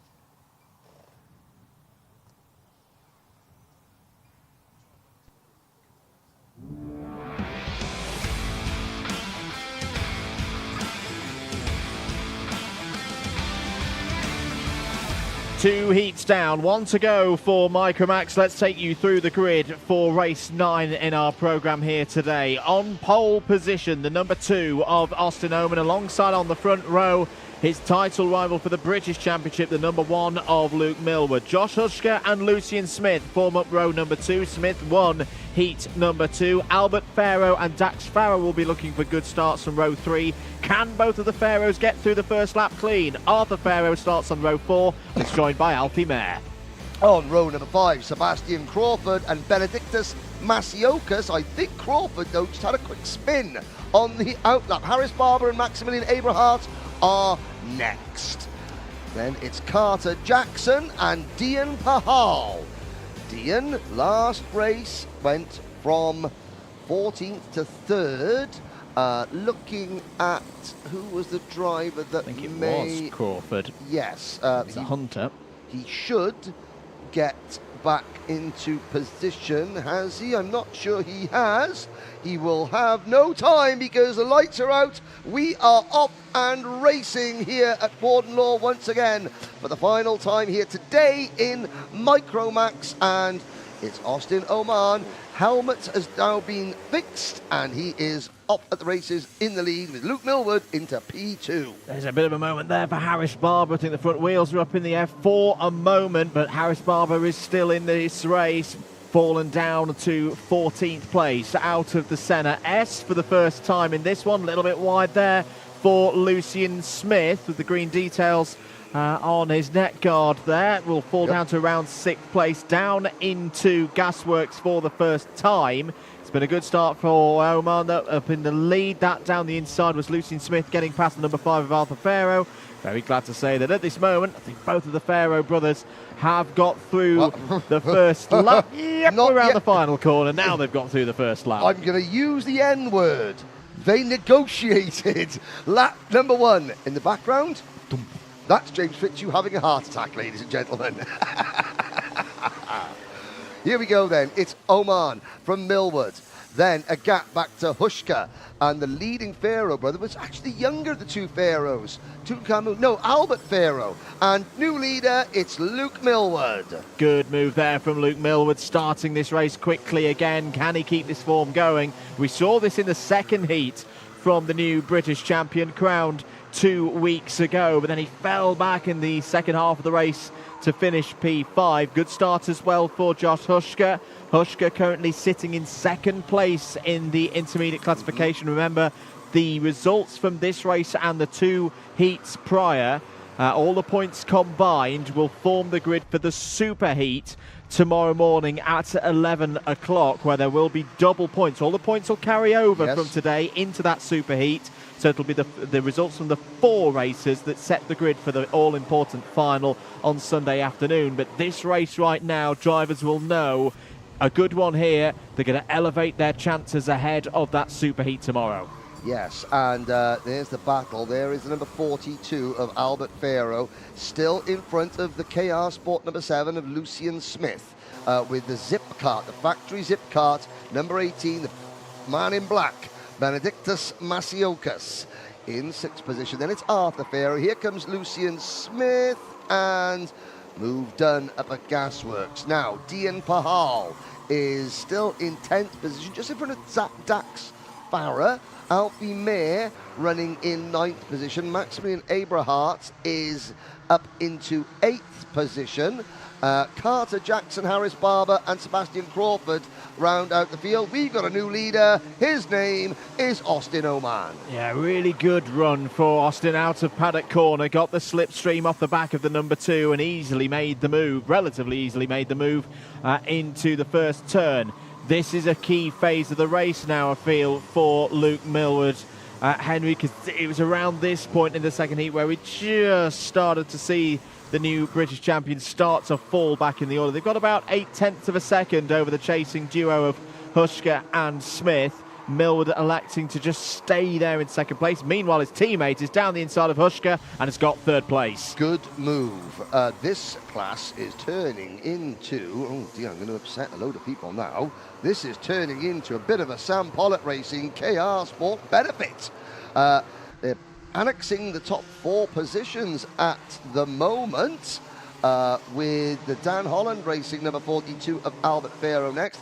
Then it's the Zip Factory driver Benedictus Masiokas. The leading Strawberry driver is Alfie Mayer in 9th, and Harris Barber for Thule Motorsport, and has Harris Barber moved across for Strawberry? Oh, Abrahart. Abrahart in the barriers, and let's have a look. The front wheels look like they're still pointing in the right direction. No, the engine stopped. He's going to say, no, can I get back on? He's going to have a row with the marshal now. Wouldn't do that. I have to say, I can see the marshal out of the control box window walking off, and Abrahart is still trying to plead his case. But the marshals, when a driver is out of their car, when the marshal is now rushing back across a live race circuit, because now the marshal's job, first of all, get the driver to safety, then go back and get the cart out of the way so that the track is clear. You can see the yellow lights flashing. There is said marshal. Well done again, moving the cart out of harm's way. I am thinking that maybe Maximilian was saying, the cart's working, can I push it back on? I don't know, the marshals do, they do have training into how to speak to very sort of amped up drivers that might be angry, sad, upset. I mean, the one thing that a marshal is not going to encounter during a race is a happy driver. So there are ways to speak. I mean, and I think the drivers should also be given training on how to speak to the marshals. because they're angry, upset, etc., etc. They haven't been able to race. The marshals are just there for their safety. So I think that could be something that we look at in, you see, because the marshals are just there to help. They're there to help and keep everyone safe. And, here we got battle for the race lead. And they're also there, they love some good racing. And they've got some good racing to watch now. We got a 3-kart, making a 4-kart battle for the lead. SPR versus KR. Really good timed move, really good timing on the move there from Luke Millward. I think he sensed that his teammate Lucian Smith had closed the gap down. So elected to go for the lead a little bit earlier than perhaps is normal. Owen's going to respond with a move of his own down the inside into Gasworks, and for Millward, he now finds himself in third. Brilliant reading of the situation by Lucian Smith. Lucian Smith up to P2, trying to get Austin Owen off the racing line. Points forward to say, yeah, let's work together. That'll have been to his teammate behind, Luke Millward, and keep an eye out for Josh Husker as well there in fourth. Strongest performance so far that we've seen in 2024 from Josh Husker. I think back to Kim Bolton. That really good drive that he had there, and another driver who it just feels like in the second half of the season he's kicked up a gear. It's really nice to see them competing for race victories. Yes, indeed. But again, it's one of those things. I mean, looking at Husker, won the pre-final, second in the final at Kim Bolton. He says, looking at Andrew Mather's incredible sets of notes, and then was getting a little bit close for comfort there. Oman versus Smith. That happened in the earlier race, and Oman was making sure that he did not get pushed out wide again there. So it is Millward and Smith in a Sam Pollitt Racing sandwich at the moment at the front of the field. And Austin Oman, 2.5 minutes to go. Nothing to choose in the top 4. A little bit further back, Albert Farrow is 2 seconds behind this battle in 5th, followed by his brother Arthur. Alfie Mayer is next. Dian Pahal is up into 8th, followed by Masiokas, Barber, Farah, Jackson, Crawford and Abrahart.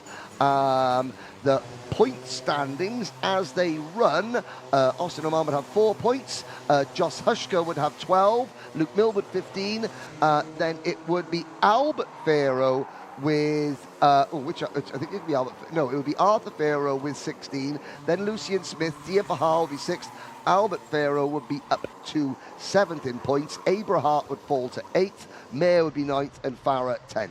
That is the point standings as they run.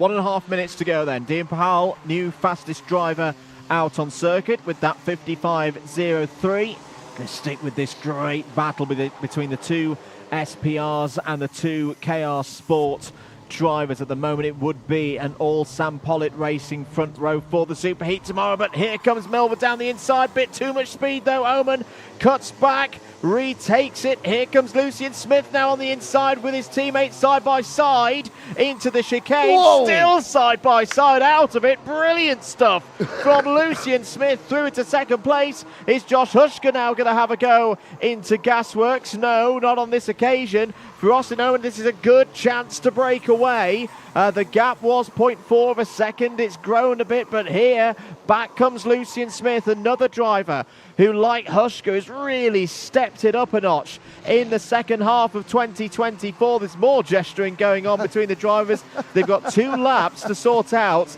this dominant position at the moment for Austin Owen. More hand gestures there than in a sign language conference. Because, well, Smith had one hand off the wheel as I thought he was going to hang back and try and push Millward, but no, he thought, no, we're going to go round the outside at a chicane. Millward was like, what was all that about? Then Lucian Smith's giving him the signal, oh dear, that is Masiokas. Benedictus Masiokas out of the race. Yes. They managed to sort it out eventually. Austin Oman's lead is 0.3 of a second. The clock has struck 0. Next time around, it'll be the last lap. Arthur Farrow has now got in front of his brother Albert Farrow, as has Alfie Mayer, Dian Pahal. So we got a 4-kart battle for 1st, 2nd, 3rd and 4th, and another 4-kart battle for 5th, 6th, 7th and 8th as we start the last lap. Lucian Smith has got his head down and is pushing on. Good work here from Lucian Smith. It's not completely out of it. As you can see, he's closing in on the race leader. Austin Owen can know at this stage, though, he doesn't need to win this race. He's got an 8-point advantage over Josh Huschka in the final, in the current intermediate classification. The final RC will be tomorrow after the superheat. Is this going to be your pole sitter for that superheat tomorrow? That realistically is going to be the last chance for Smith to get alongside. What a run today. What a day for Austin Oman, back after the disappointment of 2 weeks ago at Wilton Mill. Austin Oman will finish the heats in first place. A brilliant set of results for the Sam Pollitt Racing driver in number 2. 8 points the gap over Josh Huschka, who finishes 4th in that race. It will be an all SPR front row for tomorrow's superheat. And of course, running the Micromax and Minimax part of the Sam Pollitt Racing awning this weekend, Super Teddy Pritchard Williams. He may be threatening to retire, or have threatened to retire, but he is proving that he does know what he's talking about there with Sam Pollitt Racing. His drivers, not Sam Pollitt, but Sam's concentrating on the other half of the awning. Teddy running the Micro Mini part. They've only got an annex to the front row of the grid. Really good work yes. for SPR. So Oman from Smith, Millward, Huschka, and then the 2 Pharaohs, and others, of course, 7th down, leave the IC looking like this. Oman from Huschka, Pharaoh. There's your provisional result from Heat 3. As mentioned, the top 6. Dean Pahal P7. Yep, we'll do results, then standings. Harris Barber, Alfie May 8th, Harris Barber 9th, then Sebastian Crawford, Dax Farah, Carter Jackson. So Carter Jackson finishes as the lead privateer in that race. And look at the autumnal leaves there, the sun is setting. Well, there's not been any sun today, but yes, the leaves are beginning to fall and the dice are falling into place for the point standings, Andrew. I say the point standings look like this after 3 heats. Oman on 4, Huschka 12, Pharaoh 15. That's going to be Arthur Pharaoh with the better results of the 2 brothers. So quite a good recovery there from Arthur Pharaoh, considering the dramas of later on, or earlier on today. Luke Millward P4 on 16. Lucius Smith on 17 points, as was Dean Pahal. So that'll be your 3rd row of the grid. Albert Pharaoh on the 4th row of the grid with Maximilian Aberhart. Farah and Mayer will also be in the top 10. Are you about to say a word? I'm about to say I feel like I'm watching the start of Country File on Saturday night there. And this is Cedra, who is she's concentrates on horse racing, greyhound racing as well. She's only got more horsepower to deal with this weekend. But if you can just listen, you can almost hear the wildlife tweeting and fluttering away in the northeasterly breeze here. And yes, very art. That's what we do, ladies and gentlemen. Art. Nicole, speak to a driver, please. Thank you. With the number 1 plate then of Luke Millward. Luke, thoughts on that race then?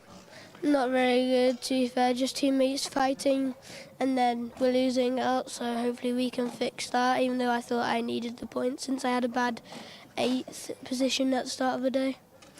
And you've got a ticket already. You won that at the British Kart Championships. So how come you've decided to come to Warden Law and race in the Grand Festival? Try and get my teammate a ticket, that was the main objective, but I want to get the E-plate myself, so hopefully 1st and 2nd. So maybe by the end of this weekend you'll have a number 1 and an E to potentially stick on your kart? Hopefully. And your thoughts on the rest of this weekend then? What are you expecting to happen in the racing? All I'm just going to do is I'm going to try and get to the front, but looks like we aren't too far back, but we have no clue where we're starting, so hopefully it's 5 or above. And this race then, of course, is a one-off event, very special, very spectacular. But recently you won the British Kart Championships. What's life been like since being a British champion? It's been good. It's not been much different because your friends don't treat it much different. But when you come to a karting track, it's always that you're 1 step ahead. One step ahead indeed. Thanks, Luke. We'll head back around Parc Ferme. We've got a little bit more time to catch up with some other drivers, see who we can find. There's Austin Oman here. Austin, spoke to you earlier on after a heat win. How was that third one? Good. It puts us third for the superheat, and so we have good positions to start. Good positions and good confidence, do you reckon? Yeah. Okay then, so one more question for you. Are you still enjoying the Kart Republic as much as you were earlier on? Yeah. Great to hear from you then, Austin. We'll throw up to the box to hear some words about Rotax, what they do, who they are.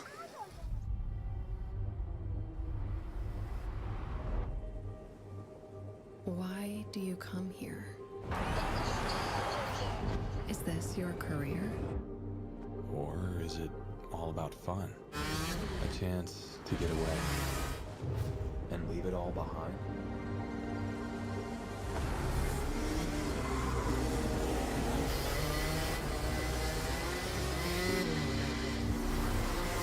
Or do you chase your personal best?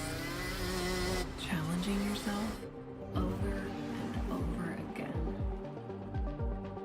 Why do you come here? Maybe you're here to collect moments. Good ones. And not so good ones. Where you can't afford mistakes because you want that victory.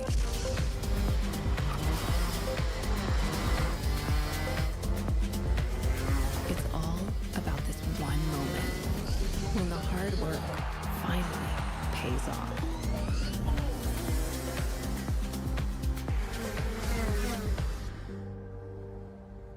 This is the place that brings us closer to the people who share our story. Whoever we are. Whatever we're here for. Racing is who we are.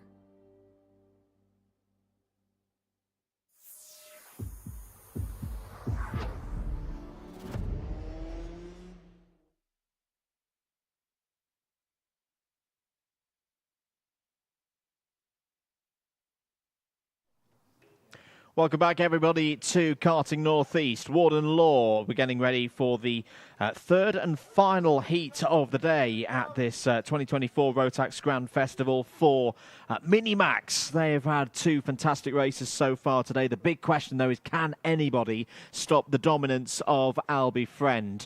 Luca Holmes-Ballock there on your screen starts immediately behind Albie Friend on the pole side of the grid. Emerson McAnder-Uen there. Focused on getting another good result. We'll start this race from the inside of row number 4. Yes, indeed. There, the look inside the eyes of Emerson McAnder-Uen. Here we go with Minimax Heat 3.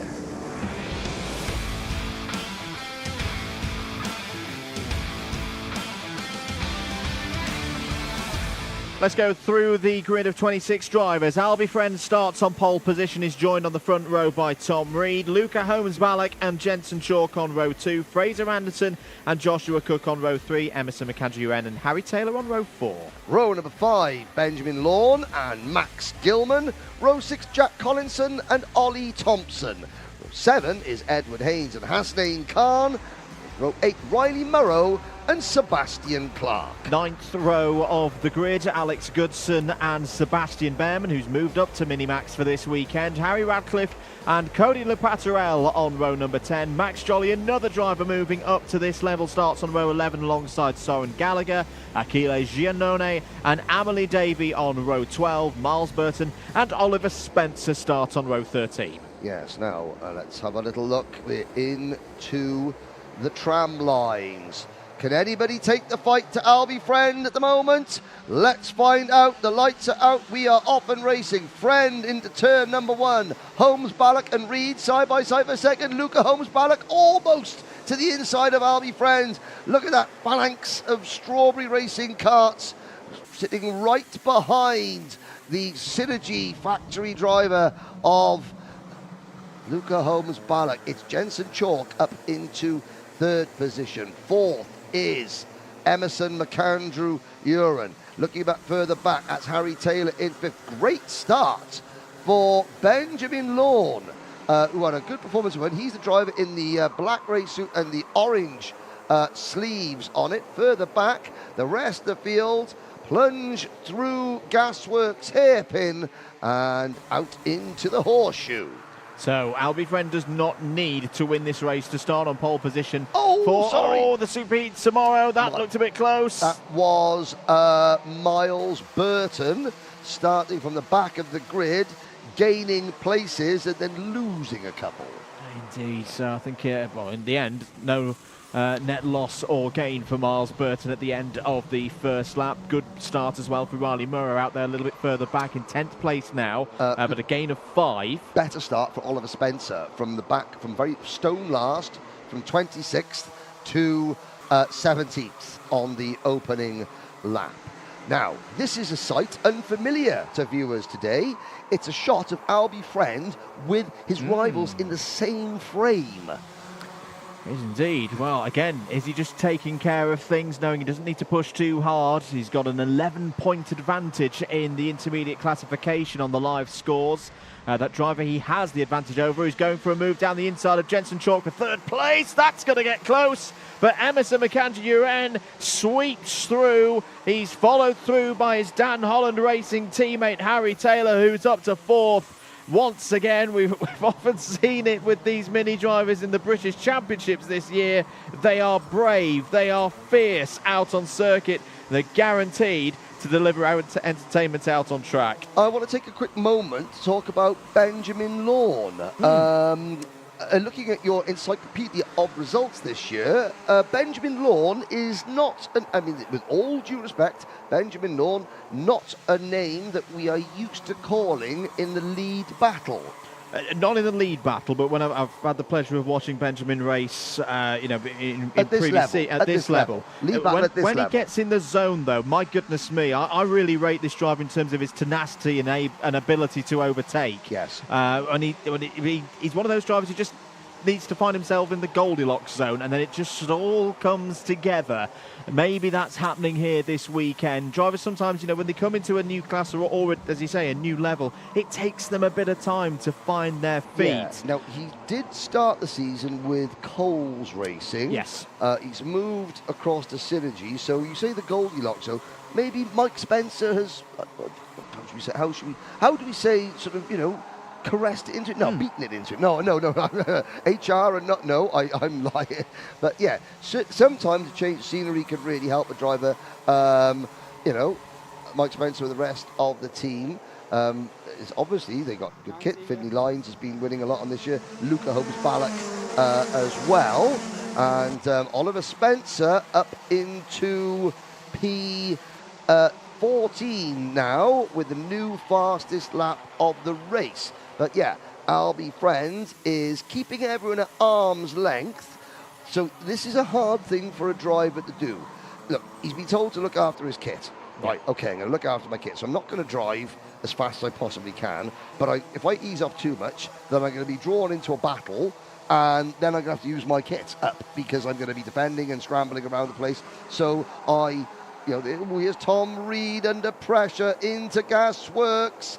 And there is the number 191 of Jack Collinson, gaining 2 places for the price of 1. Riley Murrow was the other driver in that there. And speaking of Riley Murrow, he's down to 8th position.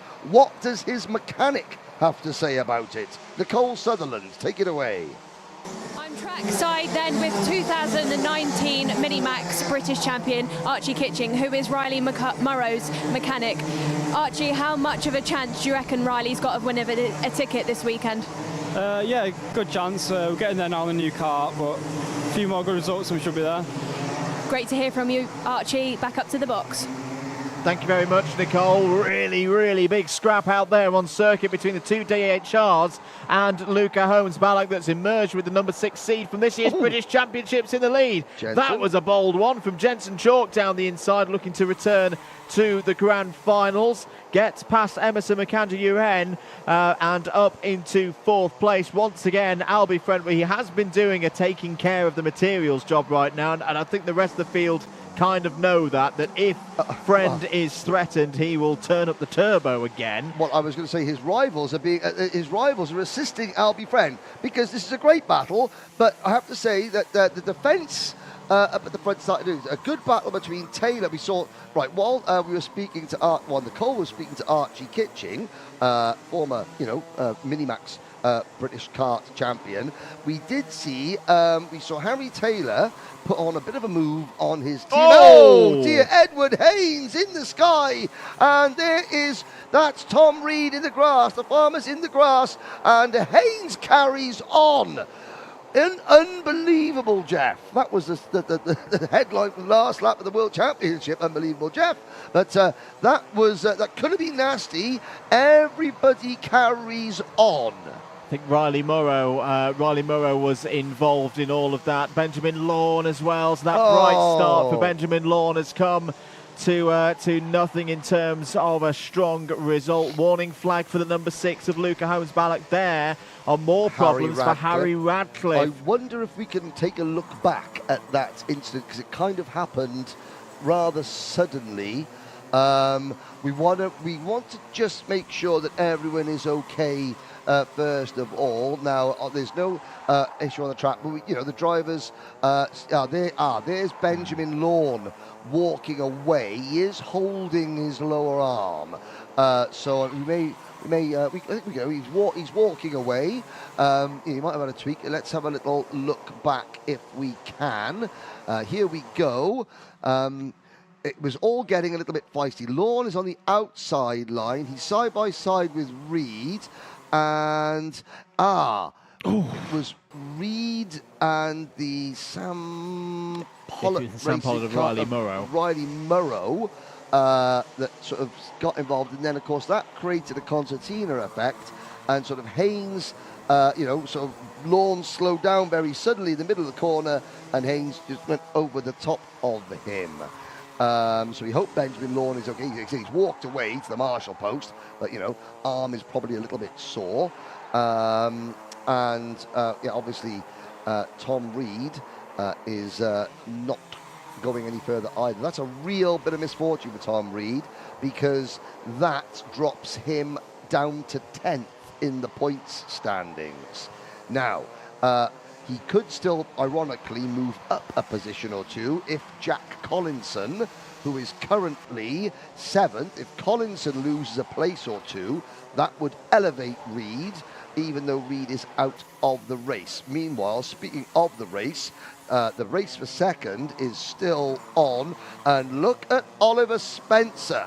Spencer, from 26th on the grid, is now up into 4th position. It's been a tremendous drive this from Oliver Spencer, who really seems to have reinvigorated his season. Hadn't been on the podium before the very final round of the British Championship 2 weeks ago, but has continued the race form. Yeah, had a bit of an unfortunate moment earlier on this morning, was underweight in qualifying. That's why he's had to start these heats from the very back, but he's charged through now and is continuing on. 50 seconds of this one to go. He's about 2 seconds off the back of Luca Holmes-Ballock, so he's going to need some form of battle between McAndrew-Uren and Holmes-Ballock ahead to get involved. But again, around this circuit, we were talking about the flow that this circuit has. Just as easy as you can find yourself in the rhythm around Warden Law, you can lose it, particularly if you're in a fight side by side. Yes, indeed. Hello to Bethany Freeman on the live chat. Please, keep the comments coming in. It's a nice, relaxing day. It's a nice day with longer races. Only the 4 classes. Oh, Chalk and Collinson. That's 1-0 Latvia against England. Going through there. Mummy Chalk's not here this weekend. No. Mummy Chalk had some very choice words to say about Bicester. She went shopping. I think she would rather come to Sunderland. you know, we've got shopping. There's plenty of shopping centres up here in up north. Here we go. This is really, what a race, says Cyrus. Yes, well, it's not over yet. Well, it is in terms of the race win. Albie Friend, 3.8 seconds up the road. Emerson McAndrew Uren is quite clear of Luca Holmes Ballock. Well, not that close. They're quite close together. And you're looking back, I mean, so this battle we're watching, this is for 4th place, and it's 7 seconds behind the race leader, Edward Haynes, that MLC. Well, got to say, all credit to Lee Murray and the team at MLC Motorsports. They build a sturdy wagon. They do indeed. Final lap, board is out. Friend is on to the 13th lap of this one. This is the fight for 5th place. Taylor versus Collinson, with Jensen Chalk waiting in the wings to pick up anything out of this one. As you mentioned, Henry, Edward Haynes and Joshua Cook not too far. This has been a good run for Joshua Cook. Yes. in the top 10 once again. As down the inside looks Collinson trying to wedge open the door. Here comes Chalk. Has gone on the outside now. That's going to be a difficult position, but we've seen drivers be able to overtake in Minimax around there. I think the difference this weekend, I say the last time we were here, it was the height of the British summer, which lasted all of about a week. There's not as much grip on the outside of the exit of the Senna S this time. Yes, indeed. And once again, a familiar sight for Albie Friend. And there goes Collinson to the inside on Taylor. Wow. Well, there's a move. Jack Collinson. Take a bow, son. You know, you've got to be tough when you live in Hartlepool. And there is a familiar sight. Albie Friend taking the checker flag first. George Friend's going to be absolutely unbearable. He's 3 wins out of 3. Today, Emerson McCann, and in every single race he has been, I mean, you know, in a class of his own. Well, 2 weeks ago, he had the British Championship pretty much sewn up before we got going. You know, sometimes drivers take it a little bit easier. Not Albie Friend. He took on the competition and won that final round once more. And you know, I think there's almost a bit of a similar vibe here. You know, he doesn't need to race this weekend. He's already got his ticket through to the grand finals, but he just wants to keep racing. He wants to keep the form of the domination and ever learning every time he's out on circuit. Peace and serenity falls upon Karting North East. The last vestiges of a British summer. The green grass of home. It's Emerson McAndrew Uren following Albert Friend home. Luca Holmes Ballock in 3rd. Oliver Spencer in 4th. 22 places gained this race for Oliver Spencer. He's passed more drivers than any other today. Jack Collinson in 5th ahead of Jensen Chalk, Harry Taylor, then the flying Edward Haynes, Joshua Cook, Max Gilman, Sebastian Clark, Max Jolly, another driver moving up from micro to mini, finishing in 12th place, Alex Goodson, and leading privateer home, Fraser Anderson. Good work there from Anderson in P14. Sebastian Behrman, another one of the drivers who stepped up to minis this weekend, P15. Riley Murrow, after that scary moment through the chicane, got into 16th place. Hasnain Khan, P17, ahead of Ollie Thompson, Achille Giannone, and Miles Burton in the top 20. Cody Lepaterel, Soren Gallagher, Amelie Davey, and Harry Radcliffe, the last of the 24 finishers. 2 retirements in that one. Again, in that moment through the chicane, Benjamin Lawn and Tom Reed. Quick rundown of the points in the intermediate classification. Friend, a perfect 0 through today. He'll be joined by Emerson McAndrew Uren on the front row of the grid for the superheat at, I want to say, around 11:20 tomorrow morning. For that one. Second row of the grid will be Jensen Chalk and Alex Goodson, 16 and 24 points respectively. Oliver Spencer goes from the back of the grid today in the heat. We'll be on the 3rd row for the superheat tomorrow alongside Max Gilman. Excellent. Now, look at this. Look at the wildlife. Now, it's Silflay Hour. Are you familiar with the works of Richard Adams and Watership Down? I am a little bit. This is Evening Silflay, and that's Flayra. There you go. Watership Down. Bright eyes burning like fire. Bright eyes. Nicole, stop me singing. Please speak to a driver. How can you close and fade? How can a light that burns so brightly? Yeah. With Luca Holmes-Ballack then, Luca third in that race. A DNF earlier on, can you tell me a little bit about how you've been getting on and that DNF? Yeah, the DNF, my engine wouldn't start. It's just a mechanical problem, those things happen. Second heat was just a bit of a bummer, so those things happen too. Third heat was good. I just need to be quite consistent because I had 2 bad heats, so I might be in the top 15 if yeah. And where this is quite a technical track, all the corners come at you quite quickly. Do you think that on-track consistency plays a big part in your performance? Yeah, probably, yeah. And we've seen so far some strong performances by your competitors. Albie has kind of run away with every heat so far, but do you reckon, later on in the weekend you can catch up and give him a run for his money? Yeah, hopefully. And what do you think it will take to do that? What do you think you've got to do to try and catch up? Just be nice and confident, don't overthink it, and yeah. Great to hear from you, Luca. We'll catch up with you later on. Got a little bit more time then. We'll head through Parc Fermé. At the corner of my eye, I can see Max Jolly. Max, I know, had a really difficult qualifying. He said to me he just wasn't happy with the kart setup. He had no grip. Max will catch up with you quickly. He's just putting a tyre onto the tyre spike so that it can go back into the bay. Max, from qualifying into the heats, you've improved things, you picked up the pace. Can you tell me a little bit about that? Yeah, so quali wasn't the best. Some of it was the kart, some of it was me. But in the first heat, I got 10th or 11th, so I'm happy with that. Second heat, I just wasn't being aggressive and racing that hard. But in that other one, I was racing hard and I got P12, I think. And this race, it's a one-off event and the prizes on the line are pretty special. Do you actually think it's more pressure, there being a ticket on the line, or do you think it's more exciting and you drive better? Some of it, it's a 50-50 because some of it's pressure and some of it's exciting. Great to hear from you, Max. Good luck for the rest of the weekend. We'll head up then before the next race to hear some more words from Rotax.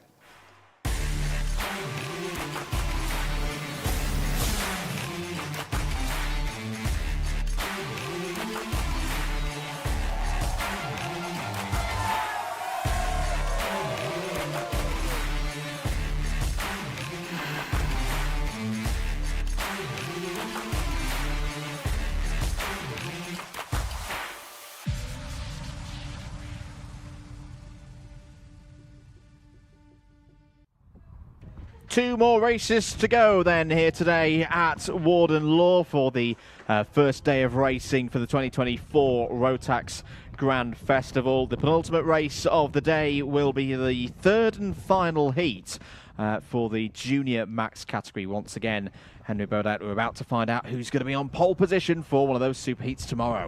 Yes, indeed. This fight for the title is, or for pole position for the super heat, is a lot tighter than in Minimax. There is Scott Marsh getting, and you look at that, you think, oh, okay, race suits, for example. You can see there, that's the homologation for the race suits. I will say this now. Every person in karting will have been contacted by certain racewear companies going, we offer good products for our thing. Daily. And daily. They are not homologated. Do not be fooled. You need to see the CIK standards. Here we go. Junior Rotax, race 3.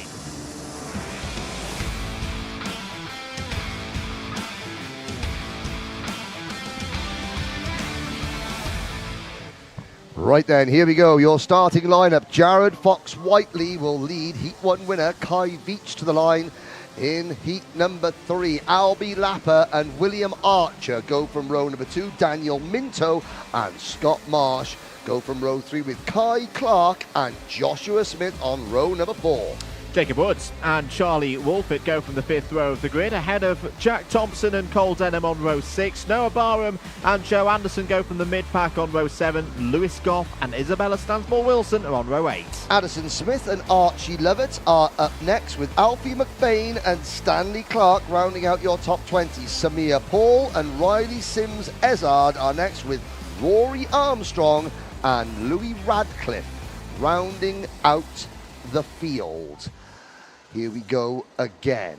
This is, can Jared Fox-Whiteley capitalise and turn qualifying pace into race pace. The lights are out. We're off and racing. He gets squeezed to the inside. It's a good start from Kajvic. Oh, they're braking. They're all running wide at Brian's Bend. At the back of the field, karts go off now. Who has capitalised? Because there's going to be some huge movers and shakers in this one. There's still karts going over the gravel area outside of the dog leg. And as they come back into view, Kai Clark leads this race. Kai Clark started on the 4th row of the grid, but has found a way through everything that was going on there, through the first couple of corners to lead this one, but for how much longer? Because he's got one of the MLCs all over the rear bumper. It's the number 95 of Charlie Wolfett.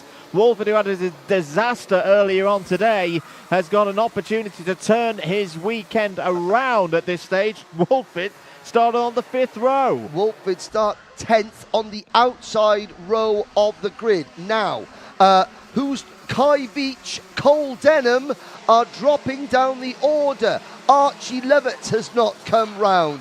He has retired. Stanley Clark has been held up. Denham is only 22nd. Veach is only 20th. And there's a move. Charlie Wolfett passes Kai Clark for the lead. MLC Motorsport lead this race. Near move there from Albie Lapper, trying to get past Clark for second place, but found himself once again on the driver's left-hand side, coming out of the centre S where there's not a lot of grip at all. That's all getting a little bit close as well. The number 28 of Daniel Minto's in the middle of it. The 15 of Joshua Smith. Also, I think Scott Marsh. No, it was Albie Lapper. Well, Albie Lapper's lost places. Scott Marsh just got away with things there. He's still in 3rd place. Joshua Smith's in the dirt. Running out of Paddock Bend, has gone over to driver's right, just looking to try and clean his tyres up a little bit. Now has to deal with his teammate, Jared Fox-Whiteley, who again has had problems in the early stages of one of these heats. He started in pole position, he's now in 10th. Yes, and there is Isabella Stanmore Wilson going out, and there's Scott Marsh going for a move on Kai Clark, and hooks his nose cone coming out of that move. So as Clark went, all this looks unpleasant. Somehow they all get through.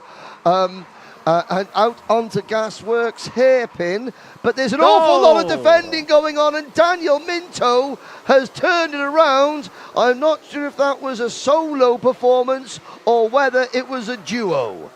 Yeah, I think he may have had a bit of assistance there in terms of going round, whether it was a gravity effect or something else. I'm sure we'll find out in due course. 51.78 seconds from the race leader. The gravitational pull or the plastic push. Oh, Lapper. No! Lapper's out. Lapper is not out. He's looking down. Oh, dear. We won't say what had gone wrong, but certainly he thought something had necessitated a trip onto the grass. It wasn't, so obviously something went wrong, but he seems to be back in the race. There's a move. That is Jack Thompson up into, briefly up into second place, now settling for 3rd with Scott Marsh. Jack is not an eligible driver for the grand finals. He's too old, but up at the front, Charlie Wolfett has done an Albie friend and checked out. I see a little hand there from Kai Clark. That's because the number 77 is under investigation. So Kai Clark's position in this race has got a degree of uncertainty over it. Rory Armstrong is up to 12th place in the back of the grid. Is now the fastest driver of them all out on track. It's not quite gone in the way I thought it would, but a couple of people have asked me at the start of the weekend, Andrew, who's your tip for Junior this weekend? It's like, obviously there's some obvious ones like a Scott Marsh. Obviously. But apart from that, it is a very, very open category as round goes Marsh.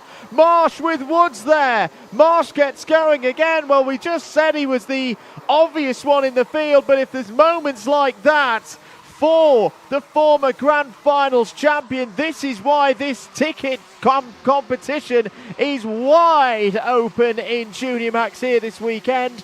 Marsh goes down. Where has he ended up here with after that moment? He's down in 15th.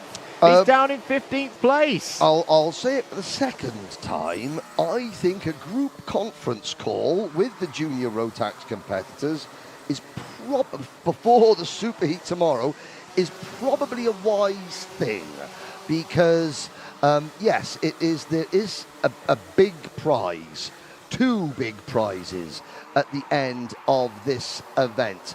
But drivers are, well, I'll say it, I'll tell you what, oh, sorry, Dan Park, I'll say it, drivers are defending way too early, and they're not doing what British drivers do best, and that is prove they're the best in the world in Rotax racing. You know, I'll take the flak, but I'm only reflecting on what we're watching. We have seen way too many incidents. All these drivers, we have watched them all year, pass, repass, put on superb racing, including at this circuit in July. And okay, Heat 1 was, Heat 2, very good. Heat 3, Scrappy, I think is the word I'd use to describe today. Scrap. That's another moment. Kai Clark getting in with Jack Thompson there. Joshua Smith's going to try and look round the outside. Jared Fox-Whiteley, who was strong here back in the summer round for the British Championships. Plus 5-second penalty for Albie Lapper in the number 29. Well, saying all of this with Scott Marsh down in 30th, but there's a chance here that Scott Marsh, even though he's outside of the top 10 in this race, is off the road is the number 82. That is Louis Radcliffe in trouble. I don't think you're going to get that one out of there, Louis. Marsh could still be on pole position for the superheat tomorrow, because it's so up and down out there. Okay, that was a good move, a good, clean move by number 23, Jared Fox-Whiteley. See, you can do it. It can be done. 3 minutes and 10 seconds to go. We've got another interview with Nicole Sutherland, who's with the new world champion. Ooh. I'm trackside then with Ethan Jeff Hall. Ethan, what have you thought of the junior Rotax racing so far? It's been great racing so far. Obviously, a ticket up for grabs this weekend. The racing's been carnage, but it's been great to watch, so yeah. Thanks, Ethan. Back up to you. Thank you very much, Nicole. Yes, carnage, the C word, again. Yes, but, you know, I think it's safe to say, ladies and gentlemen, that apart from Charlie Wolfett, who is away at the front, the finishing order on track may not be the final finishing order once all the cameras are reviewed. We've only had, well, Kai Clark's under investigation and he's had a warning flag. The number 84 kart of Jacob Woods is under investigation. Albie Lapper has had 5-second penalty, or well, Nanny Barbers won't be happy with that. She said, Albie, what was Kai Clark gesticulating I think he was gesticulating down to his engine, and probably trying to communicate with his mechanic, who I believe again this weekend is Joe Bleakley. Oh, of course, yeah. Joe's there going, I can't help you right at this moment. You just focus. We'll worry about it after the race. How does that sound, Kai? He's got the 2 Jack's Motorsport teammates behind him.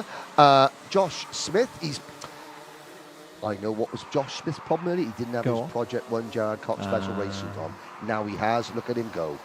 Down the inside, Fox-Whiteley for second place. He's got that one. Smith trying to wrestle his way through to take third away from Kai Clark. Less than 90 seconds of this one to go. William Archer up there in the top 5 once more. Yep. And I say, Jack Thompson. Yeah, he's not happy at all. Is Kai Clark, that second lap in a row. Yeah, and Joe, you've got, tell me about it in 1 minute 6 seconds plus a lap, Kai. You just focus, because currently you are in third position. Currently you are leading the standings. Now, provisional, of course. Currently, number 77, Kai Clark, will start the superheat from pole position. So currently, that's what he needs to worry about. Later, he can have a go at his mechanic. But currently, focus on the job in hand, Kai. Scott Marsh back up to 9th place. He's closing in on the lead for Kai Clark. It's 2 points at the moment in the intermediate classification. That's what will decide who's on pole position for the superheat tomorrow. 30 seconds of this one to go. Leader over the line. So there's going to be 2 more laps for the junior category here. Trying to tell Joe again. Joe's like, I got the message. We'll deal with it later. Everybody watching on the broadcast at home has got the message as well. There's the battle for second place. Jared Fox-Whiteley the number clear 82 now. Kart, that's a lapped kart. That's Louis Radcliffe. Archie Lovett has gone out. Sadly, Isabella Stanmore Wilson has also retired. Louis Ratcliffe is a lap down. Kai Veach, the race 1 winner, only 20th. That drops him to 6th in the point standings. Albie Lapper is down in 18th position. That drops him to 7th in the point standings. This win elevates Charlie Wolfett, who had an average finish of 14th over the first 2 heats. This vaults him into the top 10 in 8th position. Cole Denham is recovering to 13th position, just behind Addison Smith, who's having a good run. Scott Marsh, P8. Yeah, Scott Marsh looking like he could still be on pole position for the superheat tomorrow morning. And we are now on the last lap. Charlie Wolfett going through the centre S, through the second part of the centre S now, comfortable and clear. Yes. And a great recovery. Yes, and Kai Clark has been passed by Josh Smith, and he's been passed by Jared Fox, by Josh Smith. That puts him into a tie with Scott Marsh for the points lead, but we'll talk about that later. Here is your dominant winner for MLC Motorsport. It is Charlie Wolfett. The battle for third place comes across by Jared Fox Whiteley. Good recovery, and we saw some good clean passing from Fox Whiteley in that one as well. He takes second position. Josh Smith will finish third. Kai Clark drops to 4th position. Jack Thompson, well done Jack Thompson. He finishes in 5th position ahead of William Archer and Jacob Wood. Scott Marsh in 8th. And let's have a little look now. The post-race discussions, I mean, we normally try and keep it quiet so we hear the drivers, like a bit in the green room in Formula One. But the Formula One drivers have been told to stop swearing. And there is, sadly, Isabella Stansmore Wilson having her kart returned to the track. I would have the bleep button ready after that one. Not for this driver. Oh, hello, come on now, Charlie. Yeah, win a race, get taken out by another driver coming into Park Ferme. Unintentionally, there we go. He looks mildly happy with that. Bit of a breather. Ooh. Well, where'd everyone else go? I was going to say that was probably the thought in his mind of once he'd taken the lead after a slightly chaotic start, that he looked behind him and everybody had gone. Good work from MLC as well. Great to see them getting a strong result in that final race of the day for Junior Max. The next time we will see them out will be 11:40 tomorrow morning for their superheat. There is your very much provisional results. Yes, Wolfett from Fox Whiteley by 3.3 seconds. Joshua Smith in 3rd. Kai Clark 4th. Jack Thompson, William Archer, Jacob Woods, Scott Marsh, Noah Barham and Daniel Minto round out your top 10. Cole Denham recovering to 11th ahead of Lewis Goff. Rory Armstrong, great drive from the Northern Irishman. He finishes 13th ahead of Joe Anderson. Albie Lapper, Stanley Clark, 15th and 16th. Kai Veach. Poor result there for the Heat 1 winner. He finishes 17th, followed by Alfie McBain, Riley Sims-Azad, Samir Paul, Addison Smith, Louis Ratcliffe, Isabella Stansmore Wilson, and Archie Lovett. And yes, there are some Rotax flags fluttering in the early evening breeze as Nicole Sutherland prepares to talk to our Race 3 winner in Junior Rotax. Down then with number 95 of Charlie Wolfett. Charlie, got you shopping and checked out there. Can you tell me about it? Well, yeah, I just come in the first car and everyone just went wide, and I just sent it straight on the brakes, got inside, pushed Kai for like 2 or 3 laps, and then went straight down the inside of him, and just everyone was battling behind and just managed to get a really big gap. And since the last time I saw you, you've shot up a bit. You're in juniors now instead of minis. First year in the junior Rotax category. Can you tell me a bit about what your experience has been so far this year? It's really hard stepping up from mini to junior. Like, it's unbelievably hard. But we're just getting there at the end of the year now, and we're really, really fast. So, yeah. And going back to that heat win there, when you're out there by yourself, kind of driving around, you've got nobody as a reference, you've got nobody as a benchmark. How do you make sure you don't make any mistakes? Just look at my mechanic and my driver coach, and just see what they need to tell me and what they want me to do, and yeah, just follow them. And a ticket then for the grand finals, is that, you know, is it on your mind, or are you just trying to take as each race as it comes? Just take each race as it comes. We didn't have a great last heat, so probably not going to be starting up there for the pre-final, but we'll see where we come. But yeah, always the grand finals ticket. It's always on my mind. Great to speak to you then, Charlie. We've got a little bit more time to head round the paddock.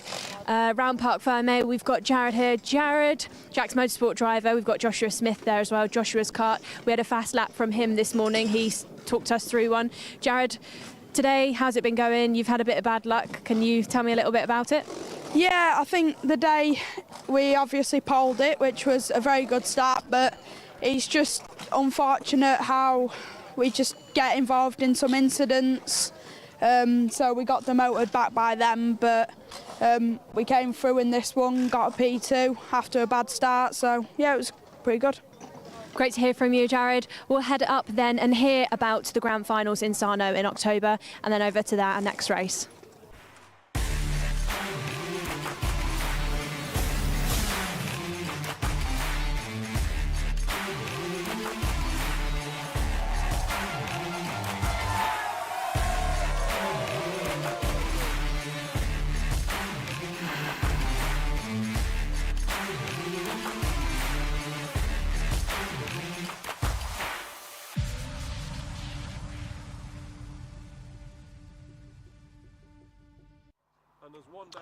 Once more into the breach, dear friends.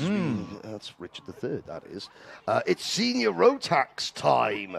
Oh dear, Cardiff have lost again. They have indeed. Last race of the day. Yes, if you have missed any of the races earlier on today, don't worry. You can watch them back at your leisure, including. Where have you been? Exactly. What have you possibly been doing that is better than watching the 2024 Rotax Max Challenge Grand Festival from Karting North East in Warden Law? Why? Once you've sent your answers in, you can go and watch back the action from all 11 races that have been completed here today. As I say, we've got one more to go. Once again, we're going to find out a pole sitter for one of our superheats tomorrow, Henry. Deacon Russell, Jack's Motorsport did an excellent job across the classes in junior and senior. Oh dear, now what's going on there? They're hiding. Look at that. We can see you. That looks like a Max Jolly. And it looks like it could be an Emerson McAndrew urine in the trees. Yes, it is. Yeah, let's move away from that camera shot. They're hiding from the cameraman. Understandable. It's understandable. All cameramen from Alpha have passed the relevant TBS checks, by the way, ladies and gentlemen. That is just, again, the camera crew, they get a rapport with the drivers, and the drivers, they love the fact that they're on camera all the time around the place. You really see their personalities develop. Yes, Max, we can see you. They're not exactly, shy and retiring around the paddock. Here we go, you and Charman. It is noticeable, however, when I go to, and you will see this as well, when we go to other nations, the young drivers in particular are far less media savvy. I mean, you get the one-word answers, yes, no, yes, no. Over here, because Alpha Live's coverage, because of the paddock shows, track talk, and all the in-between races, these drivers are far more comfortable when a microphone is involved. And that's really good news. Here we go. Last race of the day. It's Senior Rotax Heat 3.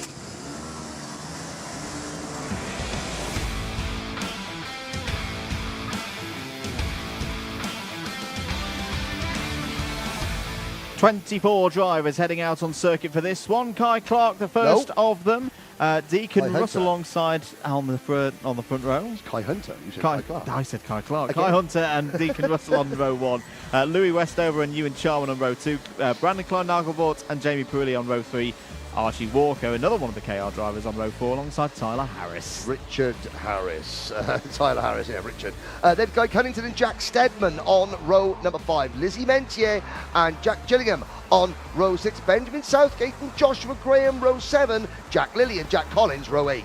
William Antrobus and Henry Gregory from row 9. Row 10, Austin Lee and Harry Bartle. Row 11, Oakley Pryor and Rachel Robertson on row 11. Row 12, Daniel Armstrong and Alex Duncan. The points as things stand: Hunter on 0, Charman on 5, Cunnington and Westover 8 and 9 respectively. We're under starters' orders for 10 minutes plus 1 lap, getting ready to go for the last race of the day. Yeah, ESC Bob, I forgive you. I'll talk to you in a minute, Bob. Here we go. Let's go racing. No, we're not. No, we're not. Excellent. We can talk now about I can. that. So I can forgive ECK Bob tomorrow because he's going to the he's going to Mendips Raceway. Yeah. Now he's going to the PF Banger National Banger World Championship. That's not the Speedworth World Banger Championships. That takes place in Ipswich. Doesn't take place at Wimbledon anymore because Wimbledon's been knocked down. That's the home of the Banger World Championships. However, is it the under 2 litre tomorrow, Bob? The PRI one, is it the 2 litre? Banger World Championships? I Banger racing my thing, like. Here we go. Oh, what's Kai Hunter got his head in his hands for?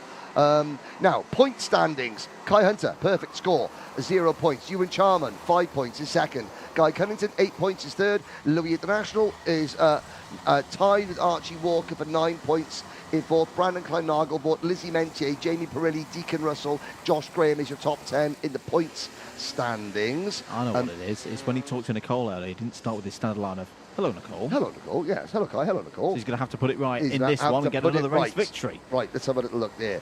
Well, I think about how many Austin A50 Farinas have been smashed up in Banger Racing, and Mark 3 Granadas, Mark 2 Granadas, a Mark 1 Coke Bottle Estate Granada. Oh my goodness, we're off and racing. Here we go. Into turn number 1, Brian's Bend. The final time today. 24 senior drivers go in, and 24 senior drivers all come out there. But there is a NASA panel. That's Joshua Graham, who has had the NASA panel knocked out of factory spec. Yeah, I think that was a moment with Benjamin Southgate. They started alongside each other on the 7th row of the grid. It's a similar story to what we talked about in Minimax. Can anyone take the challenge to, in this case, Kai Hunter, who's perfect through the first 2 rounds of heats here today? Good scrap between Archie Walker and I think Jamie Pirelli there in the number 30. No, it's the other Jack's Motorsports. It's the number 21 of Deacon Russell, has had a bit of a tardy start out there from the front row of the grid, but it is one of those circuits it's difficult starting on the outside, especially with that fast run into turn 1. So it's Hunter from Westover. Klein-Nagelbort, first, third and fifth is where they started. First, second and third is where they are at this stage. Russell down 2 to 4th. Archie Walker up 2 to 5th. Guy Cunnington, another good start, completes the top 6. Yeah, indeed, there's a move. Archie Walker now to the inside of the number 21 car. Guy Cunnington capitalises as well. Deacon Russell, oh no, Harry Bartle. Something has gone awry with the reigning British Junior Rotax champion making his senior debut this weekend. He will go to the grand finals as a senior driver, qualified at the back, made 2 good starts, and now something else. That was Jack Steadman being shown the door. Josh Graham, hand in the air because he wasn't just waving, he wasn't doing a Callum Bradshaw, he was just waving to say, I'm coming into the pits. So good heads up thinking there from Josh Graham. Here is the inter-team battle at Dan Holland Racing. There's 26 of Louis Westover in second, the number 93 of Brandon Klein-Nagelbort in third. 7 minutes and 45 seconds of this race to go. Oh, yes. There is the damage on Joshua Graham's number 8 machine. It's been a difficult season for Joshua Graham. He had a great weekend at Lark Hall.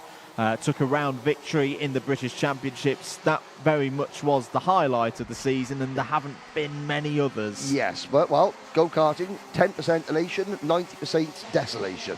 Don't like that ratio, you're in the wrong game. Archie Walker has set the new fastest lap of the race so far. And up into P4, Guy Cunnington is running in 5th, Pirelli 6th, Charman 7th, Deacon Russell 8th, Tyler Harris up to 9th. Now Bob is on.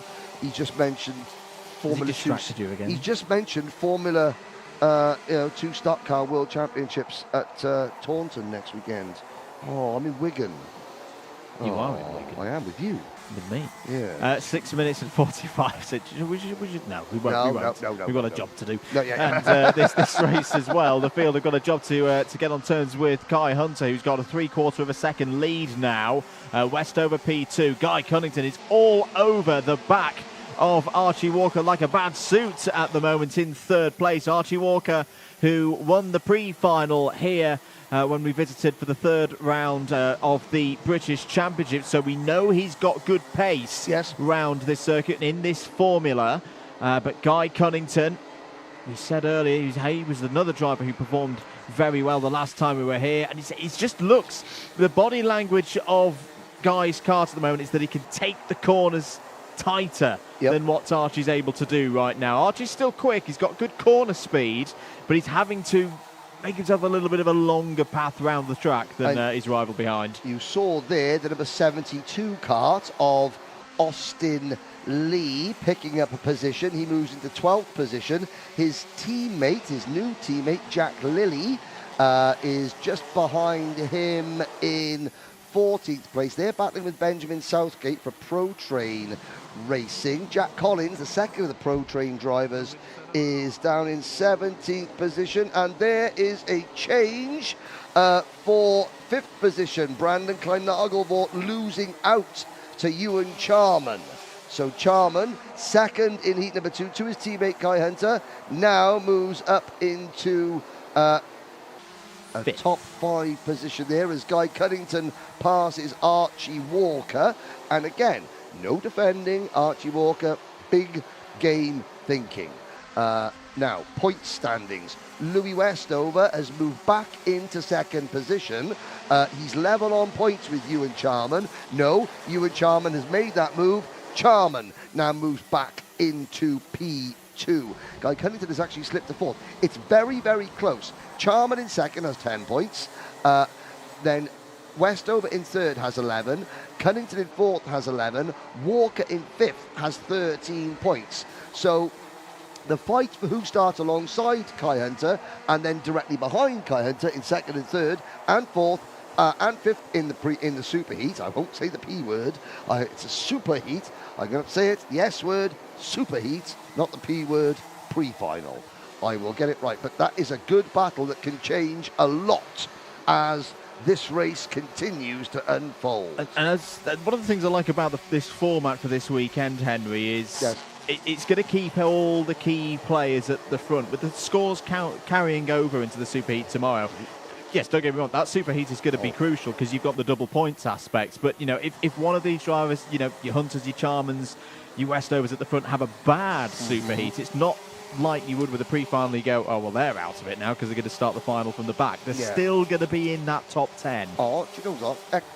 Bob has just said he'll make me feel better. He's going to send me some videos of the Formula 2 World Finals next weekend. Look. So while we're at Three Sisters, then we can enjoy that in the evening. That'd be nice. Thank you. See, karting is a family. You know, I'm just the saddest member of it. 3.25 minutes of this one to go. Hunter in control, a second clear of Westover. Guy Cunnington in third has caught Louis Westover now. So this is your fight for second place on your screens. Going through St. John's if you're watching from trackside. What has Louis Westover got here into the Senna S? Keep an eye on Jamie Perilli at the back of this group as well, because he's going to potentially be catching up to the back of Walker if this is a fight. Got to remember as well, you have got Ewan Charman. For those of you watching at home, yes, Ewan Charman. I think there's a bit of a problem with the transponder. That's Guy Cunnington down the inside. Decisive move from the former British champion up to second place. Now, that will put Cunnington third. On the front row. Or on the front, because Ewan Charman is there. So, Cunnington will now start third, directly behind Kai Hunter. Ewan Charman is, at the moment, starting on the outside of the front row. 2 minutes to go. Question, for the super heat, would you rather start on the outside of the front row or the inside of the second row? For the super heat itself, I think you'd rather start on the inside. But if you get the advantage from that and then end up on the outside of the front row for the final... Yes, so this I think you'd actually want to go the other way around. This is what the drivers have to think. So, if Archie Walker, per se, was to pass Ewan Charman right now, then that would put Charman and Cunnington back into a tie. There is... how can you communicate to a driver, lose a place? Just go. Yeah, you can't. But the teams are thinking that because they're looking at the starts today and they're thinking, how many times has a driver on the outside row made a better start than a driver on the inside row? The answer is... twice, I think, for Kai Beach, and that's the only time I've seen it happen. Yes, and we're in race number 12 of the day. So, on 10 occasions, it's been better to start third than second in today's heat races. And I think even more importantly, in senior, yes, the inside column, as I call it, first, third, fifth, have always gone forward. So, so that is, unless the weather changes, of course, for tomorrow, which it could, that is going to be a trend that we would expect to see into the superheat and into the final as well. 35 seconds of this one remaining, then plus 1 lap. Kai Hunter, what a job he has done today. He was, I think, quite philosophical. As Charman down the inside of Westover. That's for P3. That is going to further secure a 1-2 ending in the intermediate classification overnight for Hunter Motorsport. Brilliant move by you and Charman. Now, of course, what would be better, the best way to start on the outside of the front row is to have your teammate who already has a ticket to the grand finals on the inside of row 1.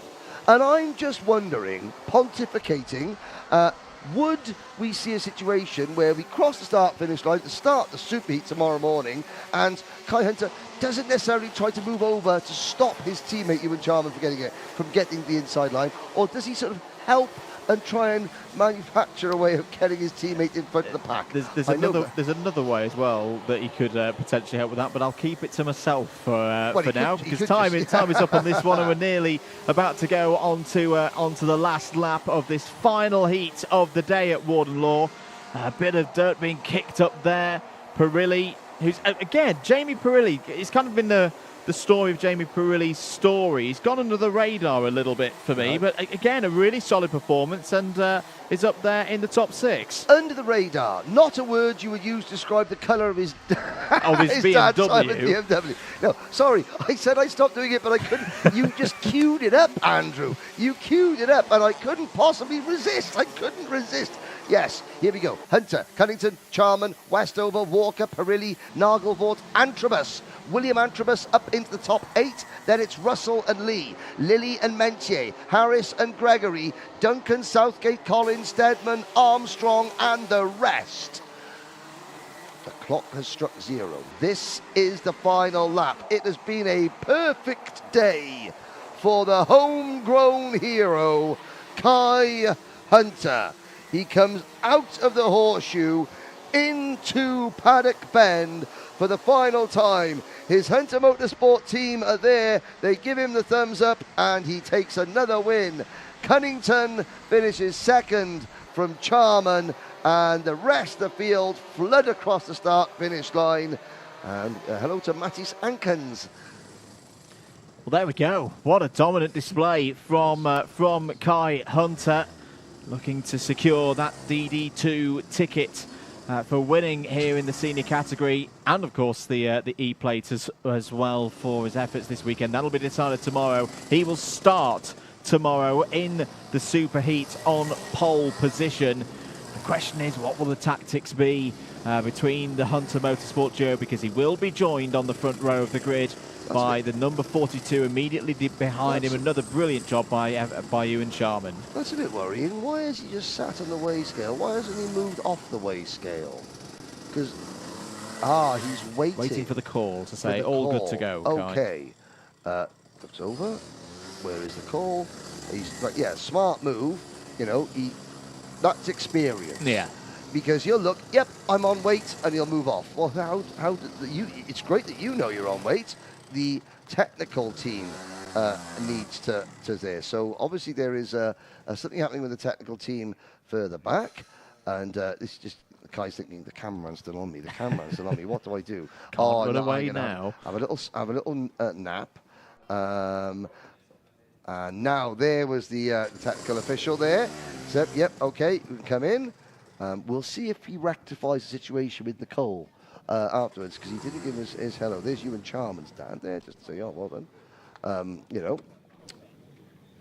that's think I got to say I did that yesterday, and I got shouted at by peering over the fence? By Gary. Are you pulling my fence down, boy? Yes, because he speaks just like that. Timings for tomorrow, whilst we're waiting for Kai down there. 11 o'clock we'll start things with Micromax, 11:20 for Minimax, 11:40 for Junimax, and then 12 o'clock. Those are all the time for Senior Max. Those are all the times of the Super Heats tomorrow. If we can, let's have a little look at the provisional results. Hunter from Cunnington, Charman, Westover, Walker, your top 5 for the final heat of the day. Jamie Perilli P6 ahead of Brandon Klein Nagelvort. Great effort by William Antrobus, the runner-up in the Junior British Championship, up 9 places to 8. Deacon Rustle and Austin Lee also up 9 places in that one, completes the top 10. Jack Lilly, Lizzie Mentier, Tyler Harris, Henry Gregory and Alex Duncan complete the top 15. Benjamin Southgate, Jack Collins, Jack Stedman are next. Then Daniel Armstrong, Rachel Robertson, Oakley Pryor, Jack Gillingham, Joshua Graham and Harry Bartle fail to finish. 12 races. It's been very good. We talked about the family. There is the gorse and everything in the paddock, but Nicole Sutherland has Guy Cunnington down with her in the pits. I'm with Guy Cunnington then. Guy, 2019 you were at the Rotax Grand Finals. You had a lot of success. Do you reckon tomorrow maybe you'll be returning, getting a ticket to return in October? Yeah, that's the plan. Obviously, it's Sarno again, which is where it all happened in 2019. So yeah, it'd be nice to go back and get some redemption.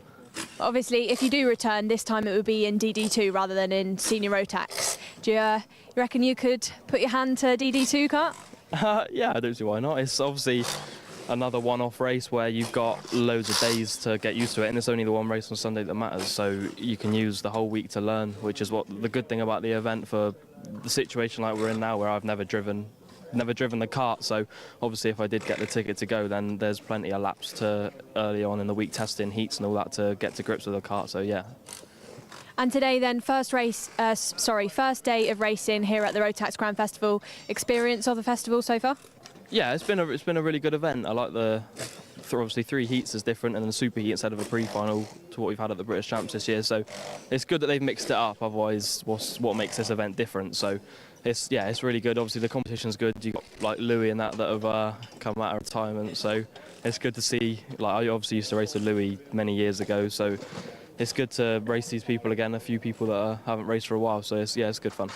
Thanks very much, Guy. Great to hear from you. Thank you. That's everything then from today, the first day of racing here at the Rotax Grand Festival. Thank you very much to Rotax for hosting such a fantastic event.